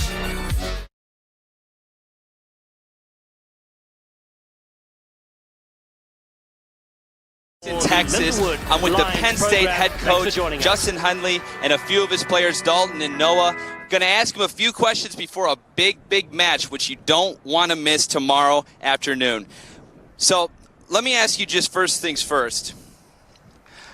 How special has it been getting the opportunity to be a part of such an incredible organization and compete at the highest level of the NCR here in AVEVA Stadium? I think it's special, one, just for the players. This is an opportunity that all of us are looking forward to and will overall help our rugby experience. And then for the coaches, too. I think this is a huge opportunity for the program and the whole Rugby Foundation. Yeah, I mean, this is really special to us as a program. This is my 5th year. This is the first championship that we've been in, a part of Penn State within 5 years. And this is the best camaraderie I think we've had. I think we have a really good shot at winning it. And it's really special being a part of Penn State through this whole thing. So. Awesome, guys. And obviously rugby in America is growing incredibly, especially with the help of Major League Rugby expanding. And a few of your players actually have been drafted in the 2021 draft by the MLR and will be playing shortly. What kind of doors is that open not only for your players, but the organization and also the NCR as a whole? Yeah, I think it's a fantastic opportunity, the MLR. It brings, obviously, it brings the standard of rugby up in college, and that's helped us. We've got some players who've gone through to play in various MLR teams. At one point, we're up to 9 players. I think it's good for recruiting. You know, obviously, now you've got guys that are looking at playing professionally, and that's what they're going to do for a living. So I think that's a little carrot in front that other sports in the US have, and now rugby is certainly growing as in line with those. Awesome. And obviously for you guys as players, seeing a couple of your teammates be drafted, I mean, what kind of hopes or expectations has that built up for you guys? Yeah, it's been awesome, the fact that we have been able to now have little parties to celebrate for all the guys and get together and watch them get drafted. And I think that's awesome for them to, for us to FaceTime them and they see all of us together celebrating. But this also gives us a big path for us all to be on now, which is just an awesome experience. Yeah, I mean, MLR now gives collegiate players the opportunity to move on to the next level. And back in the day, that wasn't really realistic for everybody. So it's providing a lot more opportunities for people as well. Awesome. And just one more question here for you guys that I got drafted up. Now, obviously, Coach, you're no stranger to national titles. You've won 2 yourself as a player. But you guys have had 2 narrow single-point wins in the tournament so far. You beat number 6 ranked Brown 27-26, and you beat number 3 Queens last week in a nail-biter 32-31. What are some key takeaways from those matches, and how can you apply those keys against number 1 ranked Bonaventure in this game this week? Yeah, absolutely. Bonaventure is obviously a very good team. I think we've had some close losses and close wins throughout the whole season, including against Bonaventure early on. But I think testament to the players. They've done a fantastic job of working really hard, and even in some of those games that we fell a bit short, we were fighting all the way to the end, and I think that's been a testament of our group and of our team this year. And I think that paid off as we went into those 2 playoff games where we knew 1 point wins in playoff rugby, and we managed to do that. Awesome. And how about you guys? What are some things that you're going to look forward to or look at last matches that you're going to bring into this game this week? Yeah, look to get the coach's heart rate down a little bit. So hope to start early and get the score up quick. But I think, like you said, throughout the games, I think it's a big testament to the team that we have and the fight that we have to finish every game off, even though it's been close. Awesome, guys. Well, we got more rugby to get back to here at AVEVA Stadium in Houston, Texas with the National Collegiate Rugby. We got the championships coming up. Guys, good luck in next week's game, and we're going to send you back to break. Back with more soon.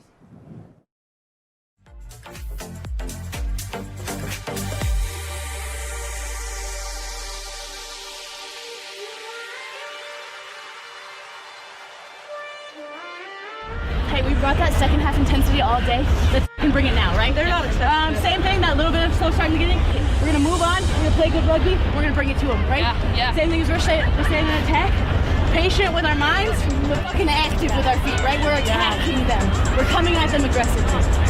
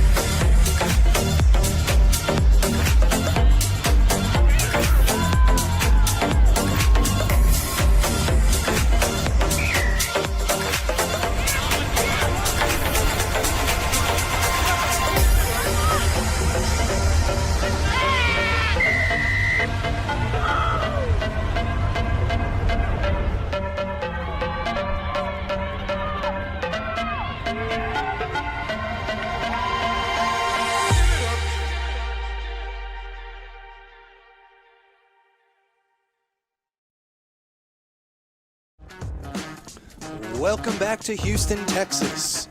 We are all set to go here for the second semifinal of the day here in the Cohen Cup. We've got St. John's taking on New Mexico Tech. Should be a fun one here live from AVEVA Stadium. Tim Wilkes along with John Broker. John, it should be a fun one. New Mexico Tech again taking on St. Thomas. As you see, New Mexico Tech there in the black and blue, taking on St. Thomas there in the white and blue and red trim. Yeah, the Johnnies versus the Miners are going to be another fun game here as we're wrapping up this semifinals for the Small College Cohen Cup. Great teams, a lot to play for. This is going to be a fun game. Well, let's take a quick look at the next level players here. Big players here for St. John's. You got two players that Tammy Cowan is really big on. Dominic Oden and Wyatt Kokesh are very important. And Angel Arroyo bringing the speed out wide. He's going to be a key member of this team. The keys to the game, they're going to make sure they've got to keep the pace, control the breakdown, and kick with purpose, especially with that wind out there. Very important for them to do that. They want to keep this team pinned back. That wind is there. We've been talking about it all day. And New Mexico Tech has a lot of players that can run. They play a running game, so you want to really kick with purpose and don't give them a chance to run. Previous matches here on the road to the NCR here in Houston. Beat Franciscan 34-31 and then over Rio Grande 51-34 to punch their ticket. Switch things up and take a look at old New Mexico Tech here coming in from Sakura, New Mexico. Some players to watch. Key players there. Gabriel Beltran wearing number 1 is going to be a big anchor for this team. He's an important player that they've had going on. Nicholas Cruzado, he wears number 3. These players don't wear the traditional numbers positions here. And Milan Van Wyk is going to be an important player for this team. Milan Van Wyk is from Namibia, from the Windhoek Gymnasium private school, and he's going to bring some of his youth rugby experience to this team. Keys to success for today for the boys: run with abandon, shut down the fringes, and hit the jets when you can. They do have the speed on the outside, but we'll see which team can get it done. We'll take a look at the road to Houston. Here had the bye and then able to take down Humboldt State 21-20. They have been 8-0 on the year, and we'll see if New Mexico Tech can take that next step and punch their ticket to the Cohen Cup Finals. Coming to you live here on Sunday. Referees for today's match: Matt Lake is our center. Then we've got AR Chris Gower, Jamal Jones, and Andy Buck back at number 4. Ready to get this one going. St. John's in the white will start things off to get us moving. Nice high kick, taken cleanly here by New Mexico Tech. Into contact just outside their own 22, but first phase off there. Hits right in the face, knocks forward, and a knock on. So scrum down here for St. John's to start this one off. Early nerves there. St. John's going to be the benefit of that, but that's just what happens. You're on the big stage. You know, they know who they're going to play. Whoever wins is going to play in the finals. And just a little nerves creeping in there for St. John's. For New Mexico Tech for the Miners. St. John's, awesome opportunity to attack here. Again, if you're just joining us, that wind has been a factor throughout the day, blowing left to right from your viewing screen. And so it is St. John's, the Johnnies, with that wind at their back to start things off. First scrum of the day comes out in their advantage, but now taken into contact here. Heidecken with it. Good counter rucks, driving them back. Ended up knocking it on there. So strong counter ruck stifles that attack. Looks like that was a good job there to take it out.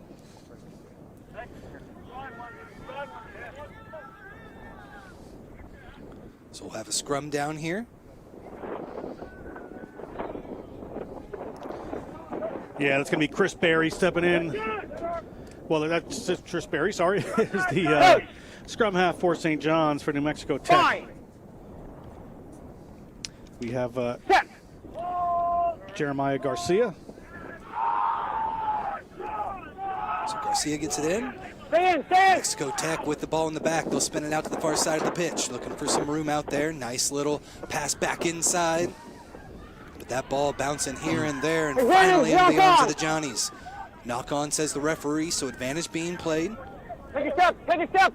They'll take it into contact there, Odin. Just outside the 22-meter line now. Johnny's from Collegeville, Minnesota. All the way down here to Houston to show off what they've got, and this one held up. Offside's the call. Offsides. They're almost a lot more trouble. Players trying to rip a player up in the air, and you know, that could have ended up in some dangerous territory there, but did not. So we are going to keep moving with this game on this penalty. So it'll be Joseph O'Brien, the sophomore, looking to slot this one out. Give them a few extra meters here for the attack. About 12 out as they look to put on the first points of the board. Great attacking opportunity. We've seen in the first two games today, although they were obviously completely different teams, that somebody has scored earlier, and it's all been in this corner. So let's see if the play into the wind keeps hanging on for these guys, because it's certainly an opportunity to attack from. Jamie Azuna with the throw. And referee Matt Lake there in the back. Now a quick pick and drive, able to scoop up a few more. They'll continue this attack. O'Brien gives it a go. Now the fourth pick and drive. Keep it moving. 5 meters out now. Just tackle after tackle. Julian Britton, the hooker, making that tackle there for New Mexico Tech. Now they'll spin it a bit.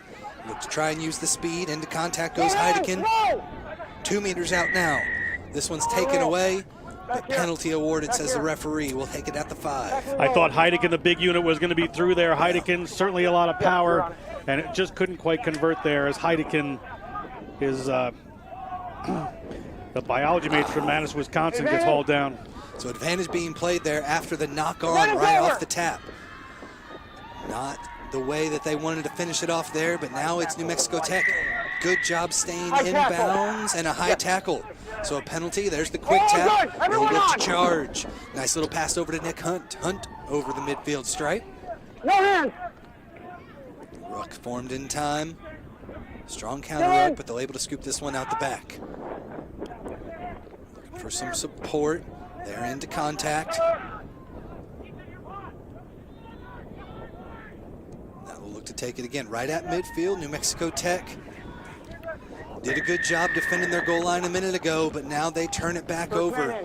Big Gabe Beltran took that ball in, but unfortunately it didn't release the ball quick enough. Good work by the Johnnies defense there to force that penalty. And they're going to get to push the ball back downfield again. Quick moves there and just shutting down that New Mexico Tech attack again. Brian strikes this one well. Gets it inside the 22. Take another look. There's Beltran, comes into it. See a player get in there quickly for the Johnnies. Really smart. His player just didn't come to the party quick enough. Yeah, looked like Joseph O'Brien possibly there in the back. Was able to rip it out, cause the penalty. And his kick has them in attacking position now. Got to work that ball back all the way to the scrum half, and now they look to attack. Inside goes Kokish, captain. Back to Odin. Odin into contact there. Now a quick breakthrough. Johnny's looking to score the first try of the match, reaching over, and they are in. Look good from here. They had to have a little conference there, but it looks like that might be Chris Berry that touched that down. We'll have to get the number on that. I think he did too. Yep. I have it. He scored it. Okay. You heard it there. Needed both ARs to make that final decision. That number. Finally come away with it, and it's the Johnnies that drive forward. Looks like Adrian Sangster touched that one down, the freshman from Trinidad and Tobago, Port of Spain. A little bit different weather for him up there in Minnesota, but here in Houston, he is loving it, and he scores this try. And there it is. Oh, possible knock on there, but it didn't really hit the ground again. Assistant referees all conferred and said it was good. So very close there, but the try is awarded. You even saw Sangster there kind of glance up and say, did I get it? Did I do it? And he certainly did. Referees awarded it to him. Good 5 points for the Johnnies. Yeah, he definitely lost it there, but may have been able to get underneath it before it hit back. Either way, 5 points up on the board for St. John's. And a good start for the boys from Collegeville, Minnesota. And if you're just joining us, first match of the day, the other semifinal, Holy Cross fell to Christendom 34-44. In a wild match that was. Talking 29 unanswered, then 35 unanswered. Well, there's that kick, struck true. The referee gonna have a chat with him about that secondary charge there. Nicholas Fronta put that one through the number 6. If he takes the backward step, I did not see that. I saw him not moving, but yeah. Take another look here. Here is that young man coming through, Adrian Sangster. Let's see him. Gets down. Good tackle there to stop it. One bounce. He had the movement. I think he held on to that, Tim. He said he may have gotten possession back before it landed again, but just strong work to be able to break those two defenders there. Third one couldn't get him either, so strong work from the forward pack there from the Johnnies. Start this one back off. Kick there from Nick Hunt. Deep enough. Johnnies retain possession there, just outside their own 22-meter line. Stay back one step, 3 back. Scoop this one back and continue to move along. Cameron Odden into contact, and they'll pick and drive. It worked for them decently well when they got inside the 5-meter line. Pick that trick out yet again. This little inside ball, move forward. He's out. Johnny's a little bunched up around the field right here. Yeah, Kokish really with nowhere to go on that one. Tried to go inside, then outside, but defense came up and met him strong. So we're about 5-6 phases into it. Finally, they're able to get one all the way to the outside. Makes one guy miss until getting all the way up to midfield. Now back in possession, Auden. Get away! Stay back, one step, 3. Good run there from Smizik on the outside. Now they'll look to go back to the center of the pitch. Make sure no obstructions there. His body's all over the place. Good, powerful tackles coming in from New Mexico Tech right there. Good work, Miners. Got to be careful with that obstruction. But they'll continue to go forward. Here's Sangster again. Ends up losing it forward there, and so it'll be a scrum down for New Mexico Tech. Down by 7 will be a good attacking opportunity for them. The Johnnies there just playing in a pretty tight area of the field. There was room out wide if they could have moved it there, but they didn't have the players in position, so they're definitely playing a little bit of a tight game, as some teams from the cold weather climates are wont to do. At the same time, you got that wind at your back. It might be the time to use it. It's all good 5-6 phases. Didn't really equal many meters, and so now after the turnover, they've got to play a little defense here on their own end. And Matt Lake, our referee, sets it up.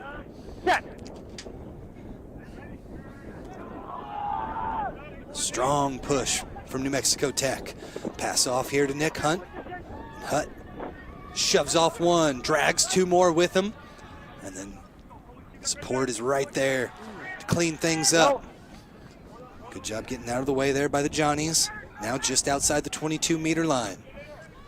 We'll just pick and take this one around.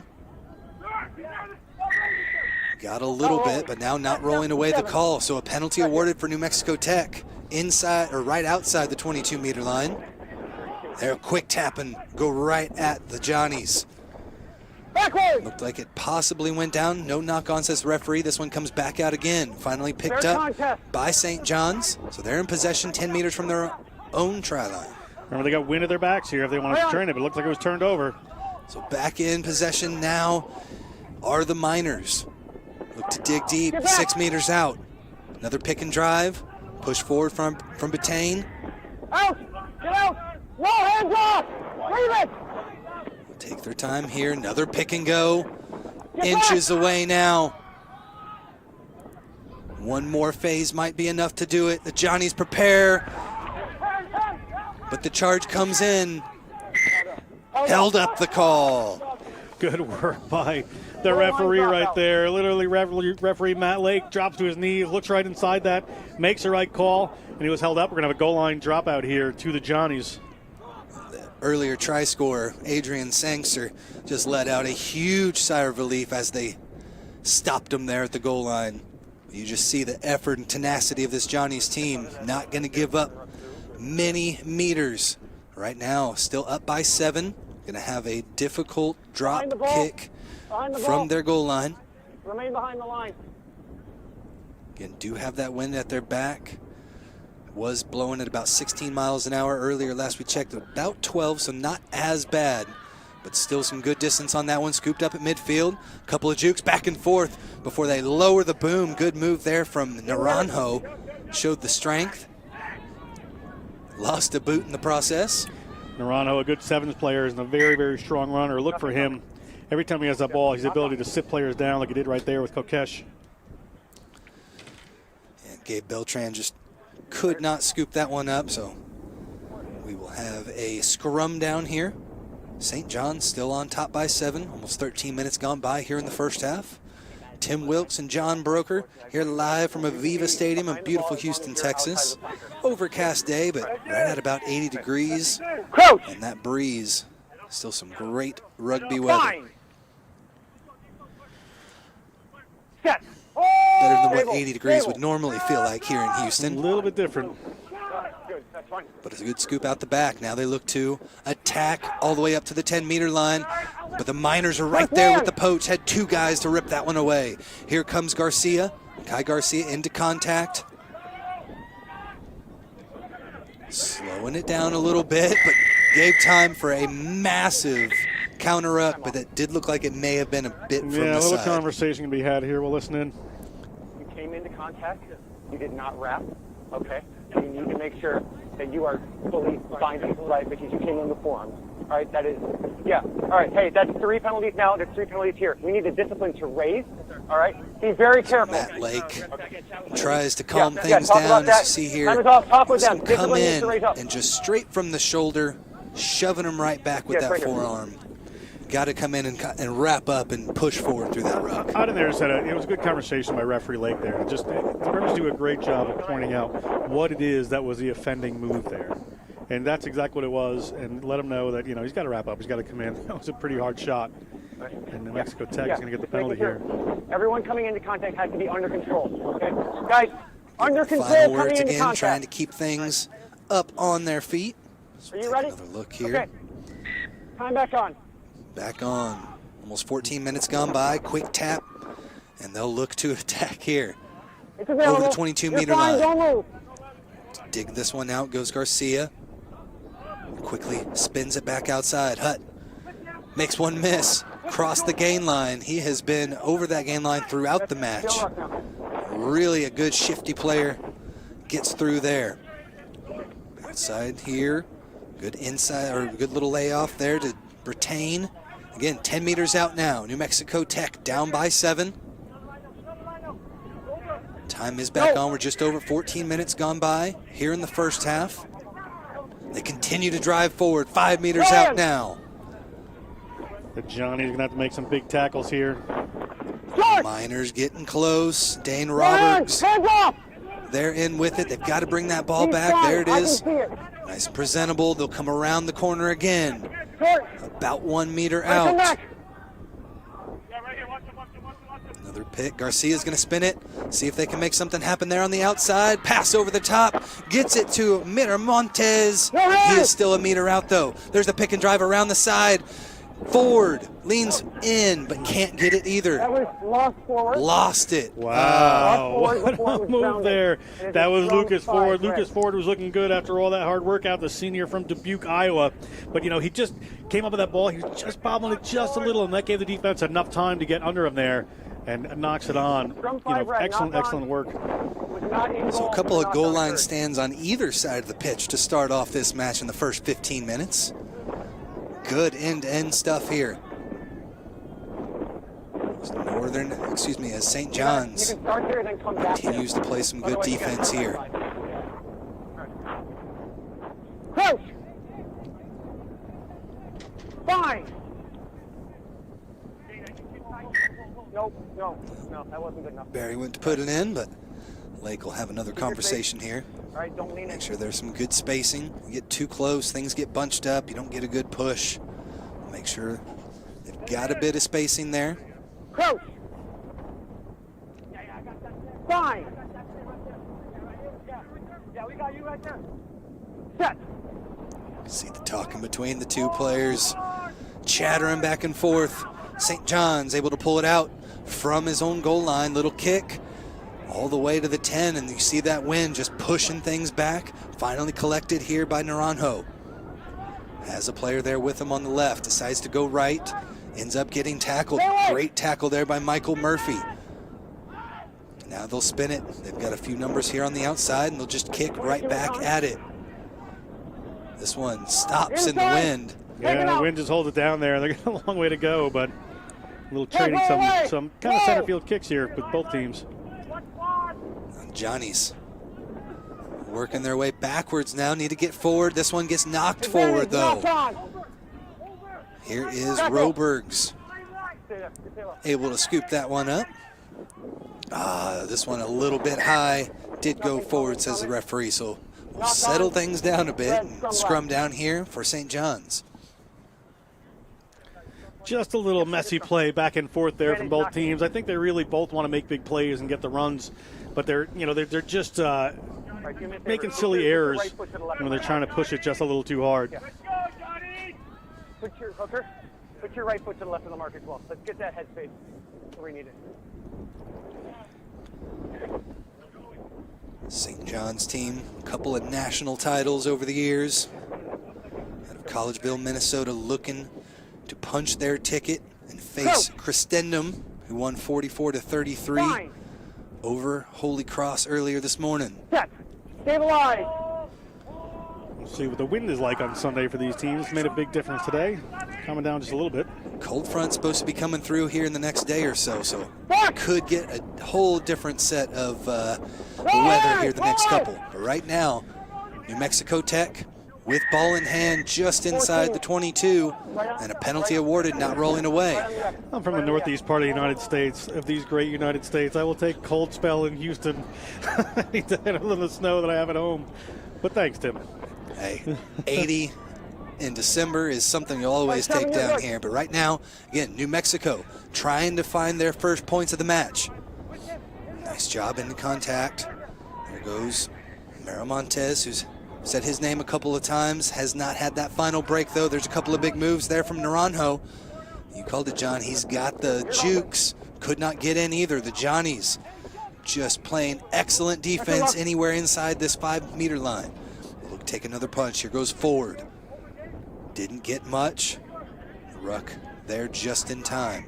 They've got some space here on the outside. There's a charge through from Dwanzik, and Dwanzik is in for the first try of the match for New Mexico Tech. Dwanzik, the junior out of Lothian, Maryland, went to Southern High School.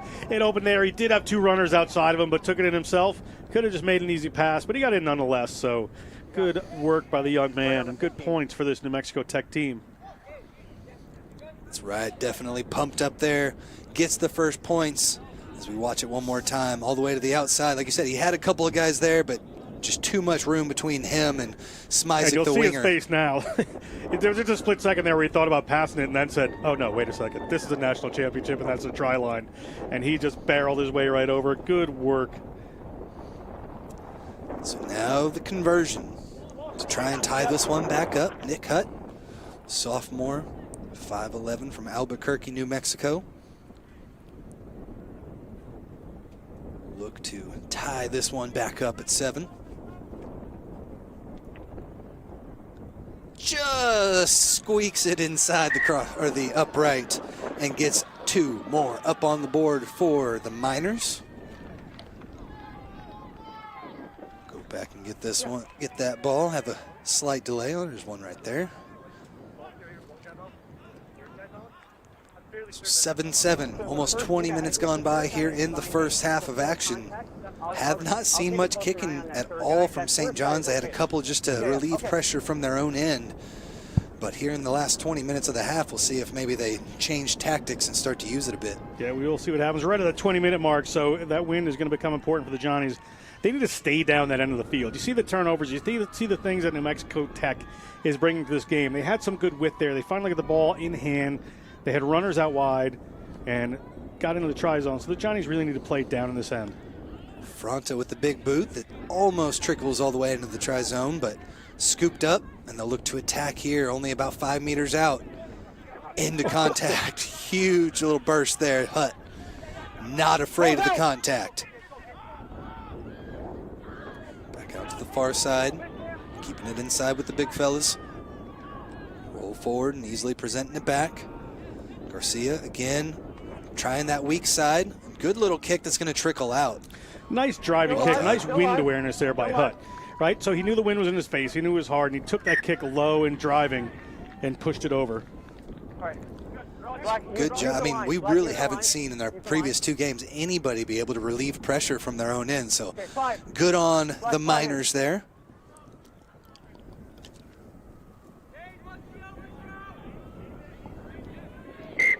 Line out here. Black, use the line. Outside foot on the line. By Ozuna. Thank you.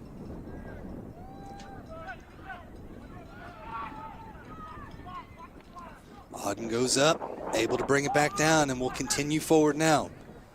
We're going to actually spin it back to O'Brien, who does finally go for the boot. Oh, just a bit too much that's juice. That's going to roll out the back there. They're going to come all the way back down there for a scrum to New Mexico Tech. A little bit of a mistake creeping in. 22 or scrum with the kick.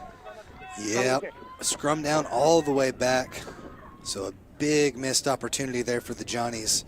As we said, they need to try it. Doesn't mean that they shouldn't do it, but at the same time, you got to be really careful because when it goes wrong, it definitely sets up the other team in an attacking spot. Ball behind you.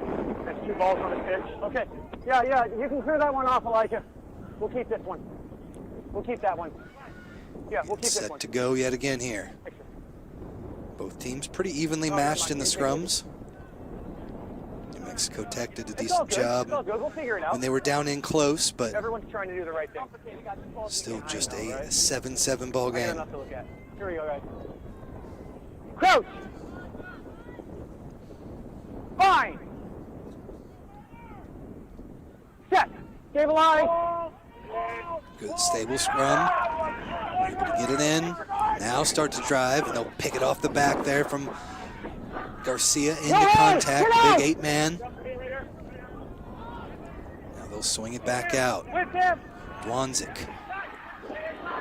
Getting into contact. Good meters made there. That's the power New Mexico Tech brings. Here's come another one. They're going to try to just gain a little ground. And they're doing it, getting a good 3-4 meters on each phase, working their way down the pitch, and then there's a hard run by Nick Hutt. The hard crashing fly half is an interesting phenomenon in this game. Gets it through. Now we'll swing it back again, still in possession. Lopez is able to scoop it up. He's picked up, comes down, but he's got a release here. Again, center of the pitch, just into contact. Cruzado. I believe that was actually Bertain that took it down. And now they'll try the near side. Nice little dummy run outside there to Lopez, and he gets it in for the try. Great try by Lopez. All comes from the work of Hutt right there. Hutt, you've seen him just smash into people, right? He's not afraid of that. He holds the ball well when he attacks the line, so the other players can run towards space, able to put it away because it just shuts that, that holds that defense down a little bit. And Lopez gets the rewards out of that one for New Mexico Tech. See it again here. They spin it. Little dummy run and opens things up perfectly there for Lopez and the junior from San Antonio, Texas. Able to get a little hometown flavor and knock it in there. Might have some family making that short 3-hour drive. Maybe somebody in the audience there for him. Can you see that wind still unrelenting? Gonna have a holder at this point, but a beautiful kick. 14-7 your score. New Mexico Tech on top. Nick Hutt with the strike there.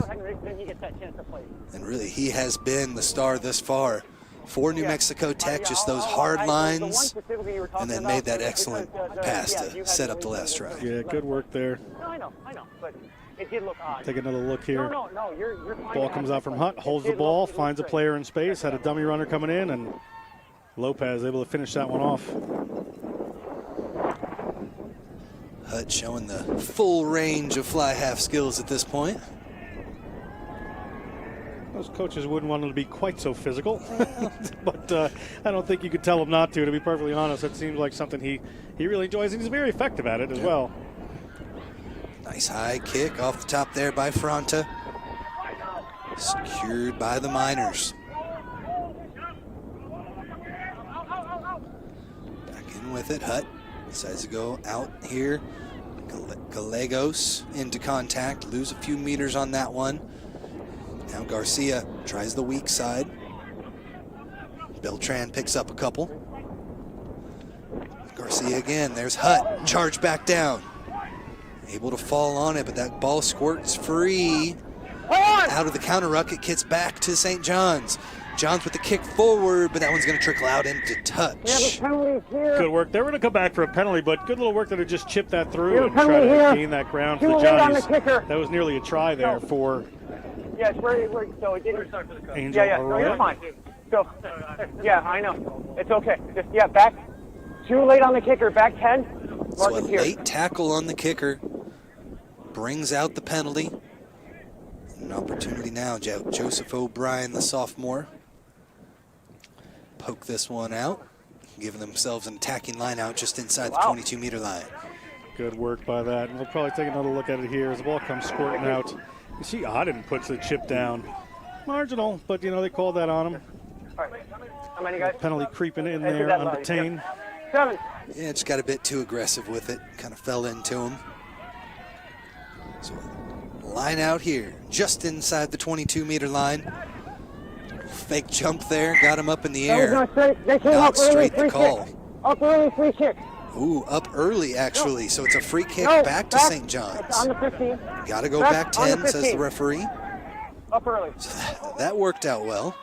It did look like it wasn't straight, but a bit of a fake jump there. I believe that was Sangster. Had the fake jump, got them up. got the penalty call. Now a quick tap up over the top. O'Brien's going to try and take it himself up in the air, but he could not snag it. Good attempt at the individual effort there, but that just didn't happen for him. Yeah, tried to catch him sleeping there, but Makai Garcia, the junior, was ready for it. Behind the ball. Left, behind the ball. Now, again, the unfriendly goal line drop with 15-mile-an-hour wind in your face. Doesn't get far. Didn't even make it past the 22. Inside their own 22, but they did not get on, so now it's an attacking scrum. Good contest.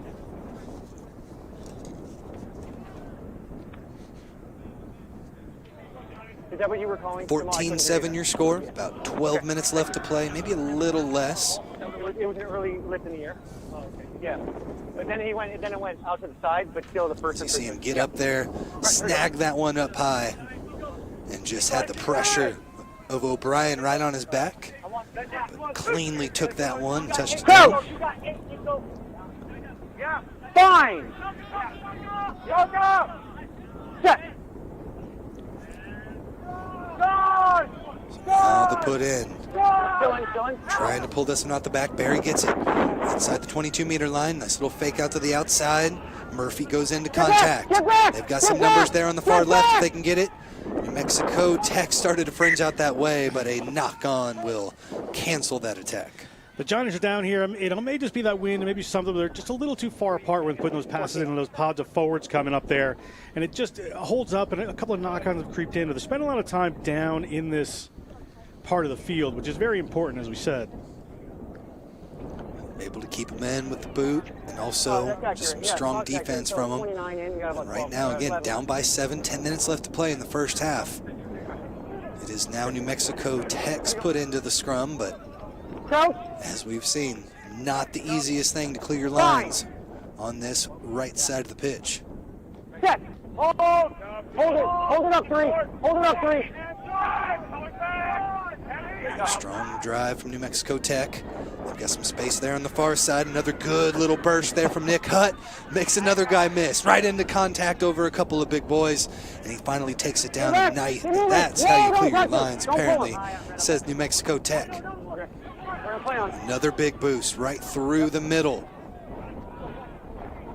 Like Bertain. Back in again. Creeping their way forward. Able to scoop it. Now they'll try to go outside. Fake the inside pass. It's Ford taking it all the way to midfield. A little bobble there, but early. Able to secure possession. Now they'll kick over the top. This one does get a bit of a roll. Right at about the 22-meter line. Good tackle there on the outside by Miramontes. There's a nice counter ruck, but in from the side. Right in front of the ref. Just a little bit silly there. He was yelling no. He was telling him to let the ball go and decided to run right in front. Good.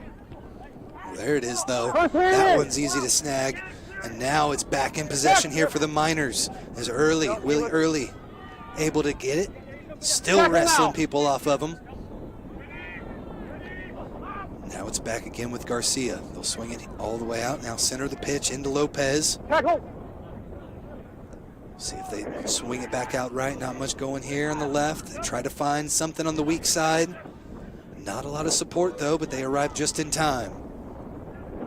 It'll be Hutt passing this one out, but off the hands again, and the knock-on will settle things down back for a scrum for St. John's. Same thing just happened to Johnny's the other end, and we talked about it. Just in this wind, player a little too far out there, you know, for the first receiver, and the ball just gets stuck in that wind, wind up with a little knock-on. We'll take another look at it here. See Hutt in the distributor position that time, and just couldn't quite handle it there. Yeah, I mean, it's not a long distance, but that wind will just push it just enough to where if you're attacking right to left, it off the back, and then we see on the other side, the Johnnies right there in front of them as that wind pushes it off to the right. Knock-on was by Nicholas Corsato there, the mining engineering major. He's from Perth, Australia, playing at New Mexico Tech down there in Socorro. Hey, get your head in. Set. Put in here for the Johnnies. New Mexico Tech has had a little bit better scrum, and this one's knocked on yet again. And as we said, they're just having a tough time reaching that long distance, that first receiver, with that wind pushing it all the way back to the right. Thank you. I'm sorry, guys. I'm trying. I just... So we'll see it again here. Expecting it up top, ends up right in front. It's just that wind is pulling it down a little bit there. Whoever adjusts to this is going to do themselves a lot of favors in this game. I know you want to play wide, but if the conditions are preventing you from doing that in a 7-point game like this, particularly in a national semifinal, you have to change your plan just a little bit. Looks like Hutt feeling some effects there from that contact. Smiling it off, though. Not quite stable enough for Matt Lake there, so we'll reset again. You need to help him hold his weight back, okay? All right, keep it balanced. Bend those knees if you have to. All right, let's go. New Mexico Tech coach there, that's Garrod Dunbar. He from Ireland, now working down at the University of New Mexico Tech there, and originally worked, you know, as a scout and some other things in the Leinster system there. So certainly knows his rugby. Has his squad in a good position right now, up by 7. Just about 5-6 minutes left to play here in the first half. Stay down, 7, stay down. Garcia scoops it out to Hutt. Hutt back, a little inside ball there, comes in too early. It wasn't held. Not held, but then knocked on. Advantage being played here for the Johnnies. They'll try to script around the side. Soren Pedersen takes it out across the 22-meter line. Now a couple pick and goes as they try to move their way forward. But New Mexico Tech pushing them the other direction. There's a strong burst from the try scorer, Sangster. Sangster lost that ball in front of him, couldn't get himself around. At least he did release. First man in. So good job, and now they've got some space there. Miramontes takes it in, takes 2 defenders to bring him down, but did not release himself. He saw the man odd in there. Number 7 and captain for this Johnny's team. He saw that ball come loose, had the penalty, and he was rolling to run from his own 10-meter line. Certainly wants to have his share of fun on this beautiful Houston day. Go, guys. Looking for touch again goes O'Brien. Been pretty good on the day so far. This one takes a bounce the wrong direction, though. Nice little soccer kick to keep it back here to the fullback, Naranjo. Sets up the defense. Dylan, stay back, stay back. No, he's not. Just kind of reform things here. Little pick and drive, and then the pass out. Bertain takes it over midfield. Now back out, they've got numbers there on the far side of the pitch. Around the corner there goes Forward. Forward back inside to Hutt. Hutt makes a couple of guys miss, then makes the pass out. Garcia into contact. Looks like he lost it forward, though. Advantage being played now for the Johnnies. Nice work there by the Johnnies to get back on that. It was just an unnecessary pass. They could have just taken it to ground eventually, the Miners, and they're going to pay for that by substitution. 4 black. This knock-on coming into him. Sorry, just paying attention to the injured player there. Jason Dwanzik, I believe. As we see this run by Ford, finds his fly half. Hutt splits the defense, and just like you said right there, one final pass too many. Hutt, great work there, though. He's got the ball in 2 hands, and he just shows it one way. He's holding it, and 2 defenders drifted off onto his outside players. It allowed him to get a couple more meters and then release that ball. If they just had a touch more speed on it, that would have been a sure try for the Miners. See if they can't get the ball back and punch it in anyway. They're up by 7 here. Under 4 minutes left to play here for the Johnnies from inside their own 22. Stabilize.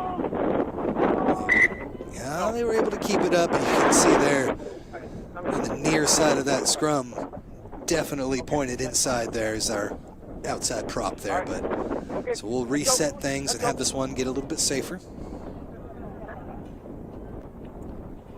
By Matt Lake seeing that and stopping things. That's how things can definitely go wrong. Coach! Fine! Set! Put in here for Barry. Able to get it out the back. And just a quick kick towards the sideline. Looks like it did finally hit that white line, though. Good work by the Johnnies there, just to clear it downfield, not give New Mexico Tech any thoughts about just turning over the ball and doing the things they've been doing. They've been pretty strong around the breakdown. Yeah, good job finding touch as well, as we've seen Naranjo being able to bring it back and take it right back at the defense. So good job finding touch, almost all the way to midfield. Can't really ask for much more out of a clearance kick. Make sure they're back 10. Hang on. Wait. Inside your own 22. You get up near that flag, you're doing well. See the fans in the stands here on the far side. Beautiful AVEVA Stadium, home of the Houston SaberCats. And right now, New Mexico Tech trying to make this field their home. Putting it down there. Willie Early picks it back up, runs into contact again. Yeah, never release. Four, never release. We're fine now. Trying to find some space here, right at midfield. Nice little juke around. Lopez able to get in to the teeth of the defense now. Hutt trying to find a runner there, finds Early over the 22-meter line. New Mexico Tech, just a couple minutes left to play here in the first half. Can they punch in one more? This pass way off the mark, goes all the way back to the 10-meter line. New Mexico Tech is able to keep it in possession though, and now Pradero smashes forward. Got a release there, and referee says he did not, so well done there on the poach. I believe that was Ozuna, and now it's the Johnnies back on the attack. Skip pass all the way out to the outside. There's some space there. Decides to cut back in though. Back to the support. Taking their time here, trying to set things up. Fronta. Now again with Auden. See old Nick Hutt, fly half getting in there, taking that locks charge and run. But penalty awarded here. So about 30 seconds away from halftime. O'Brien puts this one out, but did not get out into touch all the way back through. We were going to have a scrum down coming back, but that will take us all the way to. No, we're just getting injured here. We're not quite there yet. Okay. Sorry, Tim. So we'll keep it back here, but it will be a scrum down all the way back where the kick took place. Over there with my medic.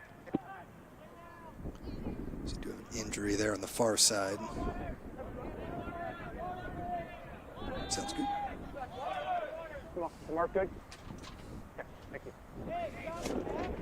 It's no different than St. Louis, all right? Take a deep breath, get back inside your own head, and play St. John's rugby. All we have to do is possess the ball, we're winning the game. Yeah, and this will be the last phase of the half. Yep. Guys? Just watching these teams get a little water here. We got an injury down on the field. I'm sure they'll be well taken care of. Tim, you know, at halftime, these teams just need to regroup a little bit. It's been a little sloppy, a little messy. I think the team that just sharpens up a little bit and goes back to their basics and does things right is going to have a much better second half. The win's going to be the back of New Mexico Tech. We've seen Hutt. We've seen some good place kicking. We've seen, you know, his hard running as well as his deft hand. So we'll see how he does with the win behind him here. So that's going to be very important. But I think, you know, second half, these teams need to just get back to basics and execute things a little more. Just play with a bit of discipline. Yeah, trying to make that one extra little pass has been the detriment thus far. But right now, just about ready to creep into halftime. But let's see if anybody can put up more points on the board before. Be put into the scrum here for Kai Garcia, Rio DC, New Mexico native.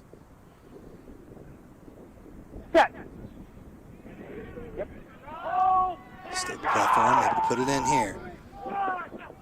Garcia takes it off the back there from the big 8-man.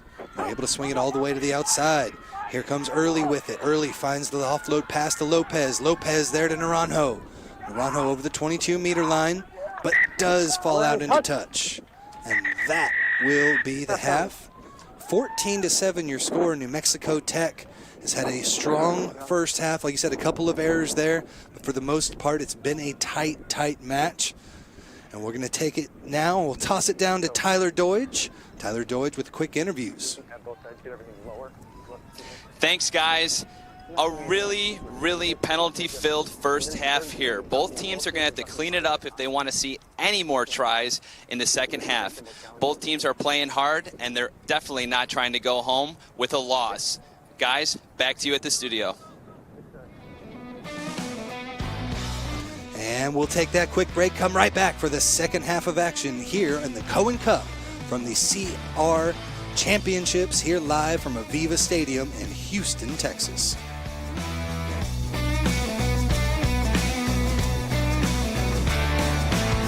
Call me the Joker, call me the fool.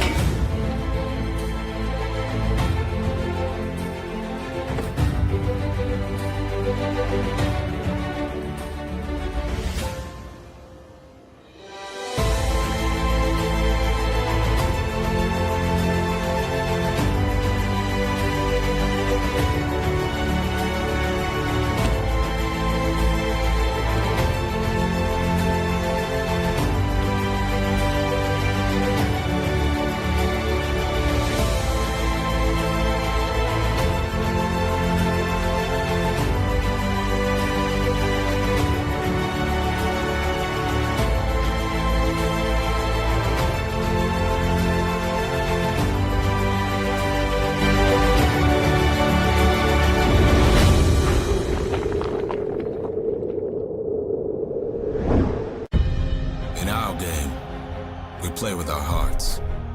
We don't play with sticks, bats, or gloves. We don't wear shoulder pads or helmets.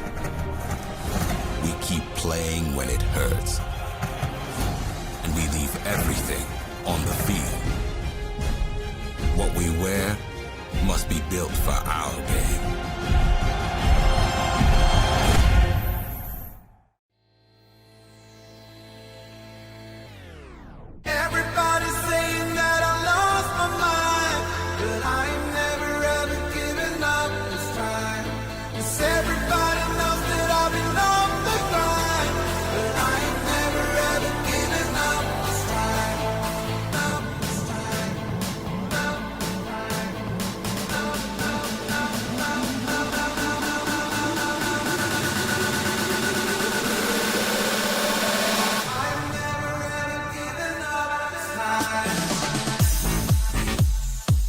Rugby's like, it's taught me to like work hard and like really like when the going gets tough to like not lay back or really like punch forward. Like that second win in the second half, and it's taught me to like have intensity, definitely.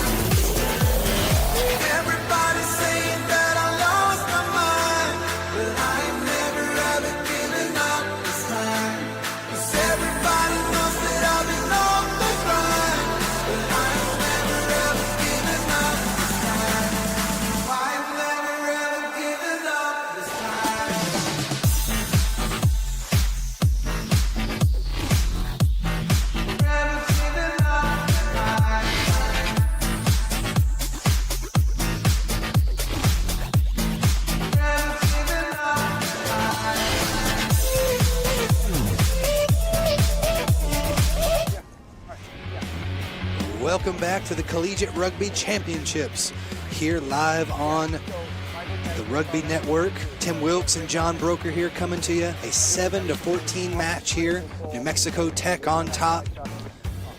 It's a strong first half from both squads. A bit of mistakes on either side. We'll see who can tune things up and progress forward and punch their ticket to the Cohen Cup final. You ready? They'll play Christendom. Okay. Elijah. That man right there is going to be a key part of this game. You're looking at Hutt. That man, he has been all over the place, doing a lot of great work for this team. Takes the kick here to the near side of the pitch. Nice high ball, but it's taken cleanly there by Willie Early. Early, just outside the 22 now. Always a beautiful thing when you can take that high ball off the kickoff. Really sets the tone. And now it looks like it might be taken away, though. Strong work there from Adrian Sangster. Yeah, Trinidadian, good work in there. Dummy run, they'll spin it out to the outside. Into contact goes Michael Murphy. Take this one back in over the 22, tried to high ball offload, went over the head and did go forwards. Again, these teams just trying to do a little too much, just right away. As we said, the team's got to calm down. Whichever team kind of calms down would be important. Yeah, retain possession. If you can calm down, retain possession, then maybe that offload pass might go for a try, but at the same time, if you just secure it, let it go, work your way through the half. You're up by 7. Sitting in a good spot here. Okay, here we go. Put into the scrum now for New Mexico Tech. Go. Fine.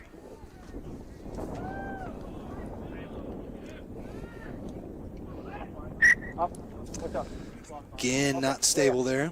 Both teams are having to work hard to keep that platform up. Matt Lake, our referee. Chris Gower, Jamal Jones, our ARs, and Andy Buck, the number 4. Put this one in now. Good drive. New Mexico Tech has probably had the better scrum on the day and haven't lost any of their own put-ins. And Hutt just dancing all over the pitch. Made 3 guys miss before he took it into contact. Still fighting over the 22-meter line and finally presents that ball back to his team. Looking to follow Hutt's lead here. That's Beltran into contact. And now back to Hutt. Hutt to Brittain. Big fella smashes through about 12 meters out now. Hutt gonna spin this one early. Looking for somebody to recycle it back to. Good job coming back around there by Garcia. Getting into it, scrum half in. Need to support this scrum, or this ruck. Takes it out there early. Into contact himself. Has a strong counter ruck to deal with, but they're able to secure possession. Forward into contact, splits the defense, and dots it down for the try. It's Nicholas Crusato touching that one down.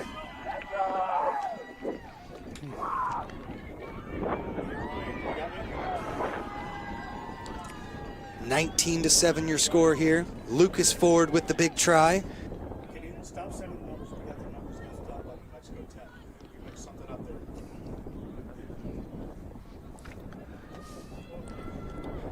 Take a look here as the ball comes out. That's big Nicholas Crusato. Nicholas Crusato gets through there. We apologize. We had a little bit of a number problem in the game so far, so we're going to fix this as we go here. We apologize to New Mexico Tech, the Miners and their fans.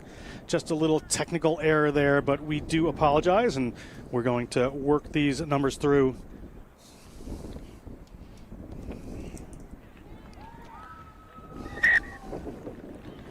Up and through. 21-7 your score now, as New Mexico Tech notches the first points up on the board for the second half of action.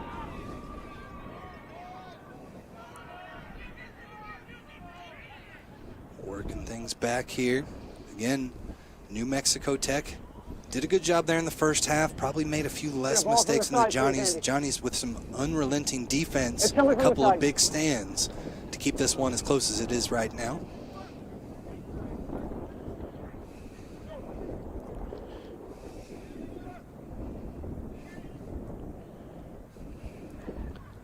To set up the kick here, Nicholas Franta, 5'10", 205-pound junior. Crescent, Minnesota. Looks to take this one high and give his team an opportunity to get underneath it. Again, lots of wind blowing from left to right.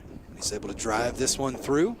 off the feet, says no, knocked on. Did make contact with the hands. Knocked that one on, and so a big opportunity for the Johnnies now, right around that 22-meter mark.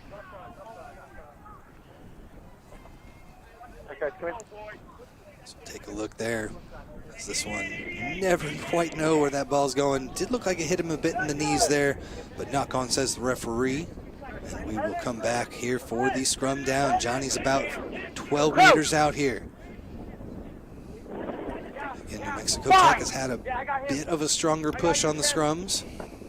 But the Johnnies have done a decent job retaining it. Starts to drive back a bit, but they're able to scoop it out and start again. Ooh, looks like a bit of a high tackle there. Advantage being played, and they'll just go ahead and definitely a bit of a high tackle. Inside the 22, you got to watch out for that. We'll see what they decide to do. Might want to go quick here. They're down 2 tries. Very important for them. We're going to have a player get looked at here. Again, if you're just joining us earlier this morning, it was Holy Cross and Christendom, and that wind was blowing a little bit more, but boy, did we have a crazy match. Holy Cross scored the first 29 points, but then Christendom were all over it in the second half. In a 44-34 win. Elijah, I know he's dipping into contact. You got to get lower. Take a look here. We'll take a look here, and this is Van Wyck. We were calling him by Hutt before, but it's Van Wyck who's having a big game here. You see the power. To quote modern culture, he can come in like a wrecking ball, but he's also got shifty good hands there, and his footwork is fantastic. You can see him here taking on an entire zip code of Johnnies for this St. John's team. Here is another bit of footwork. If the rugby doesn't work out, he's got a future in Irish step dancing. As you see Van Wyck take it to the ground right there at the 22, and he has been electric all game. Milan Van Wyck. Still taking a second here. As our referee, Matt Lake, lets the Johnnies player get a quick breather. Try to get back into it. And Tim Wilkes and John Broker coming to you live here from AVEVA Stadium, and we're actually going to step aside here for just a quick sec, let him get back to his feet, and we'll join you back here in a few. In our game, we play with our hearts. We don't play with sticks, bats, or gloves. We don't wear shoulder pads or helmets. We keep playing when it hurts. And we leave everything on the field. What we wear must be built for our game. He's been warned as well, so anything else? And we're back here. We'll actually send it down to Tyler here. Give a quick update from the sideline. If you think Chicago is windy, let me tell you, the Gulf wind down here in Houston is righteous. It's about anywhere from 15 to 21 miles per hour that are making these kicks and a lot of regular plays on the field very tough. Very, very tough. 2 very highly anticipated teams, number 2 ranked St. John's and number 3 ranked. And here to the game. Thanks, Tyler. Back in possession here are the Johnnies. 10 meters out. Lots of pick and drives. We saw this from them in the first half. Easiest way to cut through the wind, straight down the middle. Using the big fellas. 7 meters out now. Now they'll spin it. Here to the near side. Into contact. Still about 6 meters out. It's there. You're fine. Pick and drive. Sangster has to bring it back. Finally able to work it. Use it. Another pick and go. Release. Slowly getting their way down the pitch. Let's go. 4 meters out now. Just trying to work the strong stuff right here. They draw that penalty eventually, but you can tell that they're not looking to go wide, the Johnnies. They're looking to play this as a really tight game. And Willie Early just kind of got trapped in on the wrong side there, and then the try awarded as they were able to sneak in and get it down. The Johnnies right back. It looked like Auden scored that one. It looks like he's a happy man right there. So the boys from Collegeville, Minnesota, getting it all the way through. Dominic Auden, the captain, making his presence felt out there and brings his boys right back into this one. They needed a quick try here in the second half in response to New Mexico Tech's We see the penalty. There's the quick tap. Fakes it to the inside. Takes it over and smashes it down for the try. Good work there by Auden. He's a strong captain, a leadership captain. He's not going to ask anybody to do anything he's not going to do himself, and he gets a good try out of it. That's a good reward, as these Johnnies are cutting it a little closer here. If he hits this, he'll just be down by 1 converted try. Okay, well, 6 still needs to be back. 8 minutes gone by here into the second half of action. 21-12 your score. It's both teams trading tries here.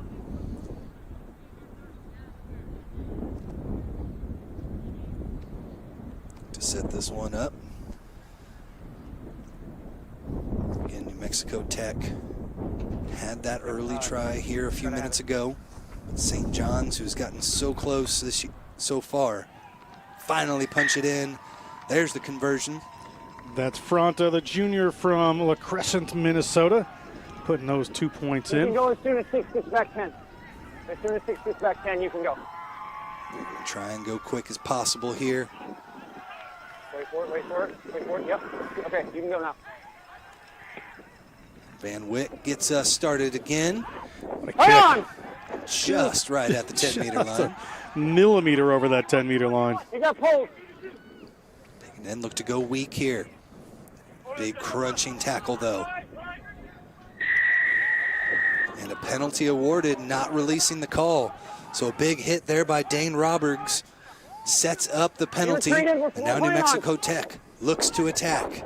No. Nice pass there on the outside, working things around. Cruzado into contact. And a penalty awarded back the other direction. Cruzado did not release in time. Go ahead. Holding on. Back to the Johnnies here, down by 7. See if they can keep creeping their way back in. Kick the outside there by O'Brien. Will find touch. Set up the line out here, just a few meters shy of midfield. Just penalties going back and forth from both teams there, mostly around the contact area. Just some basic mistakes that they're going to need to clean up on both sides. All right, guys. Guys, clean up The the Johnnies cutting the lead here. This is interesting. 5. It's been a close one throughout. Biggest lead we had just a few minutes ago with New Mexico Tech taking that 14-point lead, but again, the Johnnies trying to get back in it. This one straight down, says the referee. Play on. Stay back here. Swing back. Ball is back there to St. John's. Working all the way back. Nice little switch pass. Looping around. But into contact and stifled right there. Pedersen could not get any further. Charging run there from Carlson. Grant Carlson, the senior, getting in his first action. Dominic, reload next time. And Sangster driving forward a bit. Back out again we go. They're on the far side. Big fellas trying to work their way on the outside. Nice little tip passes from the big fellas. They got hands. Working it around. Again into contact. Carlson. But strong defense from New Mexico Tech. Not giving up much. Now they're going to drive them almost all the way out. On the foot hits the line. Just one too far. Sangster thought he could take on one defender, but there happened to be 3 out there. And New Mexico Tech just drags the Trinidadian across the touchline. Kind of been the name of the game there, getting a little too aggressive here and there. Another turnover back to New Mexico Tech. Nice tap back. Able to get it to Van Wyck. Makes 1 miss. There's 2. Dragging defenders all the way down with them. Stay back, stay back. Setting things up. There's a nice charge inside there. Bertain. They'll try the weak side. Yeah, okay. 1 more each time. Good pass to Jenkins. Fumbled it a bit. Backwards, says the referee. Thought there was a little hand in there. Though, did not. Sangster was right on that, but I thought there was a little hand in there that kind of tripped that up. So good work there by the Johnnies to make that happen. Time off. Both teams playing good defense here. Here live from AVEVA Stadium, see the home of the Houston SaberCats. Big thanks to that crew for having us out here today and all weekend. Just a beautiful facility. We will be here at AVEVA Stadium all weekend. It's certainly a wonderful, wonderful place to call the games from and a wonderful place to play. As the wind seems to be dying down just a bit here. 28. Do have another injury here on the far side. This has been a pretty physical game here. Injuries, not surprised. People are feeling a little bit. Back to their feet, though. Don't know. Actually, we got a couple of trainers out here on either side. But again, been a strong match. But, John, either of these teams going to be able to take on the Crusaders of Christendom? Christendom, a very good team, play a different game than both of these teams. These teams very tight, very physical, very direct. So, you know, Christendom plays a wide game. They got runners across the field. They got power. They got pace. They got good delivery. You know, I think Christendom's going to be a lot of fun to watch here. These players are just going to have to weather that storm and realize that they play wide defense because they play wide offense. So work around those fringes. Take a second gander here at the few tries scored by the Miners. That was Nathaniel Serta. We had the wrong name on that. We apologize. In that first half. Great game, Nathaniel. But look at that Van Wyck coming around and just putting away his number 12, Nick Hutt.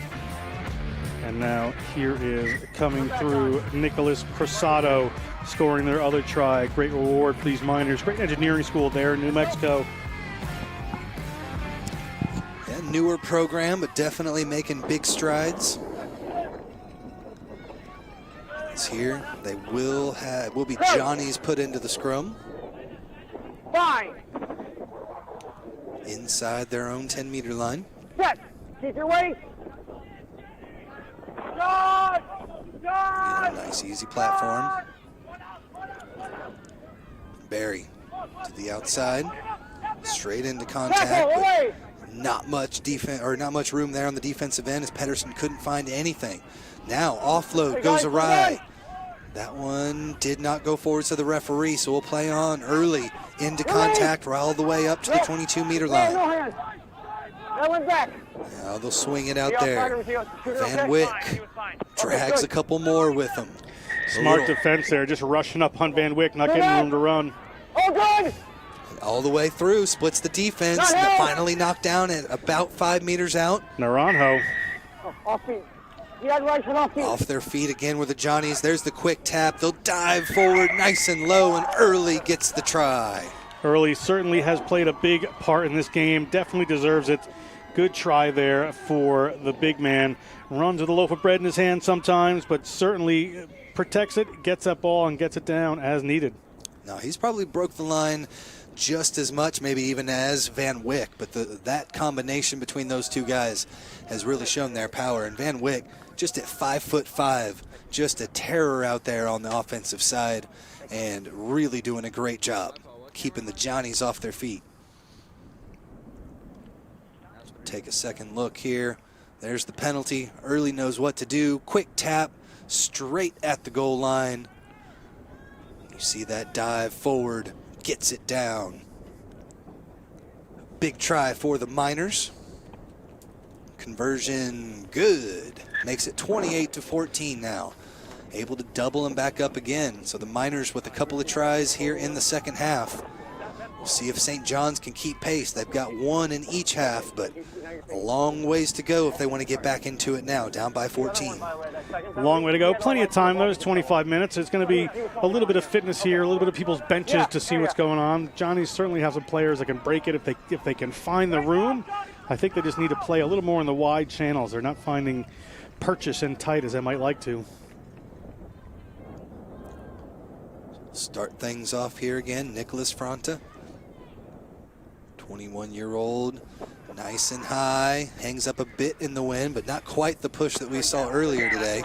And this one does get knocked on, so the Johnnies with an opportunity now. About 30 meters out. Chance to strike right back again like they did earlier in the second half when they answered the first try by New Mexico Tech.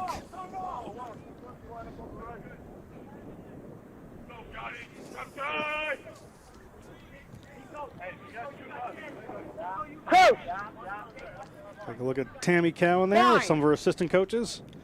Tammy, a long-time rugby figure in the United States. Again, we'll reset here. Tough to hear that whistle at times when you're packed inside a bunch of guys. Have it back. We need you more stable, okay? Right here.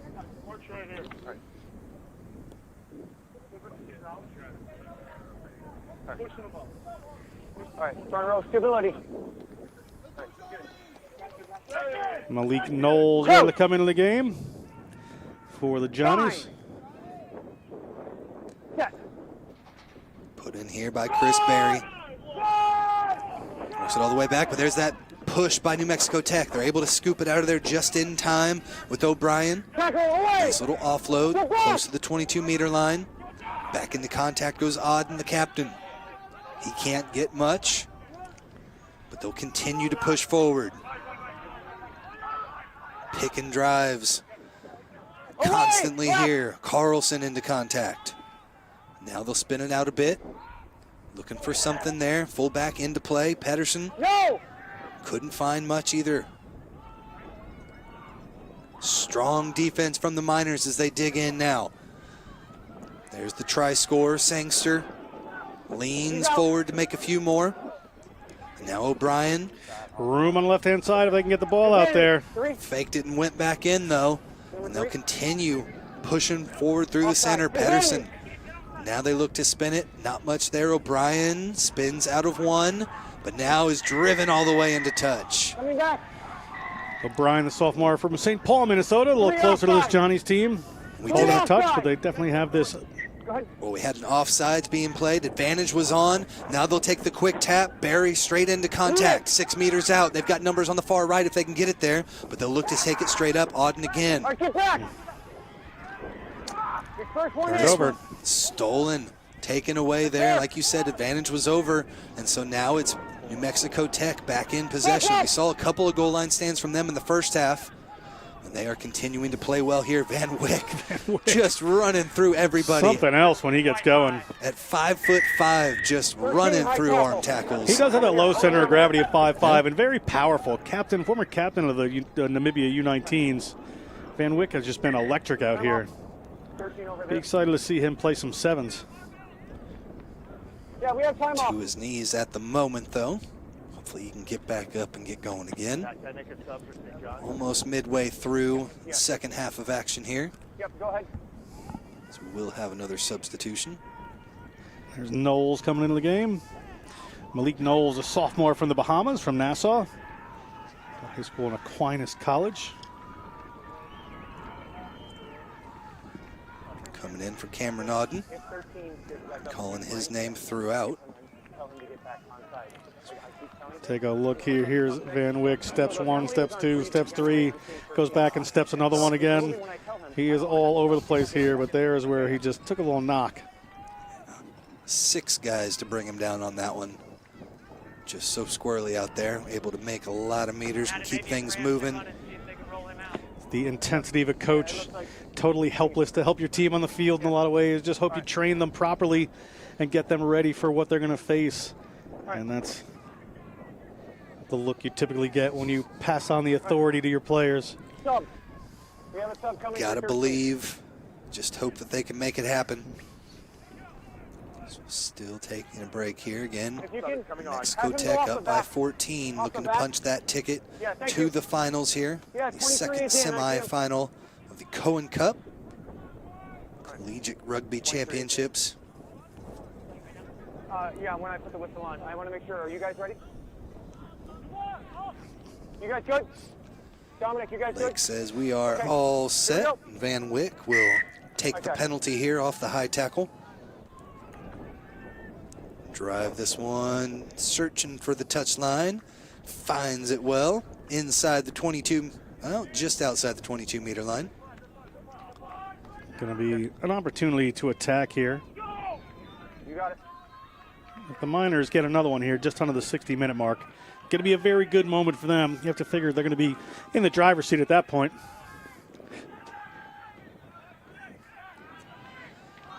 Throw in. Taken nicely back towards the thrower. Able to scoop it up, though. Lucas Ford did a good job with that one. Now bring it back. Trying to find some space. Work Johnny's. Not much going. They take it right back. O'Brien into contact. Support needs to arrive quickly, but that ball got ripped out. But it's the Johnnies able to keep it. Try to find some room. Not much going in there. This New Mexico Tech defense has been very good right along the fringes. A lot of phases for the Johnnies and only 14 points to show. But again, pushed back further and further. Pedersen couldn't make anything happen. Pick and drive. The Sangster can't find any room either. And finally knocked on there, lost forward, and it needs to scrum down now for New Mexico Tech again. Just great defense there. St. John's just didn't really go anywhere. You know, they had a few phases going across the field. Good pressure coming on from the Miners. And eventually somebody just coughs it up. Knock on here, another attacking position at the 60-minute mark for the Miners of New Mexico Tech. Yeah, you could tell. I mean, driven them back a good 4 or 5 times, and then that last one, just not quite the same pace there from the Johnnies, as getting pushed back over and over again can sometimes wear on you. But again, still right in this one. 20 minutes left to play. Coach. Plenty of time to get back in it. Set. Stable. Excellent put in there. Naranjo. That's good. Thank you, 9. Calmly takes it. Van Wyck, dummy run. Now to the outside. Hutt into contact. Lost on the back. He never took it. Never took it, said the referee, though, so it was not a knock on. It looks like New Mexico Tech has fallen back on it.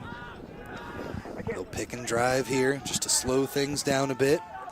Beltran into contact, and then a penalty awarded, not releasing the call. So the Johnnies are able to take it right back. Okay. Definitely going to try to use the boot to gain some territory here. Almost to midfield.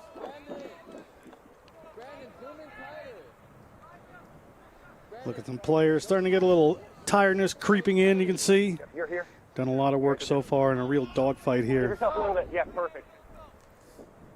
Who has enough in the tank? Nice throw, but just over the top. Scooped up there by Pedersen. That's fine. No. All the way in. Got to scoop that up quick as Barry got pounded there. Side entry 2. In from the side, though. Illegally. A little over anxious there for the Miners. Come creeping in from the side. Just trying to make something happen. Trying to get back into this one. Time O'Brien again. Working it down the pitch with a couple of kicks here. Nice boot from O'Brien to move that ball downfield. Nice attacking position here. 62 minutes in. The Johnnies could really use a try right here to draw themselves a little closer. Take it there, that first lifter, but it's over the top yet again. This time it's taken out the back, and the Miners in possession here. Back here to Van Wyck, uses the boot right up over the defense. First time we've really seen him try to pin the Johnnies back. Scooped up here, trying to find some space. It's Angel Arroyo. Arroyo, good job to just get his boots over one player there and make some ground.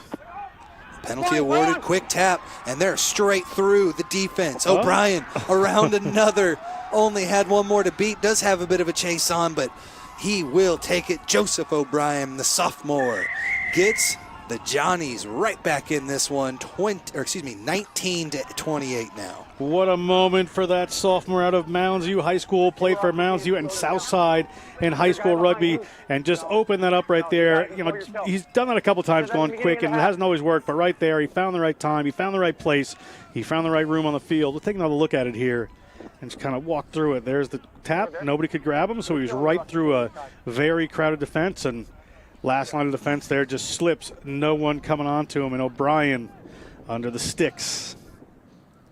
Yeah, just unfortunate that penalty was called, and like you said, that whole Miners team is right along that offsides line. So once he got past that first layer, things opened up beautifully there for O'Brien as he slams it down and gets his team right back in it. Coach is a bit of a relief there, but you couldn't see it by looking at the face. He'll crack a smile sooner or later.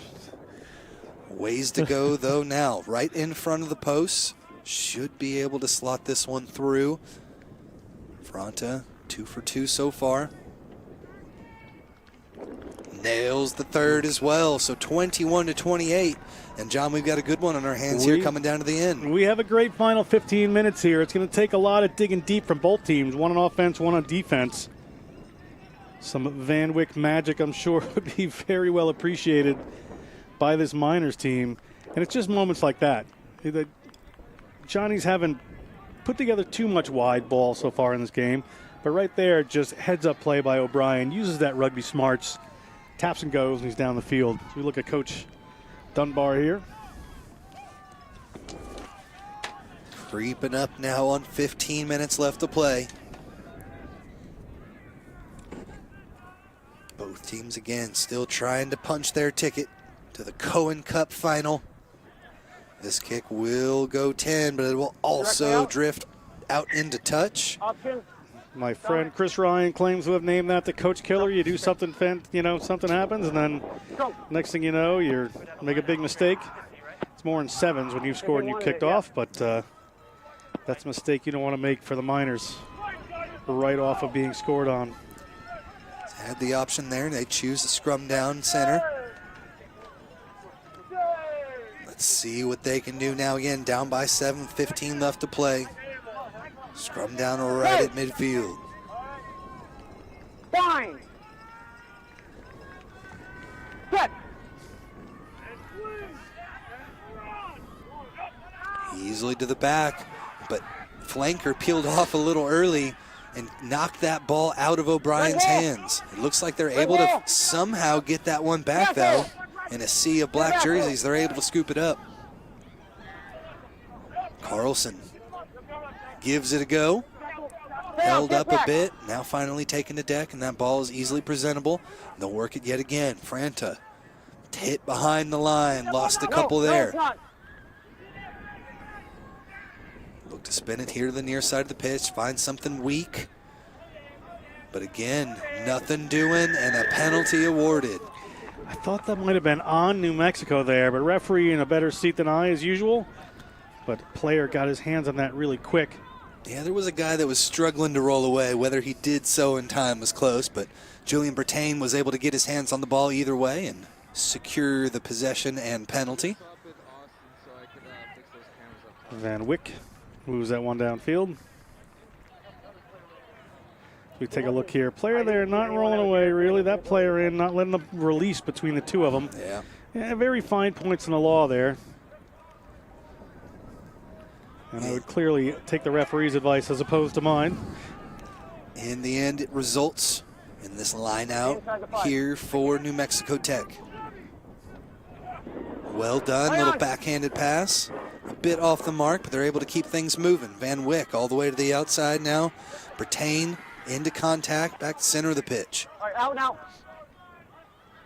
Let's go. Slow things down a bit. Try to find something there on the far side. Into contact again goes Cruzado. Aaron pass though, but Van Wyck, the master of making something out of nothing. Cross a couple, straight into contact, bounces off again, now just 7 meters out. New Mexico Tech still in possession. Strong counter ruck may have jumbled things up down there. See who comes away with it. The Miners dig it out, 5 meters out now. Lost it forward. Scramble for the ball here, and we'll come back to the knock-on. No advantage game. So we'll have a scrum down here for the Johnnies. Tough position on their own 5 meter line. We have an injury, so it'll slow things down a little bit here, Tim. But tough position for them and just knock-ons going back and forth. Good effort by both squads, but right now New Mexico Tech, they punched this one in. It could be enough. I mean, 10 minutes to score a couple of tries. We've seen it happen, but continuing to really exert their dominance here. The Johnnies have been able to strike back each time in the second half to come back to 7 points, but how you feeling there, John? What are we thinking? We're thinking this is anybody's game right here.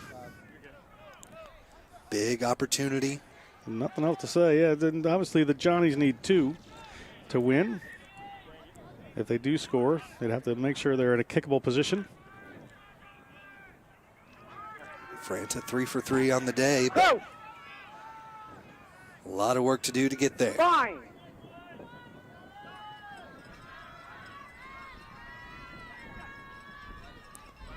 There's the final call there from Lake. Put in from Barry. Try the near side. Able to make a couple guys miss. There's Pedersen. Finally wrapped up, though. So that's Bertain giving him the old bear hug, and then it's ripped away. So close for Naranjo. Naranjo just a meter out there. Drops it back. Another charge. Referee down on the ground, but held up. Johnnies, I think that's their 3rd goal line stand that we've had held up today. Strong defense, and that'll give them the goal line drop here. I really like this goal line drop. Certainly rewards the defending team and doesn't just give another attack to the team that couldn't make it happen. Well, the fact that we've seen most of those goal line drops with a 15, 20-mile-an-hour wind in your face has added a whole nother element to the new law. But lots of fun to watch, and right now, again, 10 minutes left to play. The Miners looking to pound it in and extend that lead. Not much going there. Van Wyck's going to try the far side of the pitch. Cruzado into contact, still 7 meters out. They'll do this all day long, just killing time at this point. Certainly will. They could use another try here. They really could. I would start to think about getting this ball a little wider spaces, and Van Wyck instead is going to twirl his way. Still making meters, though. Takes it to about 2 out now. But a huge counter ruck. Blows it up completely. And the Johnnies look like they're able to come away with it in there as Barry snagged that one away. And so they'll now try to work out from their own 5-meter line. Knowles picks up one or so. And another pick and drive. Long ways to go for that game-tying try, and they'll just kick this one out into touch, just outside the 22-meter line, but offsides was the call, so we'll come back playing the advantage. They are coming back, yeah, offsides, little luck there for the Bonnies, or for the Johnnies, sorry. We have a player down here as well. Hunter Williamson. Sub. Yep. Time off there. Remember, stay tuned. We do have one final match left on the docket. Norwich University taking on Adrian College. The Bulldogs of Adrian. Gonna be a fun one to finish things off. The Cadets of Norwich. So keep it tuned right here to the Rugby Network. Referee just make sure everybody's in position. Whistle. That play back on. And Barry will look to just clear the lines here. Don't know if that one's going to find touch, though. Back in play. An attack again here for the Miners is Nick Hutt around a couple.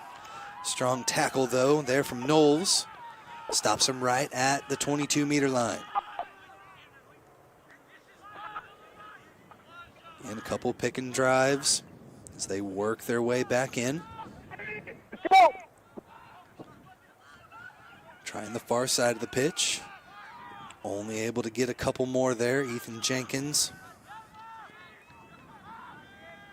Now back here to the near side. Again, not much going, but able to break at least one tackle over the 22. Trying to make something happen. But again, another strong defense by Knowles. Good tackle. But just not much moving here. 8 minutes left to play. Knowles very active since he's come on the field, making a lot of tackles there, making his presence absolutely known. Yeah, knock on there as they were trying to scoop it off the deck. So scrum down here back to the Johnnies as we inch forward closer to that final whistle. Still many, many meters to go for the Johnnies to get back into it, though. Especially with that wind in your face, makes it that much further. They do have 2 tries here in the second half, though, against the wind. So they know they can get it done. Who will be able to make the big break for them? Still a lot of work to be done, though, inside their or near their own 22, though. Certainly is. They have to go the distance here. They got less than 7 minutes to go on the game clock, and they need 2 to win this, or at least a converted try to tie it up and go into overtime. Jack Clisham there on the far side of the scrum. Got angled inwards yet again. So Matt Lake will walk over to that side and take another look. Let's put this one in here by Barry. Takes it out the back. Trying to find some space, but not much there. Pedersen had to get rid of it. Back into contact again they go. Back and forth, there's Auden. Couldn't get much there with it. And finally in from the side. Yeah, player from the side. There might have been offsides there too, but referees and assistant referees doing a good job of keeping an eye on everything that's happening here. And O'Brien steps it up. Yeah, about the same position we were in a few minutes ago. This time drives it out into touch. Working their way down the pitch now, right at about the 40 or the 10-meter line here. But these lineouts have not come easy for them. A couple over the top recently. There's another advantage being played off the free kick, early lift. And so we'll bring the free kick out 15 meters right there. There's the quick tap, and they'll look to put on some pressure now. All the way to the outside they go. There's O'Brien. Good work now. Murphy takes it in as they slow things down a bit. Try and find some space there. Sangster, the big freshman, making his presence felt here in the second half as well. Already has 1 try as they look to keep pushing forward. Barry flinging Miners out of the back of the ruck. Now into contact again. Just solid pressure as Heidecken didn't have anywhere to go. Again, good defense and forcing the knock on there. New Mexico Tech did a great job right in the face as Luis Silva causes that last knock on. And so we'll see if New Mexico Tech can run out the clock or maybe dot one more down and close this one out. Yeah, Johnnies need a moment of magic here if they're going to have any hope of being back in this, because we are very late in this game.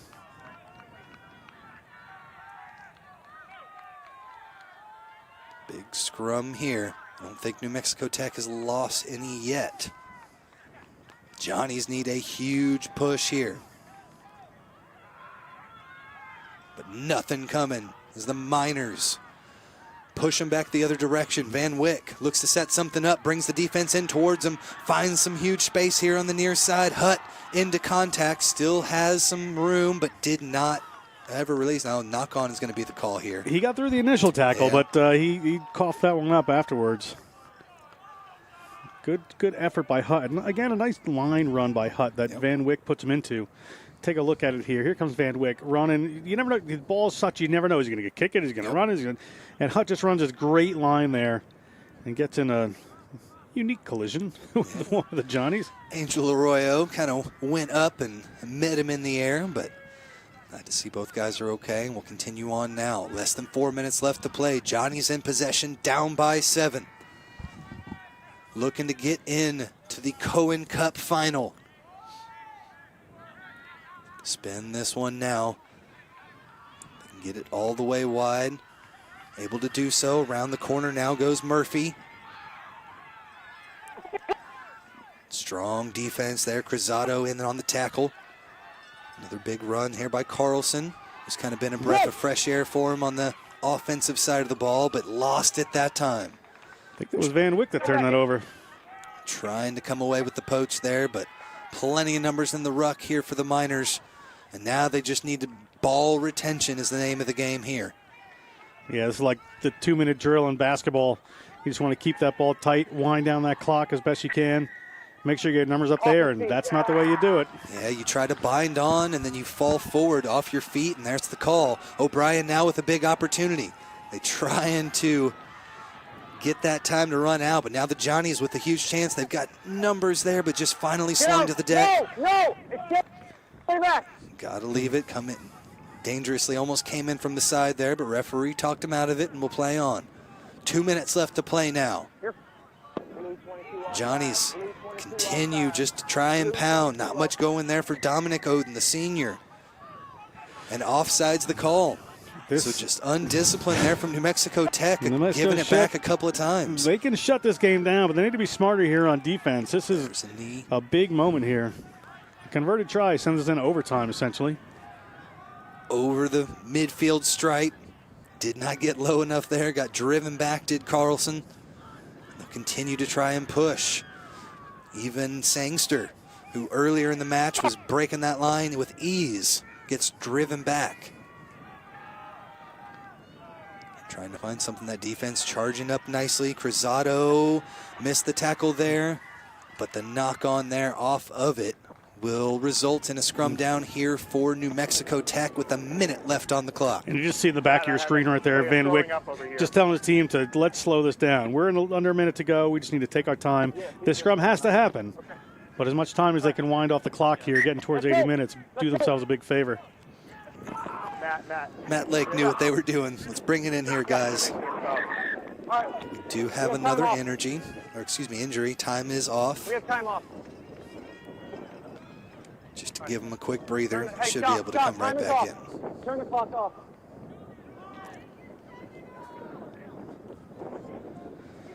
And back and forth. It does look like Julian Bertain will come out of the match here. 78-57.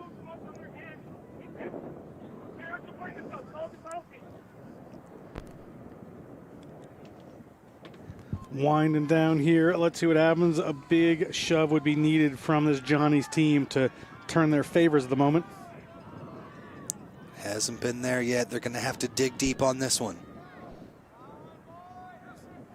Should have time back on here. Right at a minute left to play.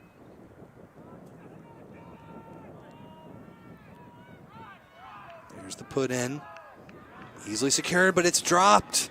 There's another mistake. Another mistake here. It'll be a Johnny's scrum. Going to get back to O'Brien's feet. We've seen how dangerous he is from that number 8 position.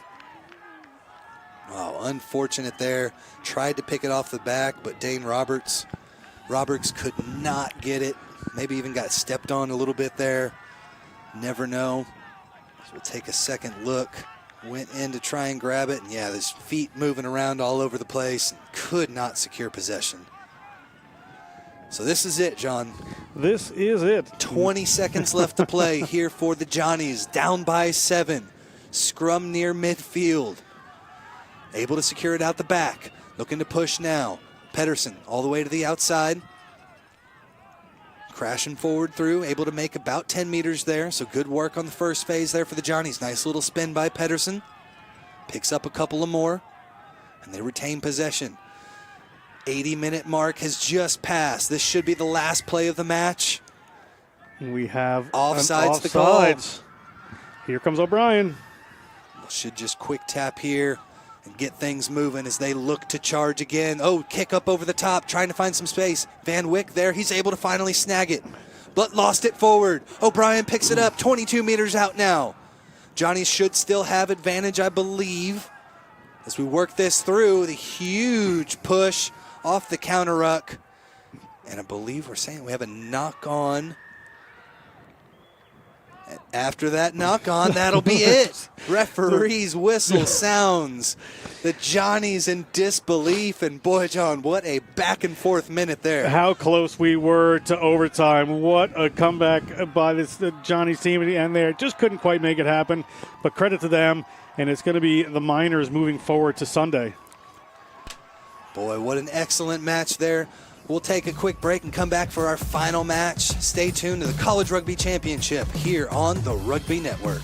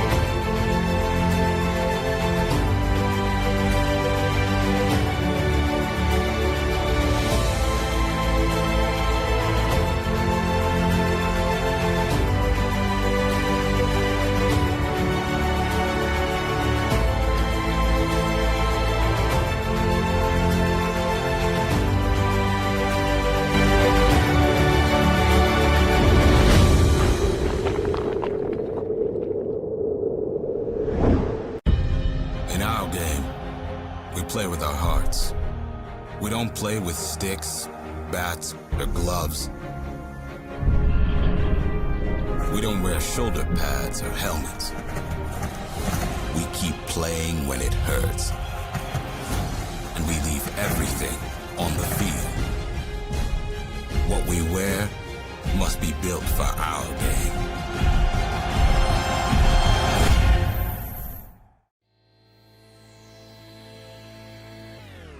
Everybody's saying that I lost my mind, but I ain't never ever giving up this time. 'Cause everybody knows that I've been on the grind, but I ain't never ever giving up this time. Up this time. Up this time.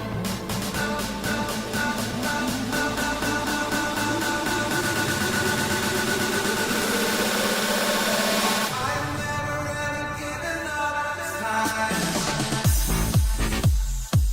Rugby's like, it's taught me to like work hard and like really like when the going gets tough to like not lay back or really like punch forward. Like that second win in the second half. And it's taught me to like have intensity, definitely.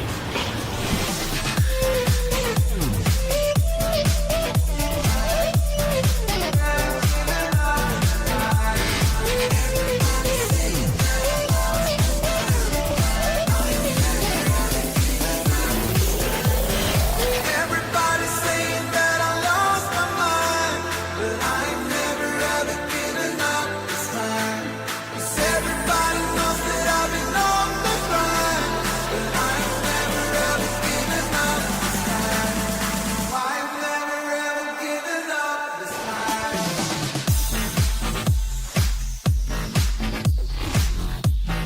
Never giving up this time.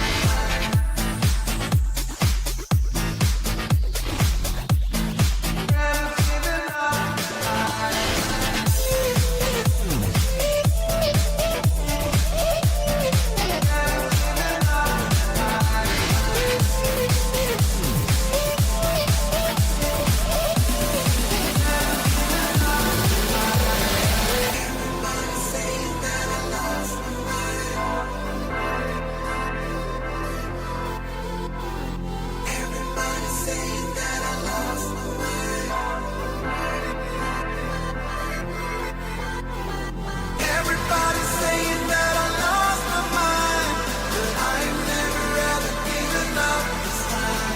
'Cause everybody knows that I've been on the grind, but I ain't never ever giving up this time.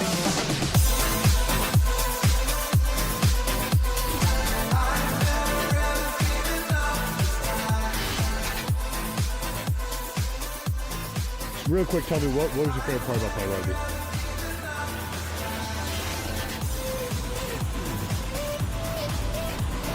Just coming together, just like having a team, having a family on the field, and just like being like, it's so cool to like hit and smack someone for the first time when you can't do it in real life, and then right after you're all buddies with them.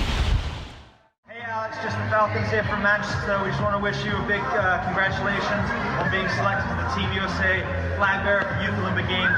Awesome stuff for USA Rugby. Can't wait to watch you guys in action. Good luck.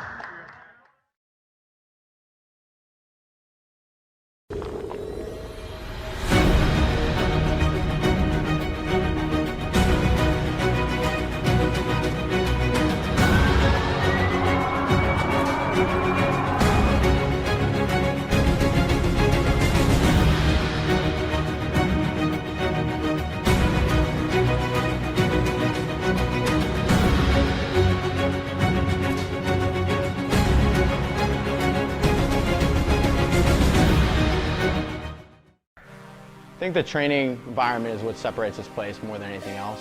I think that there's like a team environment with a personalized training effect. So I think that's the problem with a lot of other places. It's one or the other. It's, we're all together in this class, but there's no specificity with each person, or it's only personal training, which really there's just no camaraderie. So this facility, the way we set it up, we try to get that team environment, that group camaraderie, along with a personalized, tailored program for your needs and your goals. Culture is just a massive thing here, from person to person. We'll have a 30-year-old athlete who's crushing a 300-pound deadlift right next to a 45-year-old woman who's just doing walking lunges, and the cohesiveness between the two people really ties the whole gym together.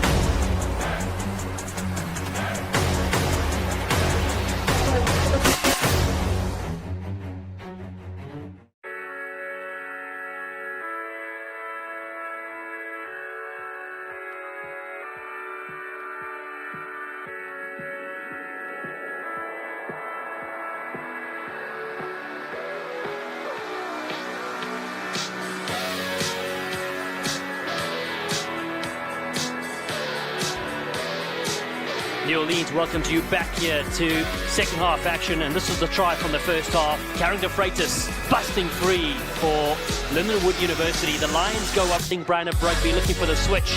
They don't fall for that, and it comes to the outside. Beautiful hands and space to burn. Step back against the grain. Beautiful cut and lovely angle. And that's George Phelan. It's a brilliant strike back indeed. Adriana Duncan.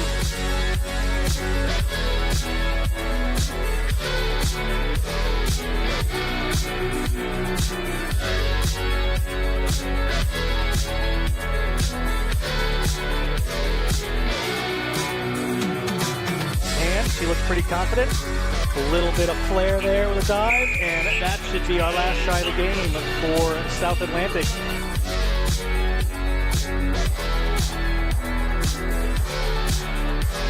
Let's finish here for the Lindenwood Lions program. Thanks for joining us.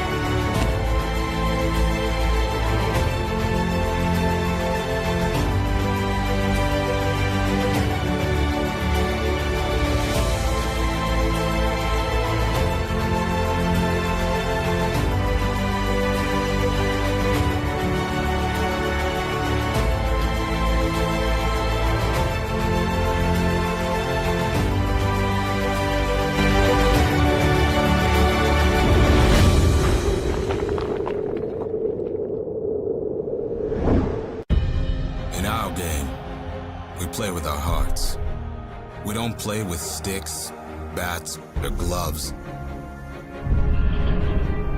We don't wear shoulder pads or helmets. We keep playing when it hurts. And we leave everything on the field. What we wear must be built for our game.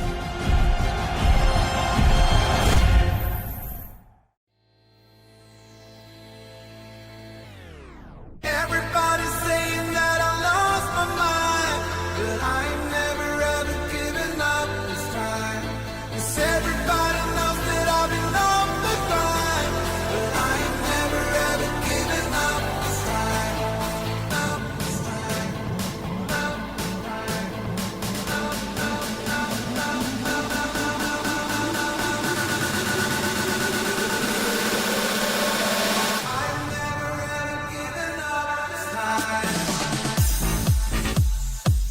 Rugby's like, it's taught me to like work hard and like really like when the going gets tough to like not lay back or really like punch forward.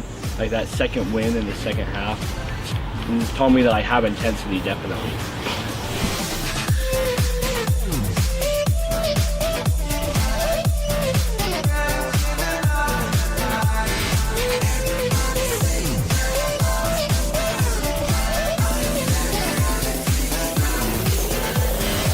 Everybody's saying that I lost my mind, but I ain't never ever given up this time. 'Cause everybody knows that I've been on the grind, but I ain't never ever given up this time. I ain't never ever given up this time.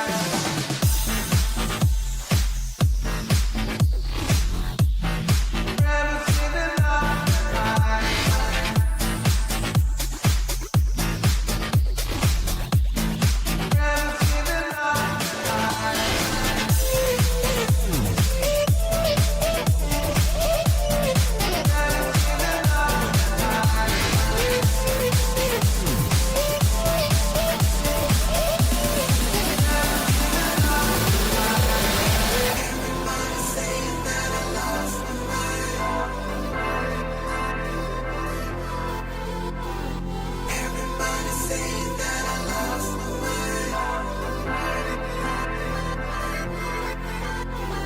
Everybody's saying that I lost my mind, but I ain't never ever given up this time.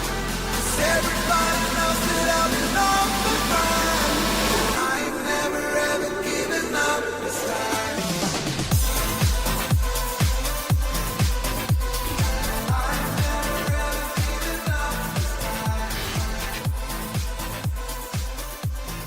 Real quick, tell me what was your favorite part about playing rugby?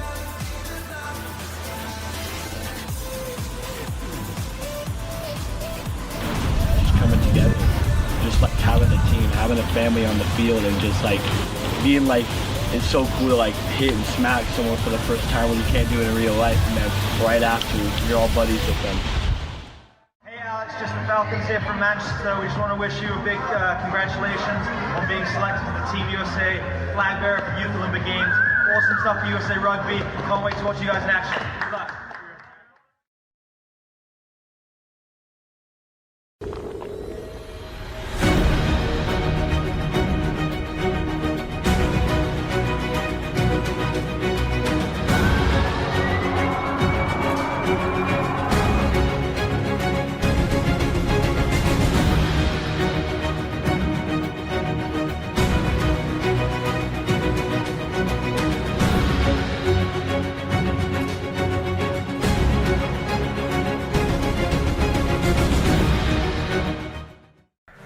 I think the training environment is what separates this place more than anything else. I think that there's like a team environment with a personalized training effect. So I think that's the problem with a lot of other places. It's one or the other. It's, we're all together in this class, but there's no specificity with each person, or it's only personal training, which really there's just no camaraderie. So this facility, the way we set it up, we try to get that team environment, that group camaraderie, along with a personalized, tailored program for your needs and your goals. Culture is just a massive thing here. From person to person, we'll have a 30-year-old athlete who's crushing a 300-pound deadlift right next to a 45-year-old woman who's just doing walking lunges, and the cohesiveness between the two people really ties the whole gym together.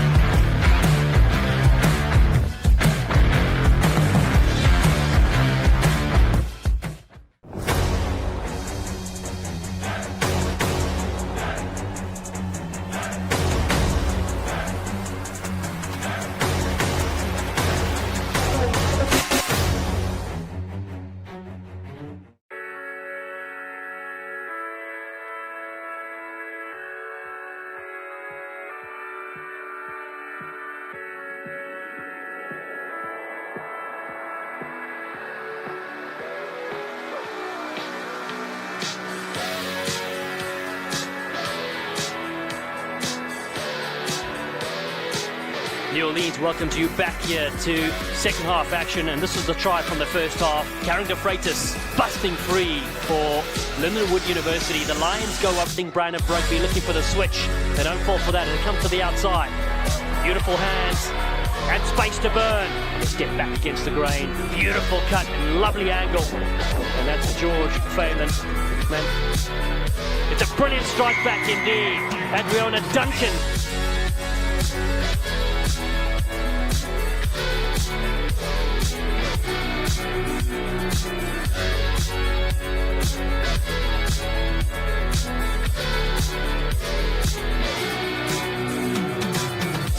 She looks pretty confident. A little bit of flair there with a dive, and that should be our last try of the game for South Atlantic.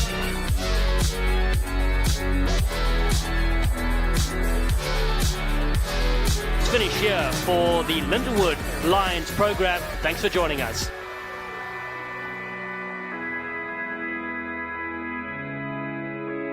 Host Thomas Moore, right? And a good evening to you, rugby fans. Welcome to AVEVA Stadium in Houston, Texas. It's going to be the Cadets of Norwich and the Bulldogs of Adrian in this Division II semifinal. Earlier today, Thomas Moore punched their ticket to the finals on Sunday. One of these teams will do the same. This is John Broker. I am here with Tim Wilkes. Beautiful evening here in Houston. Lots of fun. Last match of the evening should be an exciting one between two clubs ready to get it on. Let's talk about Bob Wegler's boys, the Cadets of Norwich University. Some players to watch for this Norwich University team. Go ahead, Tim. Ahmad Batang, Big fella then inside, Travis Bartinsky, is actually the Houston native from Cypress St. Thomas High School. And then Yandra Cintron can get it done on the outside. Norwich, a traditional military academy. Expect these boys to be tough and be fit. Let's talk about the fitness that they have. You got to rely on that fitness, keep them in tight, and then just be direct. Try to force your way down the pitch and use that speed just where you can. That is a hallmark of a Wegler coach team right there, is being direct. They beat IUP 36-5, and then they beat Georgetown 30-19. The Cadets from Northfield, Vermont, along a beautiful stretch of this country up in that northern part. Let's talk about Adrian, the Bulldogs.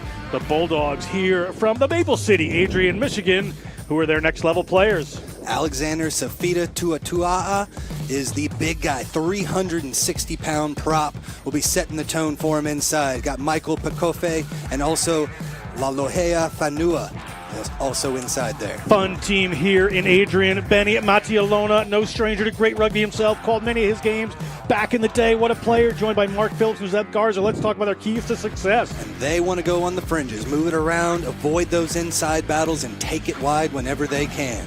That's going to be big. They do want to go wide. You don't want to run at these boys. They beat UNC Charlotte 43-12, Illinois State 55-17. And as I said, the beautiful Maple City, Adrian, Michigan is where they are from. They are ready to go. As we take a look at our referee for today's contest, that's Brad Cole. Brad Cole taking the center. He's going to be joined by Ben Dickinson and Mark Seaton. And Andy Buckwild Buck is going to be the number 4 for today's contest. And we are just about ready to get underway. That in white you see is Adrian College, the Bulldogs, kicking off to this Norwich University team. And right out of the air, right out of the gates, here come the Bulldogs. They are on the run. Good attempted counter ruck there as they dig that out. That's Jack Stevens. Gets the ball out there to Sione Mamata. Out into the centers, a little try from off of there. Bounce down, winds back up in their hands. Might have been a little knock on there, but turned over. But Red has brought it back in. That is going to be Ben Steen. Ben Steen takes that one in. Ball up there to Bitong. We talked about him just a second ago. Ahmad Bitong, the prop from Vero Beach, Florida. Block kick there by the Bulldogs. Where's it going to land? Who's going to come up with it? Little confusion. And there's that big number 8, Michael Pakofe. We've talked about him. He's dragging some cadets towards the line. Stevens looking wide here. Stevens puts a long one in.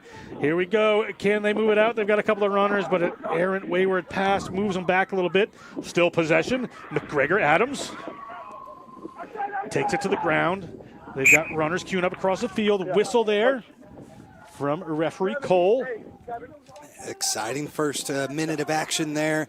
As you had the big man there, Alexander Safita Tuatua'a was able to try and make that pass. Big man trying to make the big skip pass. Couldn't quite get to it. This one trickles all the way back out. So Norwich able to do a decent job there. Let's see if they can fully move this one out of their own end. Tuatua'a, a big fella there. So the run ball comes down there into the hands of Jeremy Henning. Back just outside their 22, up into the Houston sky. This beautiful evening, bouncing in the lights. Bulldogs come down with it. See what they decide to do. Players going to hold on to it. They're going to try to run here. A little offload there. Ball in the hands of Jared Welch. Welch is going to make his way through a couple, but there's nobody there to fight that ball off, and it's been taken away by Norwich. Turnover by the Cadets, taken down by Bitong. Ball out. Little wide there, and rolls in a touch. Just didn't quite have it for Bartinsky. We're going to have a line out here for the Bulldogs. All action in this first 2 minutes. I feel like I just called an 80-minute game. I know. Back and forth they go. Jack Tellison had that big hit, big number 8 man coming through, laying the boom there. Again, only 2 minutes gone by, but lots of action to start things off. So see Adrian here with the throw. Ball taken away. A little lineout problem early on here as the ball pops up into the hands of Marius Edwards. Out they go. Ball out there to Clayberg. Little kick in behind. That wind a factor here. It's been going on all day. It's starting to die down just a bit, but you can see those corner flags leaning down. Rolls out of the back of the try zone. Yeah, they're off the kick. It looked like the wind was starting to die down a bit, but definitely a little burst there to push it all the way through. Has been a huge factor in all 3 of our matches so far today, especially the first one dying down a little bit here, though, so hopefully guys will be able to handle it. But going right to left has not been the favorable way to go throughout the day. We'll see if Adrian College can set a new tone here and get things moving from going right to left. Sure they'll want to. Stevens, the freshman scrum half, will put this in. Played for Detroit Catholic Central High School. Rugby in high school there, and now playing here at Adrian. To put this one in, Pakofe, the big fella at the back there from Hawaii. Could take it, but they're going to slow things down just a touch here. Number 3 red. Binding. And that's on Bitong, just red. pulling that one down in his bind there. A chance for Adrian to clear their lines here. Yeah, he saw his feet kind of fall out from underneath him, and just the whole thing fell apart. This high kick does not go out. Hits the wrong part of his boot, but they're going to hang on to that one. Ball's going to come back to the Bulldogs' way. They've got some runners there. That is Guido Fittipaldi coming through. Fittipaldi, the business management major from Argentina. Ball back here. Good rushing defense from the cadets. Putting a lot of pressure on there. They're going to have to find the room to work on. Ball up in the hands of Andy Arena. Nicholas Andy Arena, the captain there, wearing the number 5. We're going to come back for an off feet against Yandre Cintron of the Norwich Cadets. Sione Mamada for Adrian College that made that big hit. Kind of forced the penalty there. Shot of Anthony Kowalski. Or sorry, Brandon Hussey.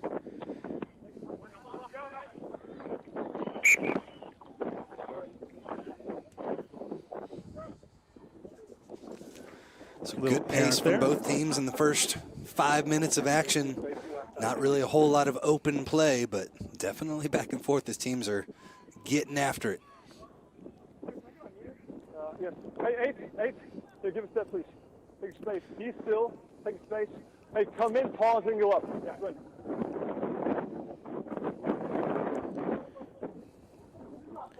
Ball a little messy there. Norwich is going to come up with it, but it gets bobbled forward. Back in the hand. Early knockouts coming in. Knock-on advantage for the Bulldogs. The Bulldogs are going to run this. Get it out there to Fanua. Fanua moves it out wide. Another errant pass. Just trying to do a little too much here. No advantage on knock-on. Yeah, may have knocked it on, trying to keep it from going out into touch there. So I think we'll bring this one all the way back to an original knock-on. Should be a scrum down for Norwich. Thanks, Mark. The scrum to white. Knock on here. Take a look at it there. Just kept it in, but definitely knocked it forward just a bit, though. So we'll come all the way back to the first knock. Come back to that first knock, as you said, Tim, back on the other side of the field. Big, powerful front row here for the Bulldogs. 235, 195, and 360. That's considerable. You may think there's just one guy at 360, but it changes everything in that scrum. You feel every bit of it. The tight head anchor. Ball in. Ball taken away, however, by the Cadets. They're going to break off to the left-hand side with Tellefson. Away they go. They've got a little room to run here. Fly half. Leo Kleberg. Kleberg offloads that ball into Ledbetter's hands. Ledbetter finds his way to the 22. They are on the attack, are these Cadets from Northfield, Vermont, from Norwich. Across the 22 they go. A lot of defenders there on that left-hand side for the Bulldogs, but they're getting it sorted out. Just a little bit tight there as the ball comes up into the hands of Ben O'Brien. They recycle one more time. Ball out again to Kleberg. Kleberg moves it out into the centers. Good contact area work there. Pods it forwards. Ball slips out of one of the Norwich players' hands into Max Miller's hands. A knock-on advantage here for the Bulldogs. They decide to give this one a ride. We're going to come back here for a loud blast of the whistle, so something beyond that knock-on came up. It's going to be a penalty against the Cadets. Quickly. Good fortune. It was dangerous, and then rucking past the ball. 3. Going ruck past the ball. There. Yep. Okay. Hitting Big Tang with that one. The prop Number got a 3, little bit high. Going ruck past the ball. Fortuitous for this Adrian team as Seti Latu is going to step up and give this ball a ride. Puts it a little bit high. Didn't hit touch earlier, but has now just outside their 22 into the wind. You can see the assistant referee's flag there. So this wind is picked back up. Makes a big difference. So the Bulldogs will be running into it in the first half. That way, your defensive line. Thank you. Take a look at it there. Just could not get low enough and did not wrap. Fully just kind of shoved him down, hit him with the shoulder, and gave him a shove after. So easy call. Bittung, the Bridgeton Academy graduate.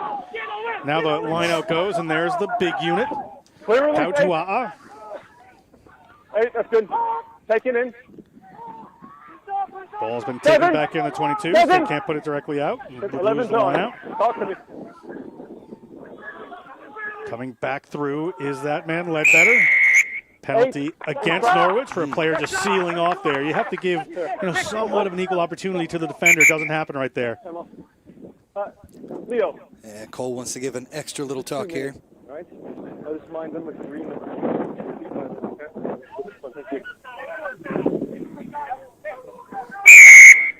8 entry. No, you got look. Side entry there, getting dinged for it and setting up Adrian College with the boot. They give it a ride downfield, and they're good. Clayberg from Brussels. We're going to throw down to Tyler Doidge for some sideline information. What do you got for us, Tyler? Thanks, John. Really two extremely interesting clubs we have here. Adrian College, this is actually their first here as a program, ranked and playing here in the semifinals, as well as Norwich, who is an established program, and they have actually had an alum just raise $1 million to help build a new clubhouse. Whoever wins this game will face Thomas More in the final for the Division II championship. Back to you guys. Thanks, Tyler. That is certainly some interesting information on this new program. Benny Mattialona picked to run it. What a great choice they made. And we're going to go back to a scrum here as off a good movement there. Fanua for Adrian College spilled that ball forward. You know, Tim, I just see this Adrian team. They're trying to make that last delicious pass, but it's just not coming to hand sometimes. They have to just calm it down a little bit, go through a couple more phases. I think they'll be pretty good with that. Inside their own 22 is Norwich, the Cadets. They are going to have a scrum here. You see Travis Bartinsky to put that in. Ball back there to Tellefson. Bartinsky is going to get it away from his feet. They're going to give this one a lift and a ride. Is it going to make touch? It is not. Bounces high in the air into the hands of Welt. Welt looks at one, tries to get around him. Needs some help here to make sure they come down cleanly with this ball and gets it from Sam Williams. That's Stevens, moves it away. Stevens again. Moves it out into the middle of the field. We've got a couple of runners out here. Some nice stepping going on. Footwork aplenty. Stevens goes again, gets the ball to Latu. Latu puts a low one high in the air. Contest for the ball. It's still alive. Who's come down with it? Latu comes down with his own kick. Hit the ground. Pops it up to one of his teammates. Good move there to keep the ball alive, as they might have gotten it poached away. And here they come across the field through the skipper and the arena. Ball off there to the big number 4. That's Henry Green. And Henry Green looks at the line. Henry Green touches down, and Adrian College Bulldogs have our first try of the game. The freshman from Long Beach, California. What a try. Good work there by Henry Green. Just got that skip pass, kind of fooled the defense a bit, and was able to get around the first and just sprinted right up the center of the gut and dotted it down for the first try. Just kind of things spread out for him there at the very end. Good work there for Green. Got to be pretty happy with himself from Copper Hills High School. Take a look here. He just showed they thought he was going to make a pass that opened up for him there. And Henry Green, 6'4", 200 pounds, gets the first points on the board for the Bulldogs in this NCR Division II semifinal. Whoever wins this will take on Thomas More, the Saints, on Sunday afternoon. Yeah, they almost got him down, but just was able to shake off that last leg tackle. The big fella rumbled all the way through for the first points. Williams looks to convert this, the sophomore from New Zealand, Taradell High School in Napier.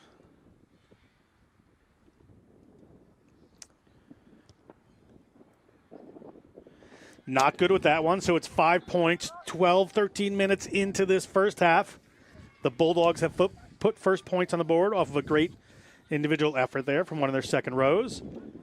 Yeah, but we've seen Norwich with ball in hand. They are definitely dangerous, and will find some opportunities here. They do have the wind at their back, and we'll see if they can use it here with 13 minutes gone by. Adrian striking first.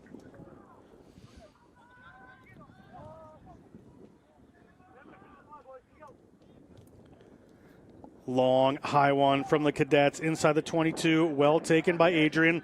He's got some gas. He breaks through one. He's got a couple of more. Splits in between them, but they're going to tackle him. Ball near the touchline. Put on the ground by McGregor Adams. McGregor Adams, the senior from Novi, Michigan. Ball handed on to the big number 8, Pakofe. And Michael Pakofe is able to get that one down. And now the big unit, Alexander Safita Tautua'a. Ball out here. Good rushing defense there from the center in Norwich colors to hold up that attack.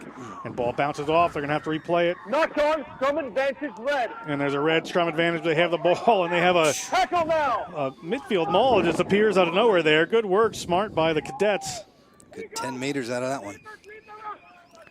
Ball from Stevens gets out into the center of the field.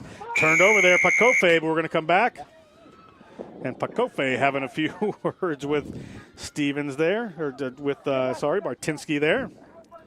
Nothing in it. Pakofe aggressive and smiling at the same time. Pakofe listed as 6'3", 310 from Highland High School in Kahuku, Hawaii. A good rugby hotbed out there. And here they just exchange some pleasantries.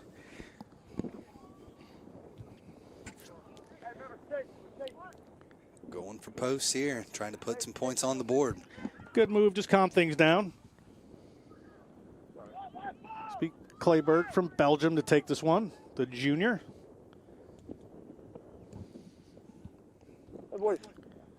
Wind at his back. We saw a little bit blowing from the near side to the far side, but mostly just left to right out there.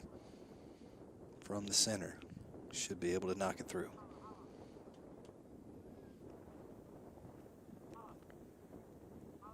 Nice approach. Assistant referees say that's good. We're at 5-3, 2-point game here.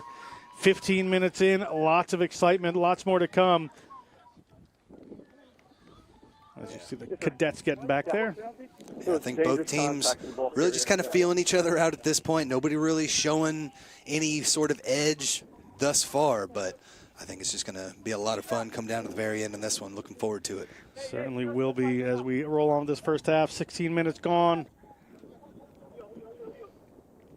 I think all our other 3 matches had at least a 10-point lead here early on in the match. So nice to see a nice close one as both teams giving max effort here. Ends up kicking the ball off the referee on that one. Okay. I glanced one way. I glanced back. I didn't think the ball was going 10. Thank God for you, Tim Wilkes. Saw it go off the referee there. Just a little mistake. Yeah, you always got to be careful as a ref. I mean, you want to get out there and get ahead of the play, and most of the time they don't come back the other direction like that. Can't blame that on anybody right there. Another one goes up nice and high into the air. The hits go on. It's open play. It's coming back. Pakofe looking at it, but it's picked up there by Fonua, Lolohia Fonua. And 9 is going straight to the ground. Looks like Martinsky went straight to the ground there over that ruck, so wasn't in a legal position to try to play that ball. So we're going to have a penalty, and Lolohia Fonua is going to put that one into touch. It's going to be a line out for the Bulldogs. See where it gets spotted here, somewhere around 25 meters out. Some good work off the kickoffs thus far by Adrian College, able to retain possession off both of the kicks so far. It's definitely a big part of their game, able to throw it all the way up in that wind and let it come on back to them. This is Max Miller, played for the Washtenaw Rugby Football Club in high school from Saline, Michigan. Ball comes back to him. He's going to get rid of that one. They're going to get it out to the backs there. Jared Welch moves it out. They got a number of runners out there. Let's see where they decide to go. Trying to break through is Carnes. Back again. A little break through the line, almost there. Wriggling, trying to get away from some players. Ball was ripped back, but it's gone back for the Bulldogs. Taken in by Williams. It's the ball from Stevens again. Just going to take this one direct is Ethan Schroeder. Ball across here into Pakofe's hands, put it up into the try scorer's hands. Back again, a nice little offload. They're going to keep this going if they can. They're looking electric, and that's the fly half looking at the line, and he is across. And Sione Mamata, the freshman from North Salt Lake, Utah, gets the second try on the board for these Adrian Bulldogs. At 6'2", 185, is a big, lanky guy, but able to use that defense. Nice little pump fake out to the outside and cut it right back in, and things opened up perfectly there for Mamata. Mamata, the freshman, played with the Salt Lake Valley Rhinos before coming to Adrian. You see the try scorer there, Green, just doing a good job getting his hands free, and then just that bounce-off tackle. Defenders trying to get to the outside there as I thought they were going to go wide. Left an inside lane open, and Mamata happy to take it. Good to go. He's got the hooker there on the outside right here, but took it straight back in against the defense and just split him right up the gut there. Huge points there for Adrian College as they are able to get their second try here with only 20 minutes gone by. Ball pushes off to the right-hand side there. Sam Williams, the sophomore, as we said, from New Zealand. Couldn't convert that one, so we're at 10-3. This, remember, wind in their faces right there for this half, Adrian. So in the second half, his kicks may find a little more purchase. Can't really judge a kicker at this level by kicking into a gale force here in Houston. Yeah, it can be tough for sure. Never know which way it's going to go. You miss one side or the other, it's just going to keep pushing it off that direction. So we'll see if they can work into it, but a nice 7-point lead to start off. Norwich elects to kick it long. They're inside the 22. Here come the runs from Adrian there, unafraid to run from anywhere, clearly. Ball up a little bit high there to the captain, Andy Arena from Layton, Utah, to the Layton Christian Academy. Ball down, a little show. Players trying to wriggle free there. Looked like Latu. Knocked on, advantage here to Red, according to the referee. So right outside of the zone, a turnover there for Norwich. They're going to have a scrum just inside the 22. A chance to take this lead just a little bit closer here, Tim. Yeah, that ruck kind of turned into a wrestling match a bit there with the ball on the deck. Ended up getting knocked on. So we'll take a second glance here. It's Adrian College in possession right there, and then again that ruck just kind of blowing up. Saw the knock on there from Adrian College. So a big attacking opportunity now for Norwich. Fine. Set. Ball in from the Cadets. Good squeeze there by Adrian, but actually gives them a little room going off to the right-hand side here. Thank you, 8. Coming back in this direction. They got a pile of bodies there. Ball looked like it got knocked down, and it has. That try will not be awarded. We are going to come back here. Probably a scrum to Adrian, if I know rugby at all. Yeah, I think so. That pass was just so flat that right when he went to make the catch, he was met with contact and just got thinking about it a little too much. Knocked that one to the deck. So Adrian College playing good D here on this end. See if they can find a way to work it out of their own 22 here. Right here, scrum here, please. Come on. There's your mark. Take another look at it here. Ball comes out. A little pressure coming on him. Just couldn't quite hang on to it. That was Bitong Ahmad, the junior. Fine. Yeah, we've seen that wind play havoc with those passes, and that one made it just a little more flatter than he wanted.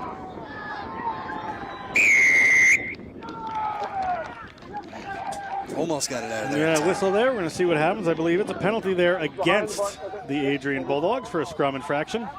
Norwich just disintegrated that scrum that time. They almost got it out the back, but I think it completely fallen apart by the time they did. So scrum is going to be chosen here as Norwich going to look to punch this in. I think from that last one, they said we want to get a little dominance here. And to get a little dominance against a pack the size of Adrian. Definitely see things anchoring down a little bit more on that far side of the pitch there for Adrian. They got to make sure that they keep the thing straight and try to drive forward with this one. If they start edging to one side, it makes it a little easier for Norwich. All the way, Nate.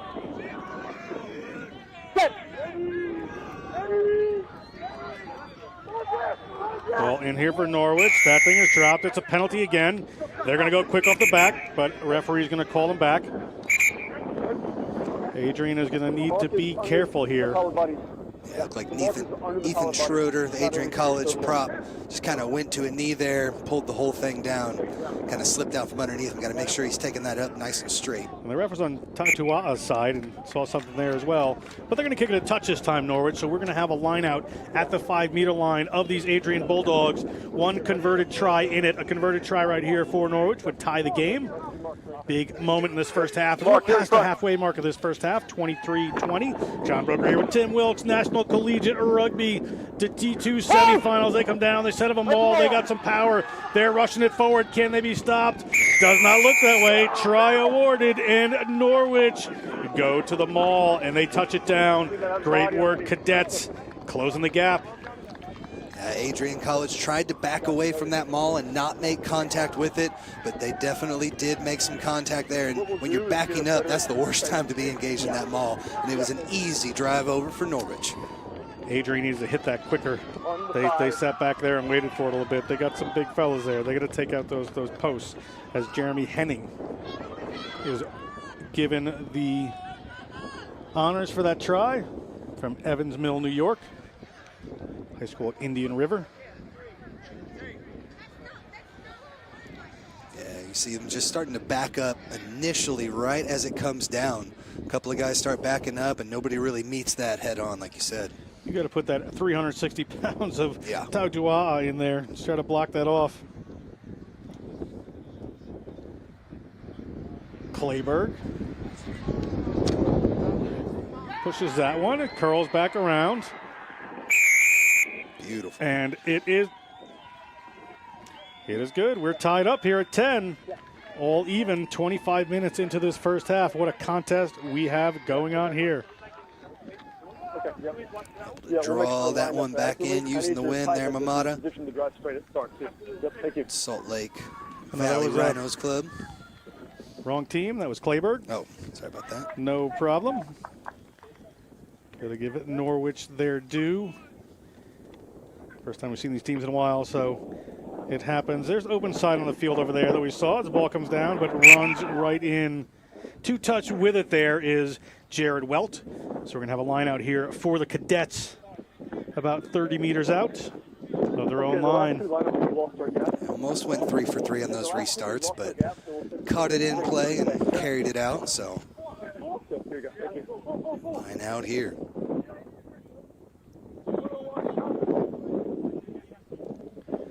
Ball to the front to the try score. Another maul here, but not engaged. That's the tactic there from Adrian, so they can't drive it. Ball up in the middle of the field. They're not going to find touch on that one. Adrian running through Sam Williams. Sam Williams finds a gap. Sam Williams finds the halfway line. Sam Williams finds his way through a couple more. Gets the ball up there to an on-rushing captain of his, Andy Arena. And they're going to keep it going here. Stevens moves it out. They're going to move the ball wide, but there isn't no one in particular to receive out there. So we're going to have another line out, almost the exact same place we had one a minute ago for the cadets of Norwich University. Yeah, back and forth we go. Got the kick, able to return it all the way back. Got really dangerous looking there for a second, but Norwich was able to stifle things and take it out in touch here. It's just off of the errant pass. Down to green again, not engaged again. That was what they were trying to do down on the other side of the field to hold it up. Now a kick. Again, not looking for touch are the cadets. Hoping the ball is going to drop, but the ball does drop, and it drops in the hands of Welt with room to run this time. Welt gets across one, but another person is going to come in and drive him down. Backwards now. Ball up. Here they go. This is his opposite wing there. This is Seti Latu.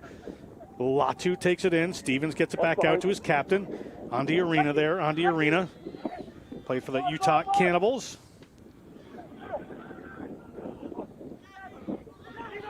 Ball down to the ground. Stevens looks at it, but Kofe picks it up. The big number 8 from Hawaii. Ball comes across field. They've got some open room there if they can get it out, but the ball was a dribbler. Just rolled out there, and a player from Norwich dove on that. I thought it was diving in, but they did penalize the right way there. Ref and I agree for This time, anyhow. Leo. Good call there by referee Cole. Player from Norwich just dove right over that ball. Yeah, looked like Marius Edwards there, just completely off his feet, trying to get over the top of it, but yeah, not able to keep on his feet there. Hands to deck. Latu puts that one looking for the corner, but doesn't find it. It comes down to Norwich. Norwich going to be able to return this potentially. They get to their 22. Ball has been taken across the line, I believe. So they're not going to be able to kick this directly out. Oh, no, the referee says they're inside, so they can play this. Knock on. Now it's been knocked on. Dangerous days there is Ethan Schroeder, the freshman from Rockford, Michigan. Rockford Rugby Club, captain in high school, D1 state runner-up. Now the ball's up to Pakofe. Pakofe is a lot to handle. Pakofe puts in a deft little offload there to the number 7, Fittipaldi. Guido Fittipaldi, and gets it back up. Pakofe, he's going to have to get this to the ground. And he does. They're going to play the pick and go game right here. There's a Norwich player down. They may have some runners wide. We'll see where they decide to go with this. If it gets too close, they're going to have to play this injured player. But we're going to come back here. Injured player down at 12. We're going to restart with the scrum to Red because the turnover was good. Here, good call by Cole there. Red turned it over, so they're going to get the scrum, even though they're going to tend to this injured player right there. Let's hope this Norwich cadet is okay. Good job keeping things safe there. Like you said, you'll let them play, but you're a couple feet, one little push player falls back into him could create even more havoc. You see Mattia Lona and some of his staff right there, keeping an eye on things. Oh, no, he stopped the play because of injured player. The turnover is good by Red. Taking a look at it here, Pakofe, he has a lot to handle. And that was Guido Fittipaldi as well. Fittipaldi from Buenos Aires, played with the Pacific Rugby Club. Also a good soccer player. Won a couple of championships in soccer as well, before he switched over to this noble code of the sport.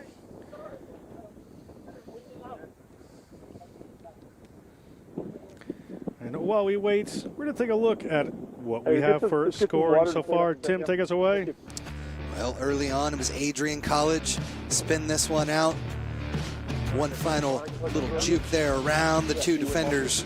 And he's able to take it all the way through for the big try. And that was Green. And here's Pakofe coming across, and there is Green again, who was able to get this ball away. Nice ball up into the hands of the waiting number 10, Sione Mamata. Mamata finds that inside lane, and Mamata, the Salt Lake Rhino, played NIA 7s, Pioneers Boys Select, but played in his high school golf team, scores that one. But here is the big try. Yeah, Jeremy Hennings Jr. went up high and grabbed that one. They're able to push it all the way over the line for the points. Great tries so far in this game. A lot more to come. We're just 30 minutes in. Back to the action. Injured player seems to be up and okay. Maintain a position to drive straight. 11 minutes left to play. Be huge here for Adrian if they can punch this one in and take the lead. So evenly matched these teams are right now. They are. There's a little ascendancy in the scrum so far for Norwich, and as they're put in. On their own 5-meter line, though. There's a lot of work to do here. 95 meters to go. If they want to score a try, we'll see what they do. Nice and stable. Stay on, 9, stay on. Ball coming off the back there with the number 8, Tellison. Tellison gets hauled down by his opposite number. Kofi rolls away.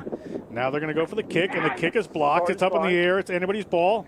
Comes down into the hands of, I believe, McGregor Adams, and it does. And that man, McGregor Adams, looking at the try line, and just slipped in a touch there. Good defense by Norwich. Almost a try for McGregor Adams. Oh, he was ready to pop back up, but that toe just hit the white line. And so a missed opportunity there, but you see they can turn it on, flip that switch, and turn it into gear at any time. Good work by McGregor Adams. Tried a little step there. Former soccer player at Adrian College, playing rugby now. And the ball uncontested there, up. Stay on the line, White. Stay on the line. Tactic here by Adrian. They're going to really put some pressure on here. I mean, the player just obstructed completely, in my opinion. Everybody's on. Had to make something out of nothing there with that high pass. Able to still get the kick away. Well done. Good job staying on the line for that play, okay? That first man? Not out of the woods yet here. Certainly not. Adrian ball here. Whatever you want. Good opportunity for him. Defensive 3 is set.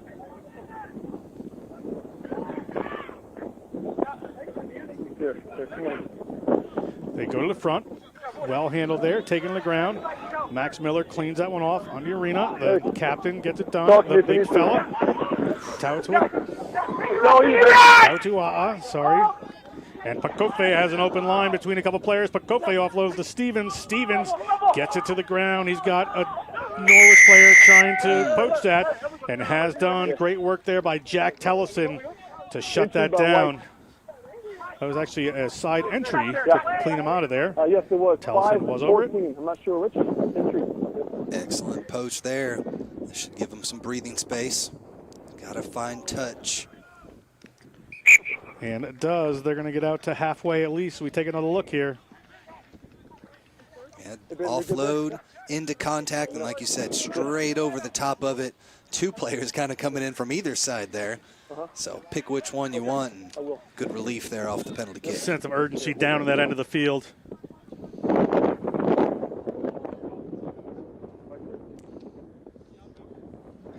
Ball down safely by Norwich. They're on the run. They've got players coming in different directions, but they're going to kick this one with the wind at their back as we're at 9 minutes to go. Wind will not be in their favor as a big run is coming in here. Big step inside from Adrian. Probably a pass he didn't want to make, but they're going to come up with the ball. That one seems to get tipped forward. Referee not spotted. That one seemed to go forward as well. But I am sitting in a different spot here as the ball keeps popping out of people's hands, and we are good to go. The Adrian Bulldogs, time for their team to reset. They're going to put that down to Lolohea Fanua, and it goes right into the hands of a Norwich player just over the 50-meter line. Not getting a lot of purchase with those kicks into this wind. Might have been better to run it as it comes down into the hands of Yandre Cintron. Again, another big wrestling match. Pick and go there by the number 8, Tellison. That's a fine gator roll. Step, please. Ball going out wide here into the hands of the fly half, Clayberg. And a bit messy here. We're going to see what we're going to come up with. Penalty against Adrian there. Tackle entry and then knocked on, so no advantage. Tackle entry and then knocked on. Yep. Heard referee Cole there tell us what was going on, Tim. Yep. Side entry there, and then the knock-on had no advantage gained, so we'll come back to that penalty. And Norwich will take that kick out. We're going to go back down to Tyler Dorridge once again on the sideline. First man. Step right here. Thanks, John. One thing that Norwich has seemed to not do too well is they are kicking the ball well, the fly half, but they're kicking it to the center of the field, giving the other team too much of an opportunity to run the ball back, and Adrian has a great support line, and as we noticed, they have great ruck speed, which is allowing them to gain territory more effectively than the kicking of Norwich. Back to you, John. Thanks, Tyler. Absolutely correct, and we have Norwich on the run here on the penalty. They're working their way towards that try line. They're good in these powerful situations. Good stone wall there from the Bulldogs. But a big carry coming in from Ben O'Brien. Ben O'Brien as they inch their way closer. Advantage, White, leave it. Advantage against Adrian again. They have to be careful down in the zone. You don't want to get somebody yellow carded here. As Norwich on the move. We got pulled down, it's fine. Norwich happy to go inch by inch towards this try line. Norwich getting ever closer. Picking it up, ball across there, a little step back in, headed towards the line. Can he get there? And he has. That's that man, Leo Clayberg. 5 points to the good for Norwich. They take their first lead of the game. So it's just 2 in a row, real quick. Using that 5'9" frame, ducking under the tackle, able to get through and touched it down for the try. A huge response here. Only 5 minutes left to play in the in the first half.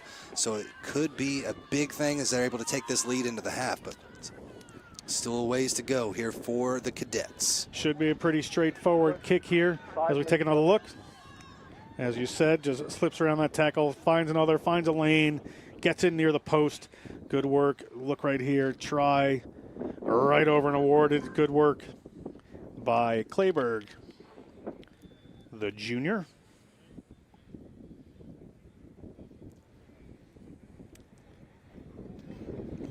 Belgium native making it happen here in H-Town.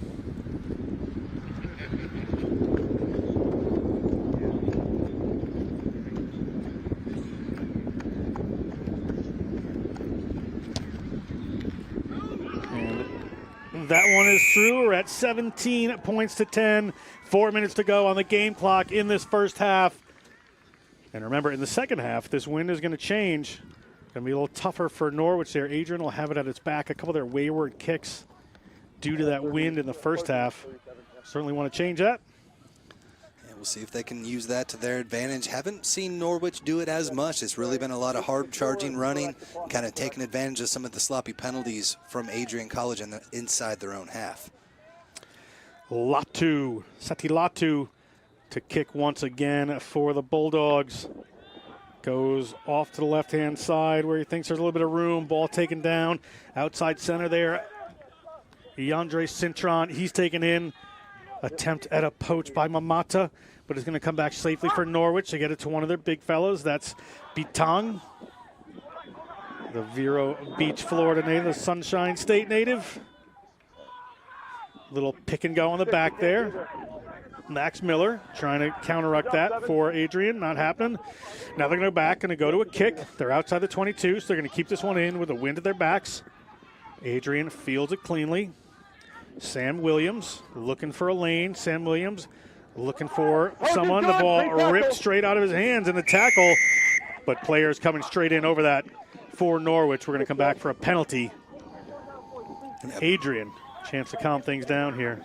Yeah, Ben O'Brien did a good job ripping out in there, but again, the penalty in the end turns it over back to Adrian.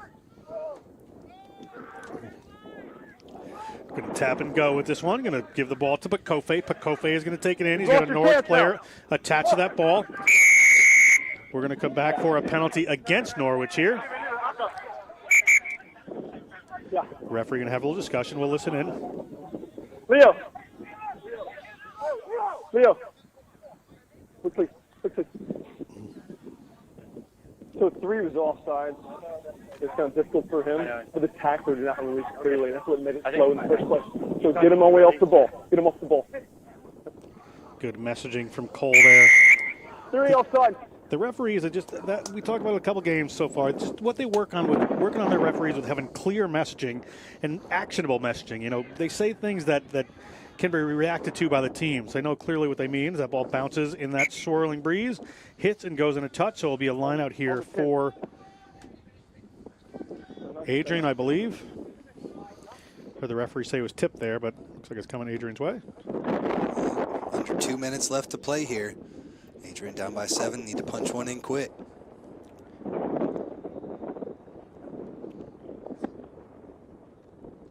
Short one to the front again. They're using that front thrower a lot. Norwich will probably discuss that at halftime.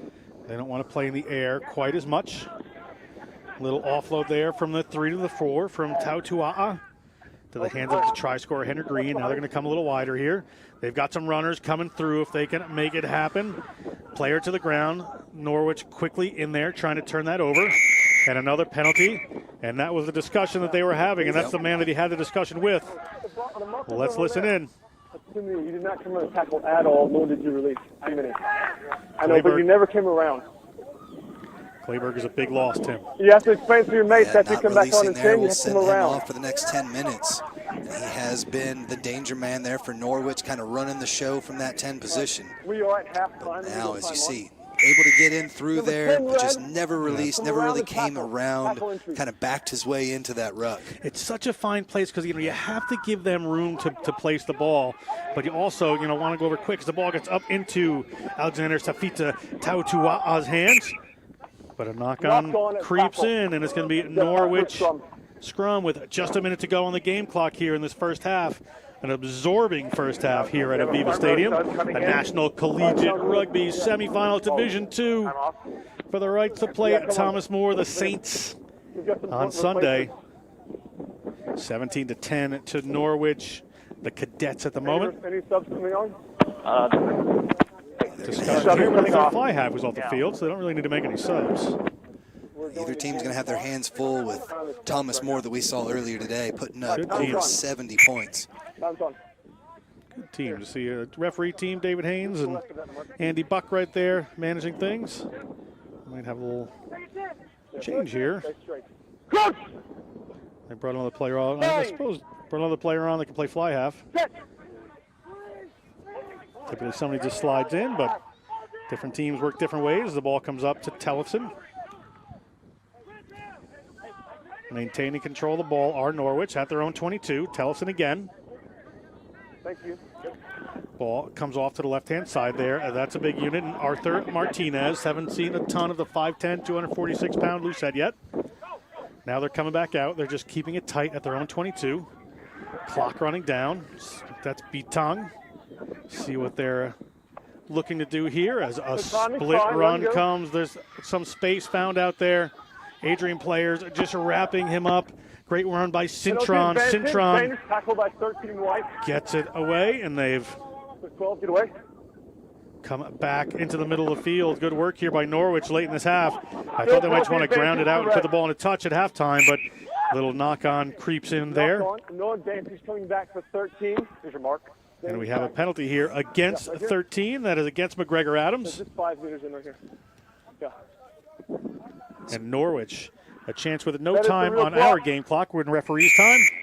Dangerous 13. The dangerous tackle there. Decision to be made by Norwich. They just go with the tap, boot it out, and that'll do it. That's the first half, 17-10. Norwich, the Cadets lead Adrian, the Bulldogs, 17-10 in this Division II semifinal. Great action here in the first half as we take a look at it. Bulldogs very happy. We're going to step away. We're going to come back with second half action. Stay tuned with us in this great contest. We'll be back right after this.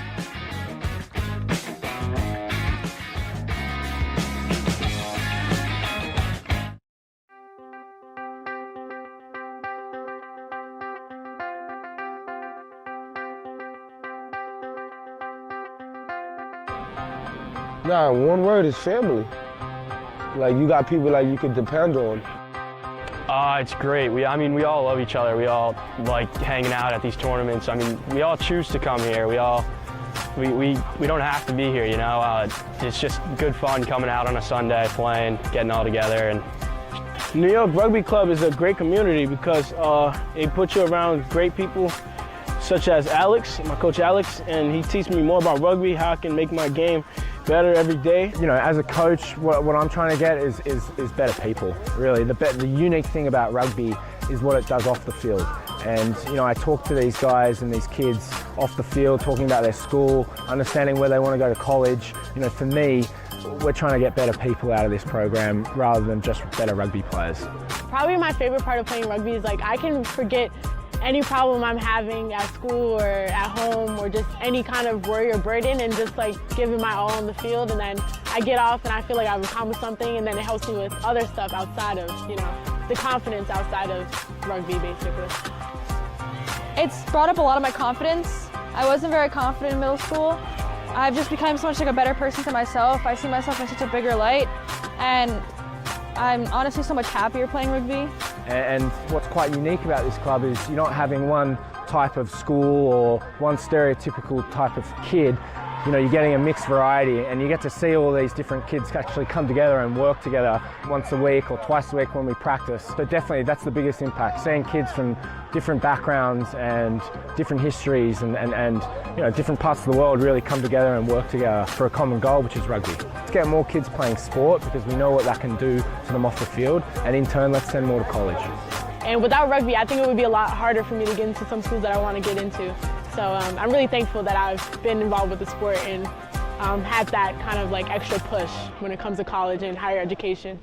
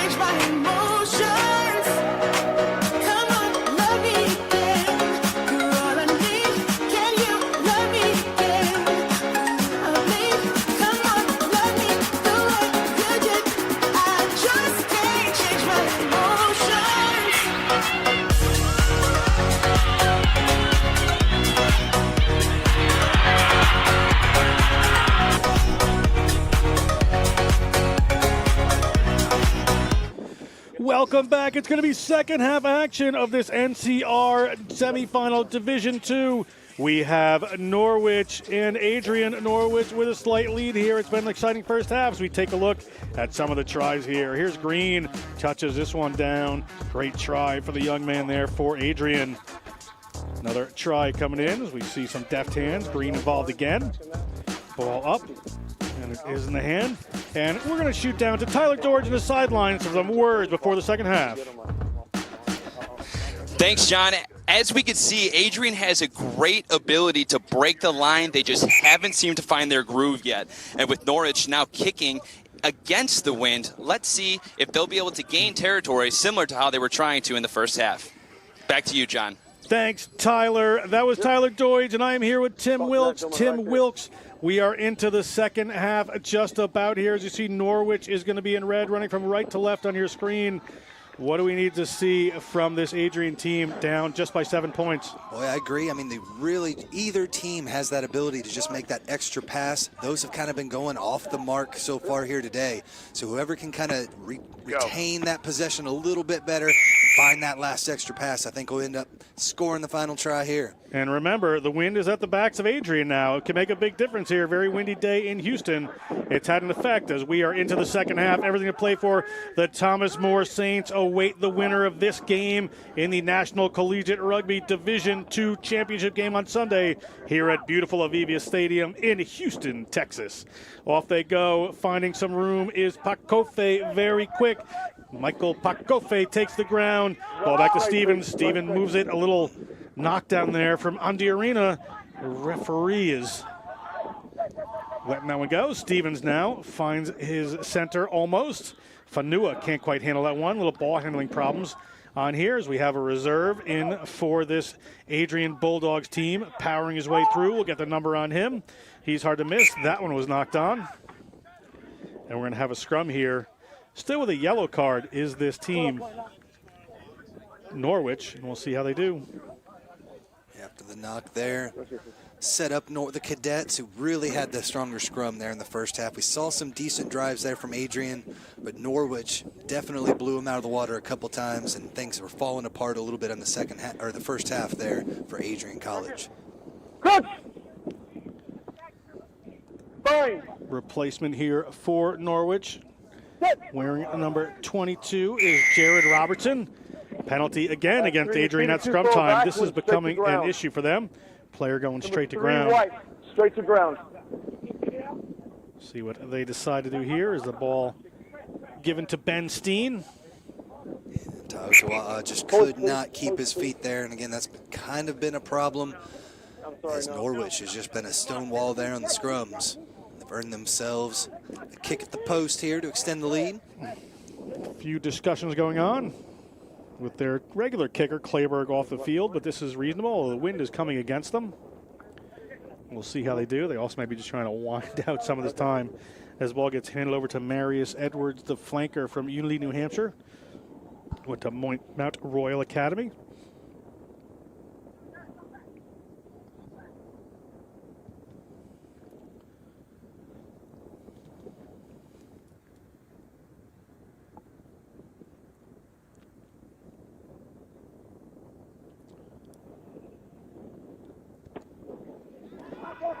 Kick goes off wide. They're inside their own try zone, and they're going to run it out. Are the Adrian Bulldogs not afraid to have a go? That is Michael Carnes. Gets the ball in the middle of the field. They've had a little bit of handling issues here, so they might want to get rid of this. Ethan Schroeder takes that one in. Take it in. 23 is Vatuve. 13! Ball rolls into touch. It's going to be a line out a little ways out. They finally clear their lines, do the Adrian Bulldogs. Using that boot to perfection there. Definitely give themselves some space here after the missed kick. And like you said, just into that wind is so tough. You off a little bit one way or another, it's going to be 30 meters off to one side. So unfortunate there, but got to take your chances here and getting points up there. They're not easy to come by when you're going right to left here into that 15, 20 mile an hour wind.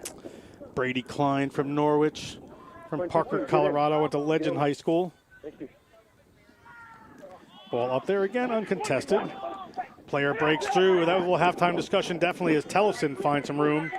You do have to close down those spaces. Robertson, the replacement scrum half, he's held up but able to get to the ground. Green took a little shot there. Let's hope he's okay. A little pick and go attempt by Henning. They're going to stay tight right now with this wind is Norwich. We have an advantage here. Knock-on creeps in there. It's going to be Adrian Ball just outside their 22. Yeah, you know, Norwich is really trying to just slow things down. Like you said, take some time off that clock. Playing with 14 men here. They've got to do their best to just stifle anything that Adrian throws at them here. They've got the win at their back, so they've got to be prepared here. Still playing one man down for about 5 more minutes or so. Okay. Bring your feet up further if you need to. Referee giving clear instructions on what he wants to have happen here. Norwich will be trying to milk a penalty out of this again, I am sure. Bang! Stevens gets that one in. Ball comes back to him on the move. A little ball up, but it slides forward. That was Patelo Kapisi Vatuve, the freshman from East Palo Alto, California. Played for Menlo Atherton Razorbacks rugby. All-star football champion in high school. Yeah, not happy about that one, but Brad Cole was directly in line with it as he came across the pitch, so easy spot for him. Vatuve easy to spot on the field. Coach! Bang! Sit! Robertson gets that one in. Little squeeze coming off the back is Tellefson. Tellefson gets right to the 22 there. Adrian having to reset. Ball out to Bitong. Bitong looking for a little room to run there. Finally taken to the ground. Ball was out by Robertson. Fair play by the Bulldogs. Norwich. Ball on ground and penalty against them. Had to move that ball a little quicker out of the ruck, does Robertson. Like Fittipaldi that got his mitts on that one. Strong in the ruck. See his teammates congratulating him there. But strong work from the Bulldogs to rip that one away. As we see the strategy from Norwich of keeping it in tight. Not paying as much dividends so far, but just trying to keep those seconds ticking away. You can see they have the wind at their back right now as that ball sailed downfield into touch. They had a little trouble in the first half, did Adrian, but it's going to be their line out just inside the 50-meter. Do what you do. We get a look you at can go off. Ethan He can't Schroeder. be replaced. He's going to come back. I think we have an injury over here. Might have an injury. Yeah, okay. We have a player down for Norwich, it seems. Time is off. Time is off, yeah. Hey, tell the gentleman to get his boots fixed. He's got a minute here for an injury. The player on Adrian just wants to fix a shoe. This player gets attended to for Norwich. Possible rib issue there. Feeling on the back as well. Still a few more minutes left in the sin bin. Not sure if the sin bin player was replaced or not. Here's National Collegiate Rugby. You get a view right there of their great logo. Fantastic for these athletes putting on national championships in places like AVEVA Stadium here. Teams from across the country playing multiple divisions. This weekend we have Challenge Bowl Series. Tomorrow we have the Challenger Cup. We have the Lone Star Bowl, the Rhino Bowl, Division Small College Cohen Cup. They are given D1 Division 1, AA, Division 1, Division 2 right here. They are giving opportunities for rugby players across the country at the collegiate level, Tim Wilkes, to enjoy this great game. As it looks like Arthur Martinez is okay there. National Collegiate Rugby putting on this great event. Brad Dufek, the host. Ball up there, taken down well. Long looping pass, doesn't quite go where they'd hoped it would go. Another long looping pass doesn't go quite where they hoped it would go, but a little basketball-style pass finally makes it over there. It took a lot of time and a lot of effort to get it through there, but an offload comes, turned over. Again, just forcing it are the Bulldogs. As Robertson, a little slower in the ruck speed with Robertson in there. Adrian just needs to secure possession. They've got the man advantage. You don't need the big breaks right now. You just got to keep forcing your way down the pitch. But as coaches will say, you know, every play doesn't have to be the big play. You got to jab, jab, punch. You know, you can't just go in there and try to make it happen every time. Good point, Tim Wilkes. Well, and not that, you know, the passes weren't terrible there, but it was just a little tough. Each one was kind of bobbled. At that point, just kind of bring it in, regroup, and work your way down the pitch. But strong effort there as Adrian will retain possession now with the put into the scrum. And the Sinman is over, but I'm not sure Kleberg was allowed to get back on the field. Which would be a big loss for this. Because Bartinsky is still out in that shot. There's Bob Wegler, longtime coach at Norwich University. Can tell you what the square root of -1 is. One more time? I'd wrap around, yeah. Built such a strong program out there on the women's side as well. Championship after championship. Trying to push his boys across the finish line here. Bring your feet further up. You got good shoulder out. Thank you. Player warming up there. There's Kleberg. 3, head space. Was in the bin.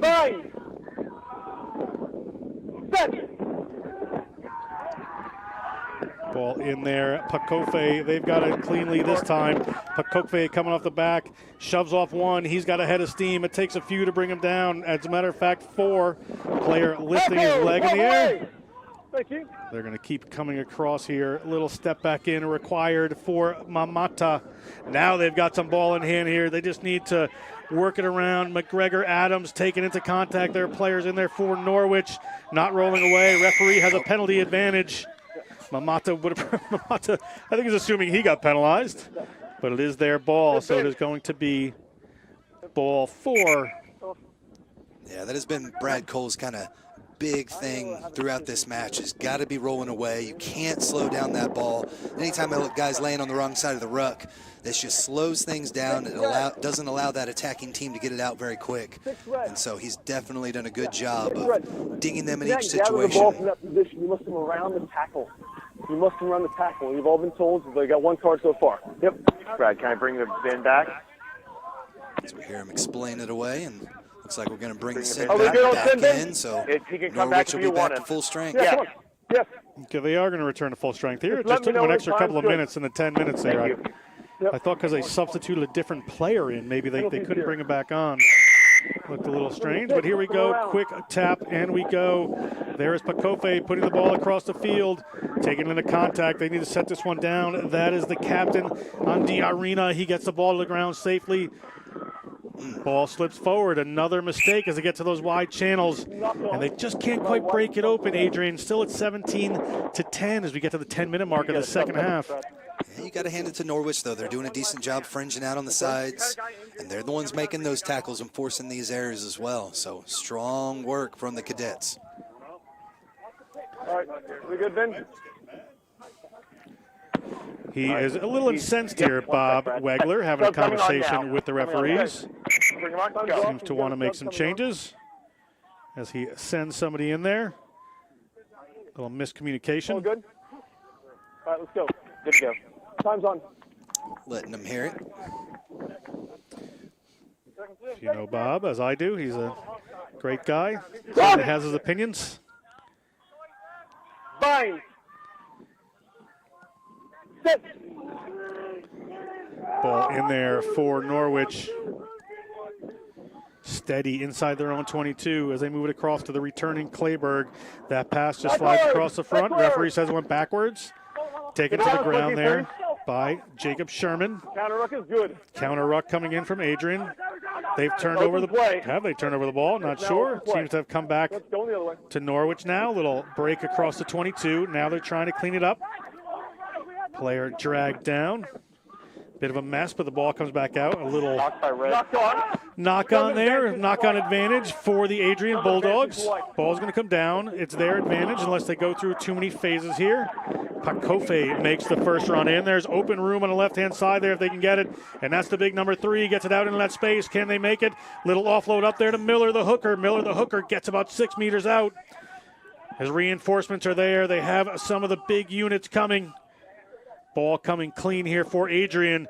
Chance for them to at least put 5 points on the board here as they look at that try line. Andy Arena, the captain, is going to lead the charge.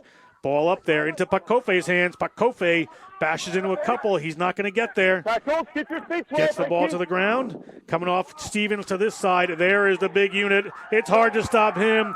And the big man touches down for a try. It is that man from East Palo Alto, California, Alexander Safita Tautua'a. Touches down for this Adrian Bulldogs team. Able to get it to him on the outside at pace. And there's not much you can do with that big fella rumbling at full speed. He was able to take it all the way through and dot it down for the try. A good stand by Norwich there for 10 minutes, but Adrian College right back in it.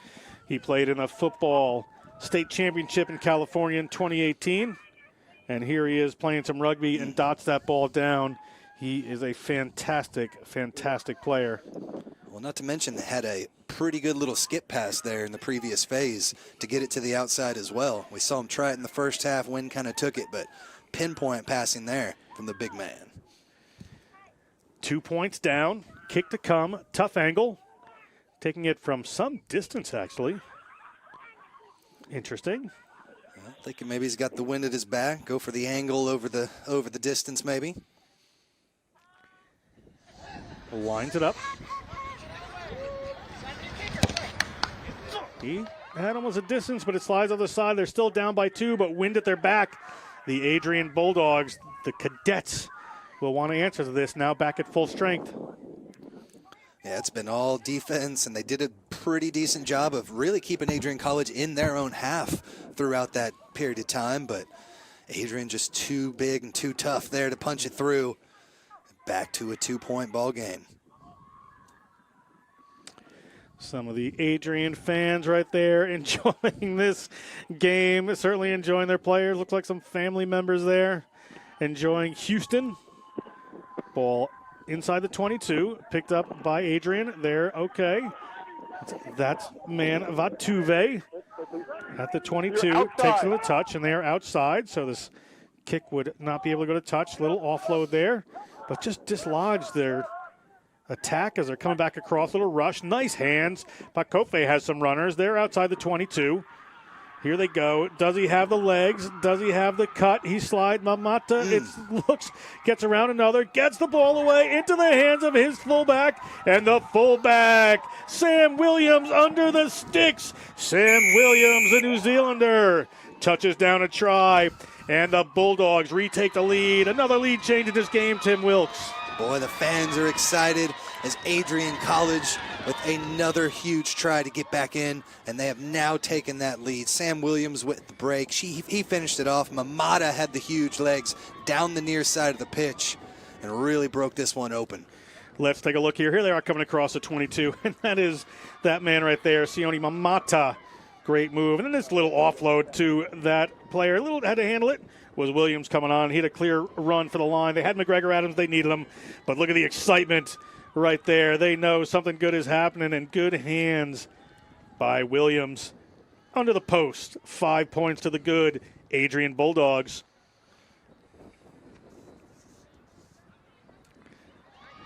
Good on that one as they push it up to 22. And Norwich came out there with that rush defense again, but Adrian College, you got to give it to them. They spun it out quickly, found those 3 guys there on the edge, and were able to make that huge break. Their passing has been a little difficult there with lots of stuff, but good job. All right, we're going to go back down the sideline where Tyler Doige is waiting with his wisdom. Thanks, John. Adrian having a few hiccups into the opposing team's 22, a couple of penalties, not really utilizing on the set piece, but it looks like they finally found their groove. Both teams are going to have to be a lot more careful inside of their own 22s if they're going to want to be able to utilize the time they have inside the red zone. John, back to you. Thank you, Tyler. We had, in the meantime, a knock-on. Ball is going to be here for Norwich. 56 minutes gone. Time remaining in this absolute wrestling match between these two teams. Yeah, we've seen speed, strength, everything on display thus far. It's going to be up to the cadets to hold strong here the last 25 minutes. They're getting close now. We haven't really seen a lot of ball in hand from them here in the second half. Need to make things a little more crisp. Ball in there for Norwich. Little squeeze coming on for Adrian now. They're getting a little more excited. Ball is going to come out, however, and a clear little bit of a line there for Bartinski. Bartinski takes it in across the 22, but it's come back to Adrian College. Vatuve has a hold of it. Vatuve steps a couple. Vatuve's across the 22. Vatuve through a sea of red jerseys. Finally going to get hauled down, but he's going to try to offload it there to Mamata. Goes back to one of the Norwich players. A little bit of a mistake. Pick and go. Cadets on the move. Another pick here. No, they're going to move it to the backs a little bit wider. Waiting set of forwards there. Ball is going to come back Norwich way. Bartinski moves it up to Kleberg. Kleberg is going to use the boot. He's going to put the ball up over the head of one of these Bulldogs players. Dangerous runners across the board there. That is Jared Welt. Jared Welt gets the ball to the ground. Good cleanup by Miller. Keep that one going. They're going to take the ball to 22. These little offloads can be good, but also a little dangerous on occasion. Norwich trying to turn that ball over, but clean. Back out here to the big man in the try score. He gets it to number 8. He gets it back in. These guys are having fun as they play. These little offloads going to hand for them, doing very well. Wriggling around is Adrian. Ball is there. Do they have some width on this one? They get the ball to Vatuve. Vatuve kicks it, comes off a Norwich player. Bounces in a touch. Off of red. We'll see. Referee calls it off a red player. It's going to be a line out here for the Adrian Bulldogs. 5 points up. Just creeping into the halfway point of this second half. Yeah, a lot of phase play there by Norwich, or excuse me, by Adrian College, but Norwich did a good job on the defensive end, keeping them inside their own half. And really been impressed by Adrian College's back three. Anytime there's a kick, anything like that, the back three are so dangerous from the wings and fullback position. They've really been doing a good job when Norwich was kicking with the wind earlier, and then now here in the second half as well. Tough wind here as the ball rolls towards the Norwich side, so it may come down for the Cadets. It has done. Tough win for those lineouts today. Ball up there to Bitong.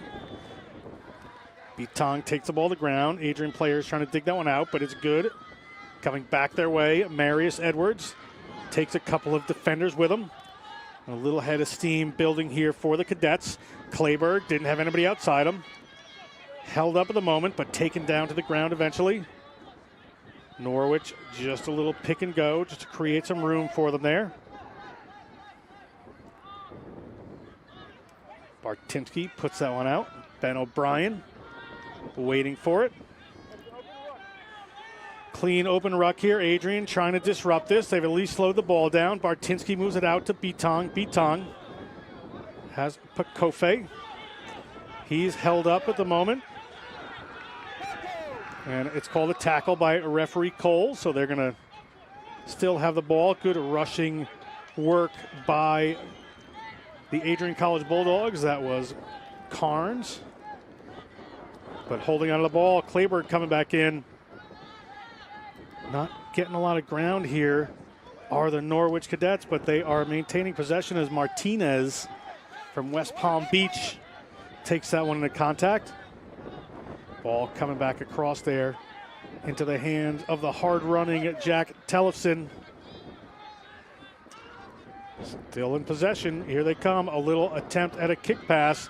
Comes down into the hands of the Bulldogs, but Norwich able to scream through and take that. Ball's come out now. Let's see what they can do with this. Norwich fighting their way however they can. That little kick gained them some territory. Very well done. Sometimes it just turns over possession. Not this time. As the Bulldogs now backs to the wall, having a fight. Bitong, there are only a couple of defenders there, and Bitong unloads the ball, and Norwich is going to take the lead again after a conversation. Seti Lotta. Good. Sorry, Brantley Ledbetter gets a try, and Brantley Ledbetter from Birmingham. 5 points, and all tied up here just over the halfway mark.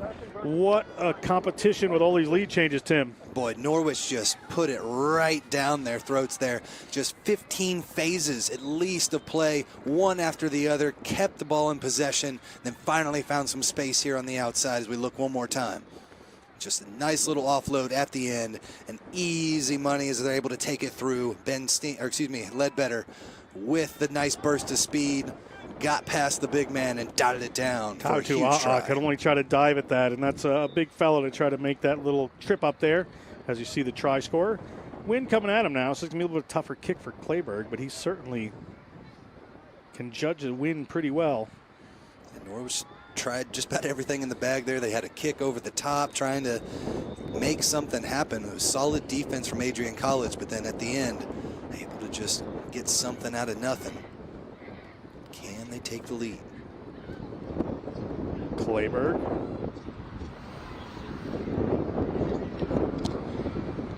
It has the distance, but it's going to slide across the front, so we're all tied up here at 22 in this Division II semifinal of the NCR National Collegiate Rugby Championships. A lot to play for. We're over the 20-minute mark. An exciting time to come. Tim, fitness could play a bit of a role here. Benches and fitness can play a bit of a role. Adrian has a pretty deep bench. May need to go to it. They got some big boys out there that can get tired. Obviously, you know, Norwich, a military academy. Guys are going to be fit, going to be in good shape. Now we saw Norwich, really using their strength there to just go phase after phase. It looked like they still have quite a bit in the tank. Let's see which team has put in the work conditioning-wise so far this year. Vatuve can certainly hang that one up there as the ball rolls back towards the touchline. And who is it brought in by? Maybe been brought in by a Adrian player there. Yeah, it looked like it was going to go out into touch off of Norwich, but then Big Five came sliding in there and kind of knocked that one into touch, or touched it as he was on the line. It will be Norwich ball just inside their 22. Wind against them, as we've been saying, so they may choose to run this a little bit before they go. They get it up into the center of the lineup, and they're going to just drive forward and engage a player there. Well done in turning and actually taking on the defense. They were not going to make contact, so he just turned and ran right at him. Fantastic job. There's Martinez. Martinez gets hold of a touch. It's going to be turned over. Line out coming for the Adrian Bulldogs in a great attacking position. You can see some happy Adrian players right there. Let's see what they can do. Ball in hand here. It was Norwich there for so long. See what kind of a response these Bulldogs can come up with.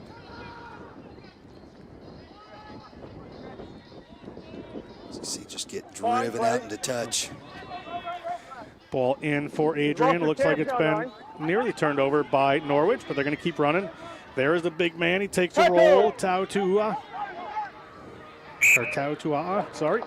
7 in front, accidentally scrum through red. Scrum here for Norwich. Little mistake creeping in. Just trying to do too much. Again, they just got to settle down, Adrian, and go through the phases in this side of the field, and something should crack open for them. Accidental obstruction there. Player just kind of wandering off of the ruck and off that pick and drive, kind of got in the way there. So not the full straight arm penalty, not intentional. But another opportunity for Norwich to relieve the lines here. Fine.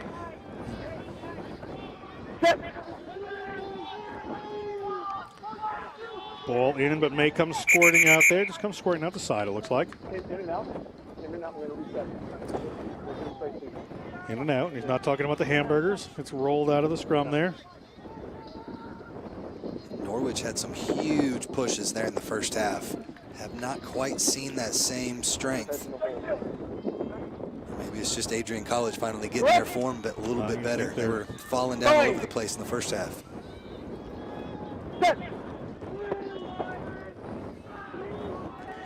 Ball in. That time it works its way back into the Adrian scrum. Pulled off the back there, but a lot of pressure on them. Adrian trying to steal this one. Ball is going to come back. We'll have a pick and go here. Ben O'Brien takes it across the 22. Another pick and go. They're just going to keep it tight here. Kofe closing that door hard.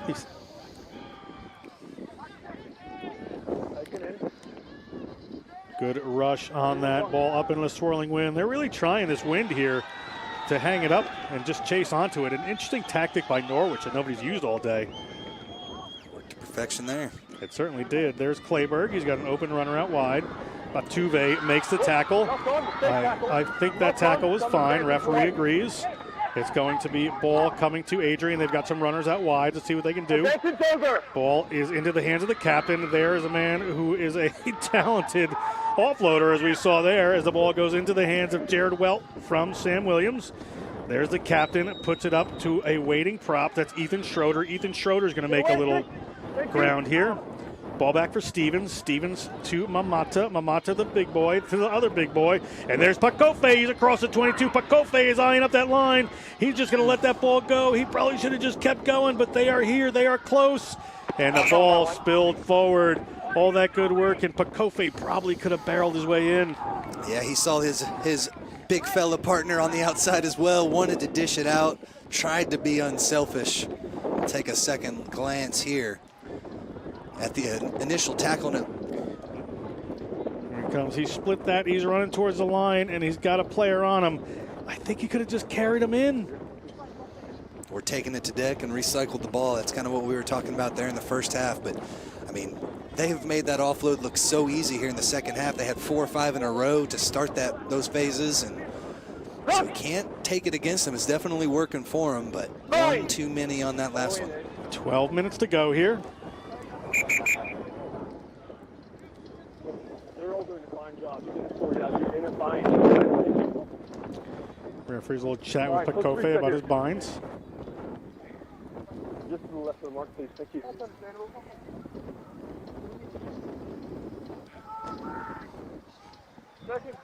Clock continues to burn away. We're way down in the Norwich half. Bang! It is their put in here. Save the best match for last this evening. We certainly have. Bartinski gets that one in. Ball is stable. Good drive coming in from Adrian. They're disrupting this. Ball out of the back. What are they going to do? Clayberg at his own 5-meter line is going to be dragged down. He needs some support. Works to keep his feet as his support does get there. Ball out to the right-hand side. An offside against the big man. Seems to be down with a little bit of a cramp, so an offsides penalty advantage. We'll see what they decide to do with. Bartinski gets the ball back there to Clayberg. Clayberg puts one high up in the air. It's just going to swirl into touch. We'll come back for the penalty. Again, they're inside their own zone, and they got the wind against them here, so going for touch might not get you that much yardage, but I think you just have to give it a shot. Relieve whatever little pressure maybe you can here. We've seen some decent work trying to break it from their end, but not a whole lot of explosive plays from Norwich. A lot of phase-to-phase action. So I think this is a smart choice here with the boot. Clayberg just gets it ahead a little bit, but look at the ball back in their hands. White 1, white Possibly. 3. White 1, white 3, sub. There are the changes coming in for Adrian College. It's Schroeder and everybody's fan favorite, Tau Tua'a, White 1, white 3, sub. are going to come off. Bring on some fresh legs there. 10.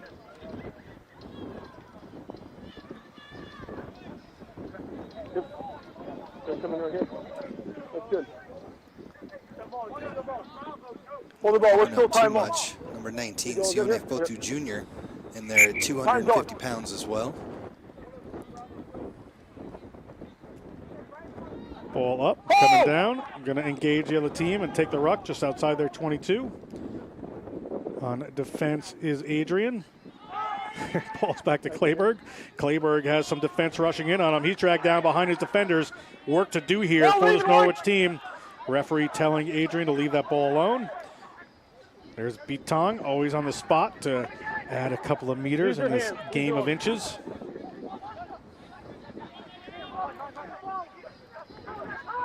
Ball back again. This time they're going to attempt to get the kick away, but it's going to wind up back in the hands of Adrian.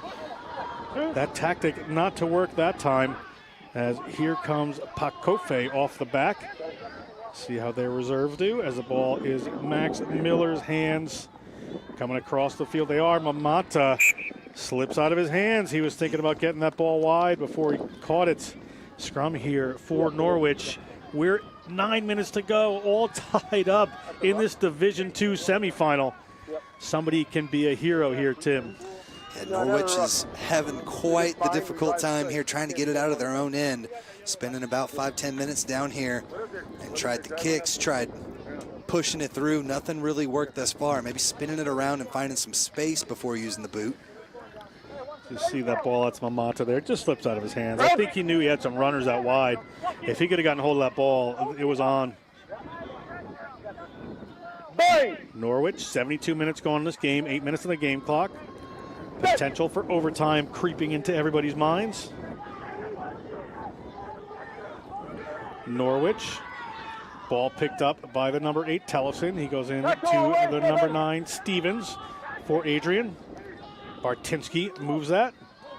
Big tackle coming in there on Clayberg. Clayberg to the ground. Now into the forwards, that's Ben O'Brien. He's been stable and steady, ball in hand. 2 white offside. Little offsides there for Max Miller. Another offsides against Adrian. Norwich has a penalty advantage here. 73 minutes gone.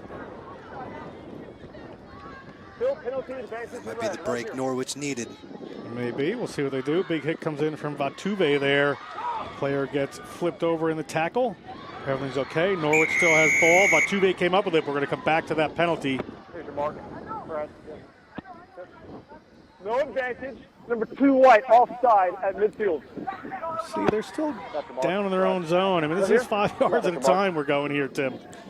Yeah, you've got, at least you don't have somebody running at you at this point when you're trying to make that kick. Just find, I mean, your center of the pitch makes it even tougher here. But just take a side, and like you said, 5 meters at a time, that'll work. Number 2 and number 3. A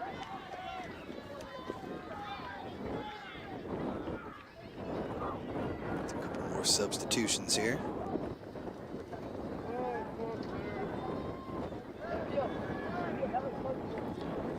Clayberg looking towards the sideline. Will it make it? It does. Again, another 5 meters. And they're up there as a very anxious Bob Wegler looks on to his waiting team. Hopefully all part of the plan at this point. 6 minutes left to go. Who's got enough left in the tank to punch one more over? Cadets or Bulldogs? See those Cadets fans there. Ball comes down. They're going to take it to the side. Norwich battling them now. Another penalty against Adrian for a high tackle there. It started low and came high. Danger. Referee back line explained it perfectly. Started low, but just came up a little bit high around the neck. 5 more? That's 5 more meters. They're just inching their way downfield here. Adrian undoing themselves at the moment. Little fatigue creeping in. A couple of silly penalties creeping in. Norwich trying to go quick. Ball up there. Player coming around the back, offloads it back to one of his waiting runners. I think that's O'Brien. Ball up there, pass coming out, but intercepted. There is the man. He is on the run. He's across the 40. Can he be stopped? Is this the moment in the game? That's McGregor Adams. McGregor Adams under the sticks, and McGregor Adams, the senior from Orchard Lake St. Mary's Prep, gets 5 points as time winds down, and jubilant players from the Bulldogs come and join him. Tim Wilkes. Just let out a huge roar, but it was just that one little miss. He was able to scoop that up and take it the distance. He's shown the speed from back there and able to get it in one more time as we watch here. Big hit. Scoops it up. One man miss. Fullback couldn't make the tackle, and then enough speed to blow away past the flanker and all the way in. He just lets out a huge roar to finish it off. It was a big move there to make it happen. Just a ball coughed up in the tackle.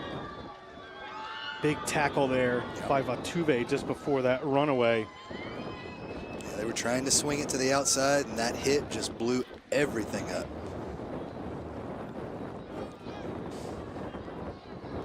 Pretty straightforward kick here to follow up on his try from McGregor Adams. Players running onto this. That one is good. We're at a converted try with just 3 minutes on the game clock here, but anything can happen as we've seen. Swirling wind coming at Norwich. They're probably going to have to keep ball in hand.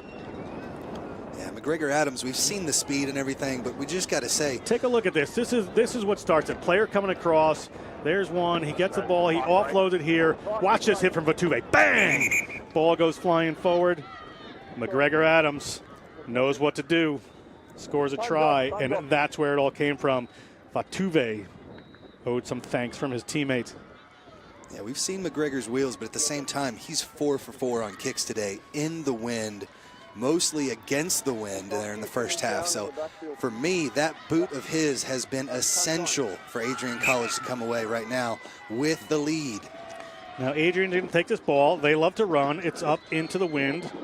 If I was them, I would be thinking about kicking this ball downfield, but they are certainly not. They are thinking about continuing to have fun, and fortunately for them, it goes back into the hands of one of their players.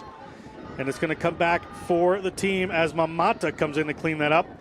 Gets it off to, that's Fanua, his inside center.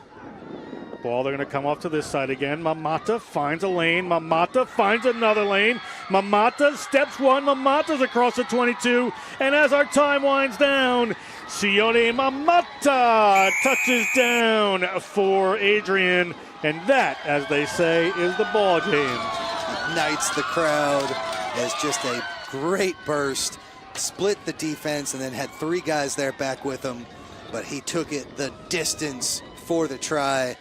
Starting to seal this one off. Yeah, the Cadets have been valiant to say the least, but a couple of open opportunities there grabbed by Adrian, and that's what we've been talking about all game, is they can bust that open. Tyler talked about it down on the sideline. These guys can just be explosive, and look at Mamata.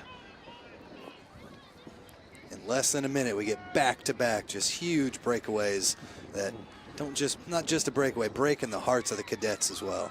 He is just thrilled, is Mamata. He knows Sunday is going to be a big day for this brand new program.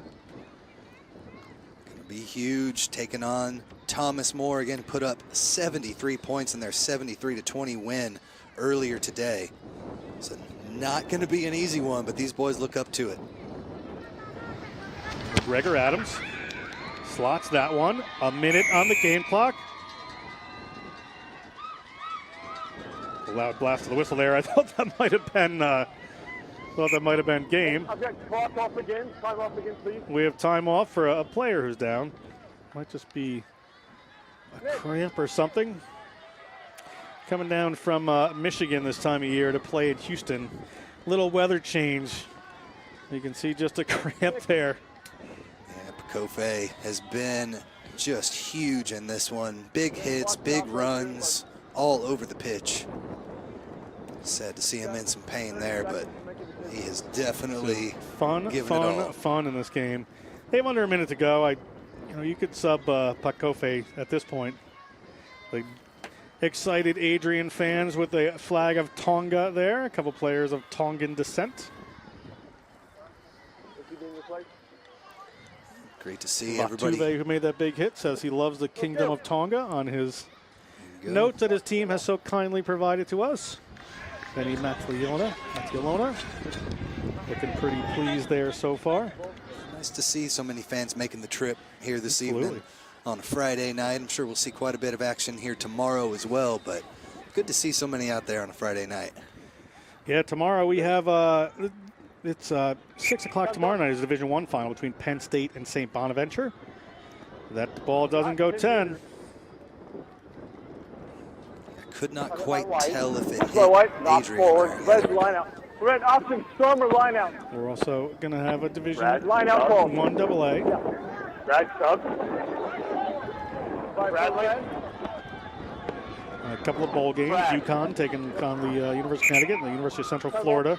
Will play just before that big Division I match. 13 white and 14 white coming off. A couple of players coming off here. It's going to be a line out for the Norwich Cadets. You are looking at the time ticking away in game time. It's going to be referees time after this, so maybe a little bit. Yeah, looks like he may have had it off there for a while. Ball comes up, and they're just going to come around the back there. They're down 36-22. Big hit comes in late from Mamata. Ball back into the hands of one of the reserves there. That is Ian Sexton. Adrian knocks that ball on. Referee takes a look. not on at full time. And that is the Division II semifinal. And the Bulldogs of Adrian, the boys from the Maple City, Adrian, Michigan, brand new program, heads to the finals to take on the Saints of Thomas More and a long-time outstanding program. The Norwich Cadets are going to come up short this time, but certainly have a lot to be proud of. Tim, what a game of rugby. Yeah, Adrian College just had those extra offloads there in the second half, able to break a couple of big ones there to finish this one off and come away with a huge 14-point victory. We're going to go down to Tyler, talking to McGregor Adams. I'm here with McGregor Adams, who scored the nail in the coffin try here in the closing minutes of this match, a bout-for-bout blow. What does this mean, not only for you, but the club in your first year? It means a lot. I mean, it's our first year as a program, and, you know, Benny's done a hell of a job recruiting everyone. And, you know, it means the world to us. You know, we had a really tough fight against Illinois State, and we knew this was going to be a battle. You know, I missed one of the tries earlier in the first half, so I had to make it up. And Petolo with an amazing hit to pot the ball out, and, you know, that just sealed the game. As soon as I saw space, I took it, and the rest is history. You used to be a soccer player for Adrian College, and now you're going to the Division II championship final. What does this team and this association, this club mean to you and the rest of your players? It's just one word, it's brotherhood. We preach this all year, family and brotherhood, and, you know, playing for one another, and that's what we do every day. We break it down. We always say family on three, family on me. You know, this just means the world to us, and we've worked so hard for this. Awesome, man. Well, congratulations, guys, on going to the final your first year, Adrian College. All right, we're going to be back tomorrow. You see some excited players right there. Come back for all our bowl games starting at noon Central Time. We'll see you at the next rugby game.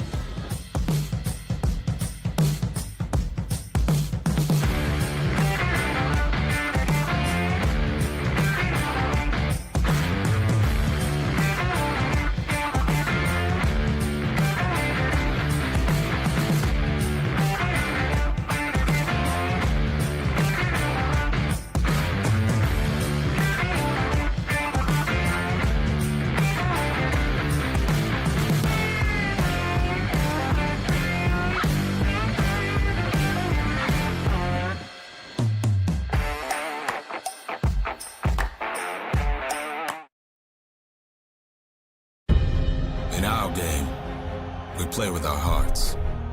We don't play with sticks, bats, or gloves. We don't wear shoulder pads or helmets.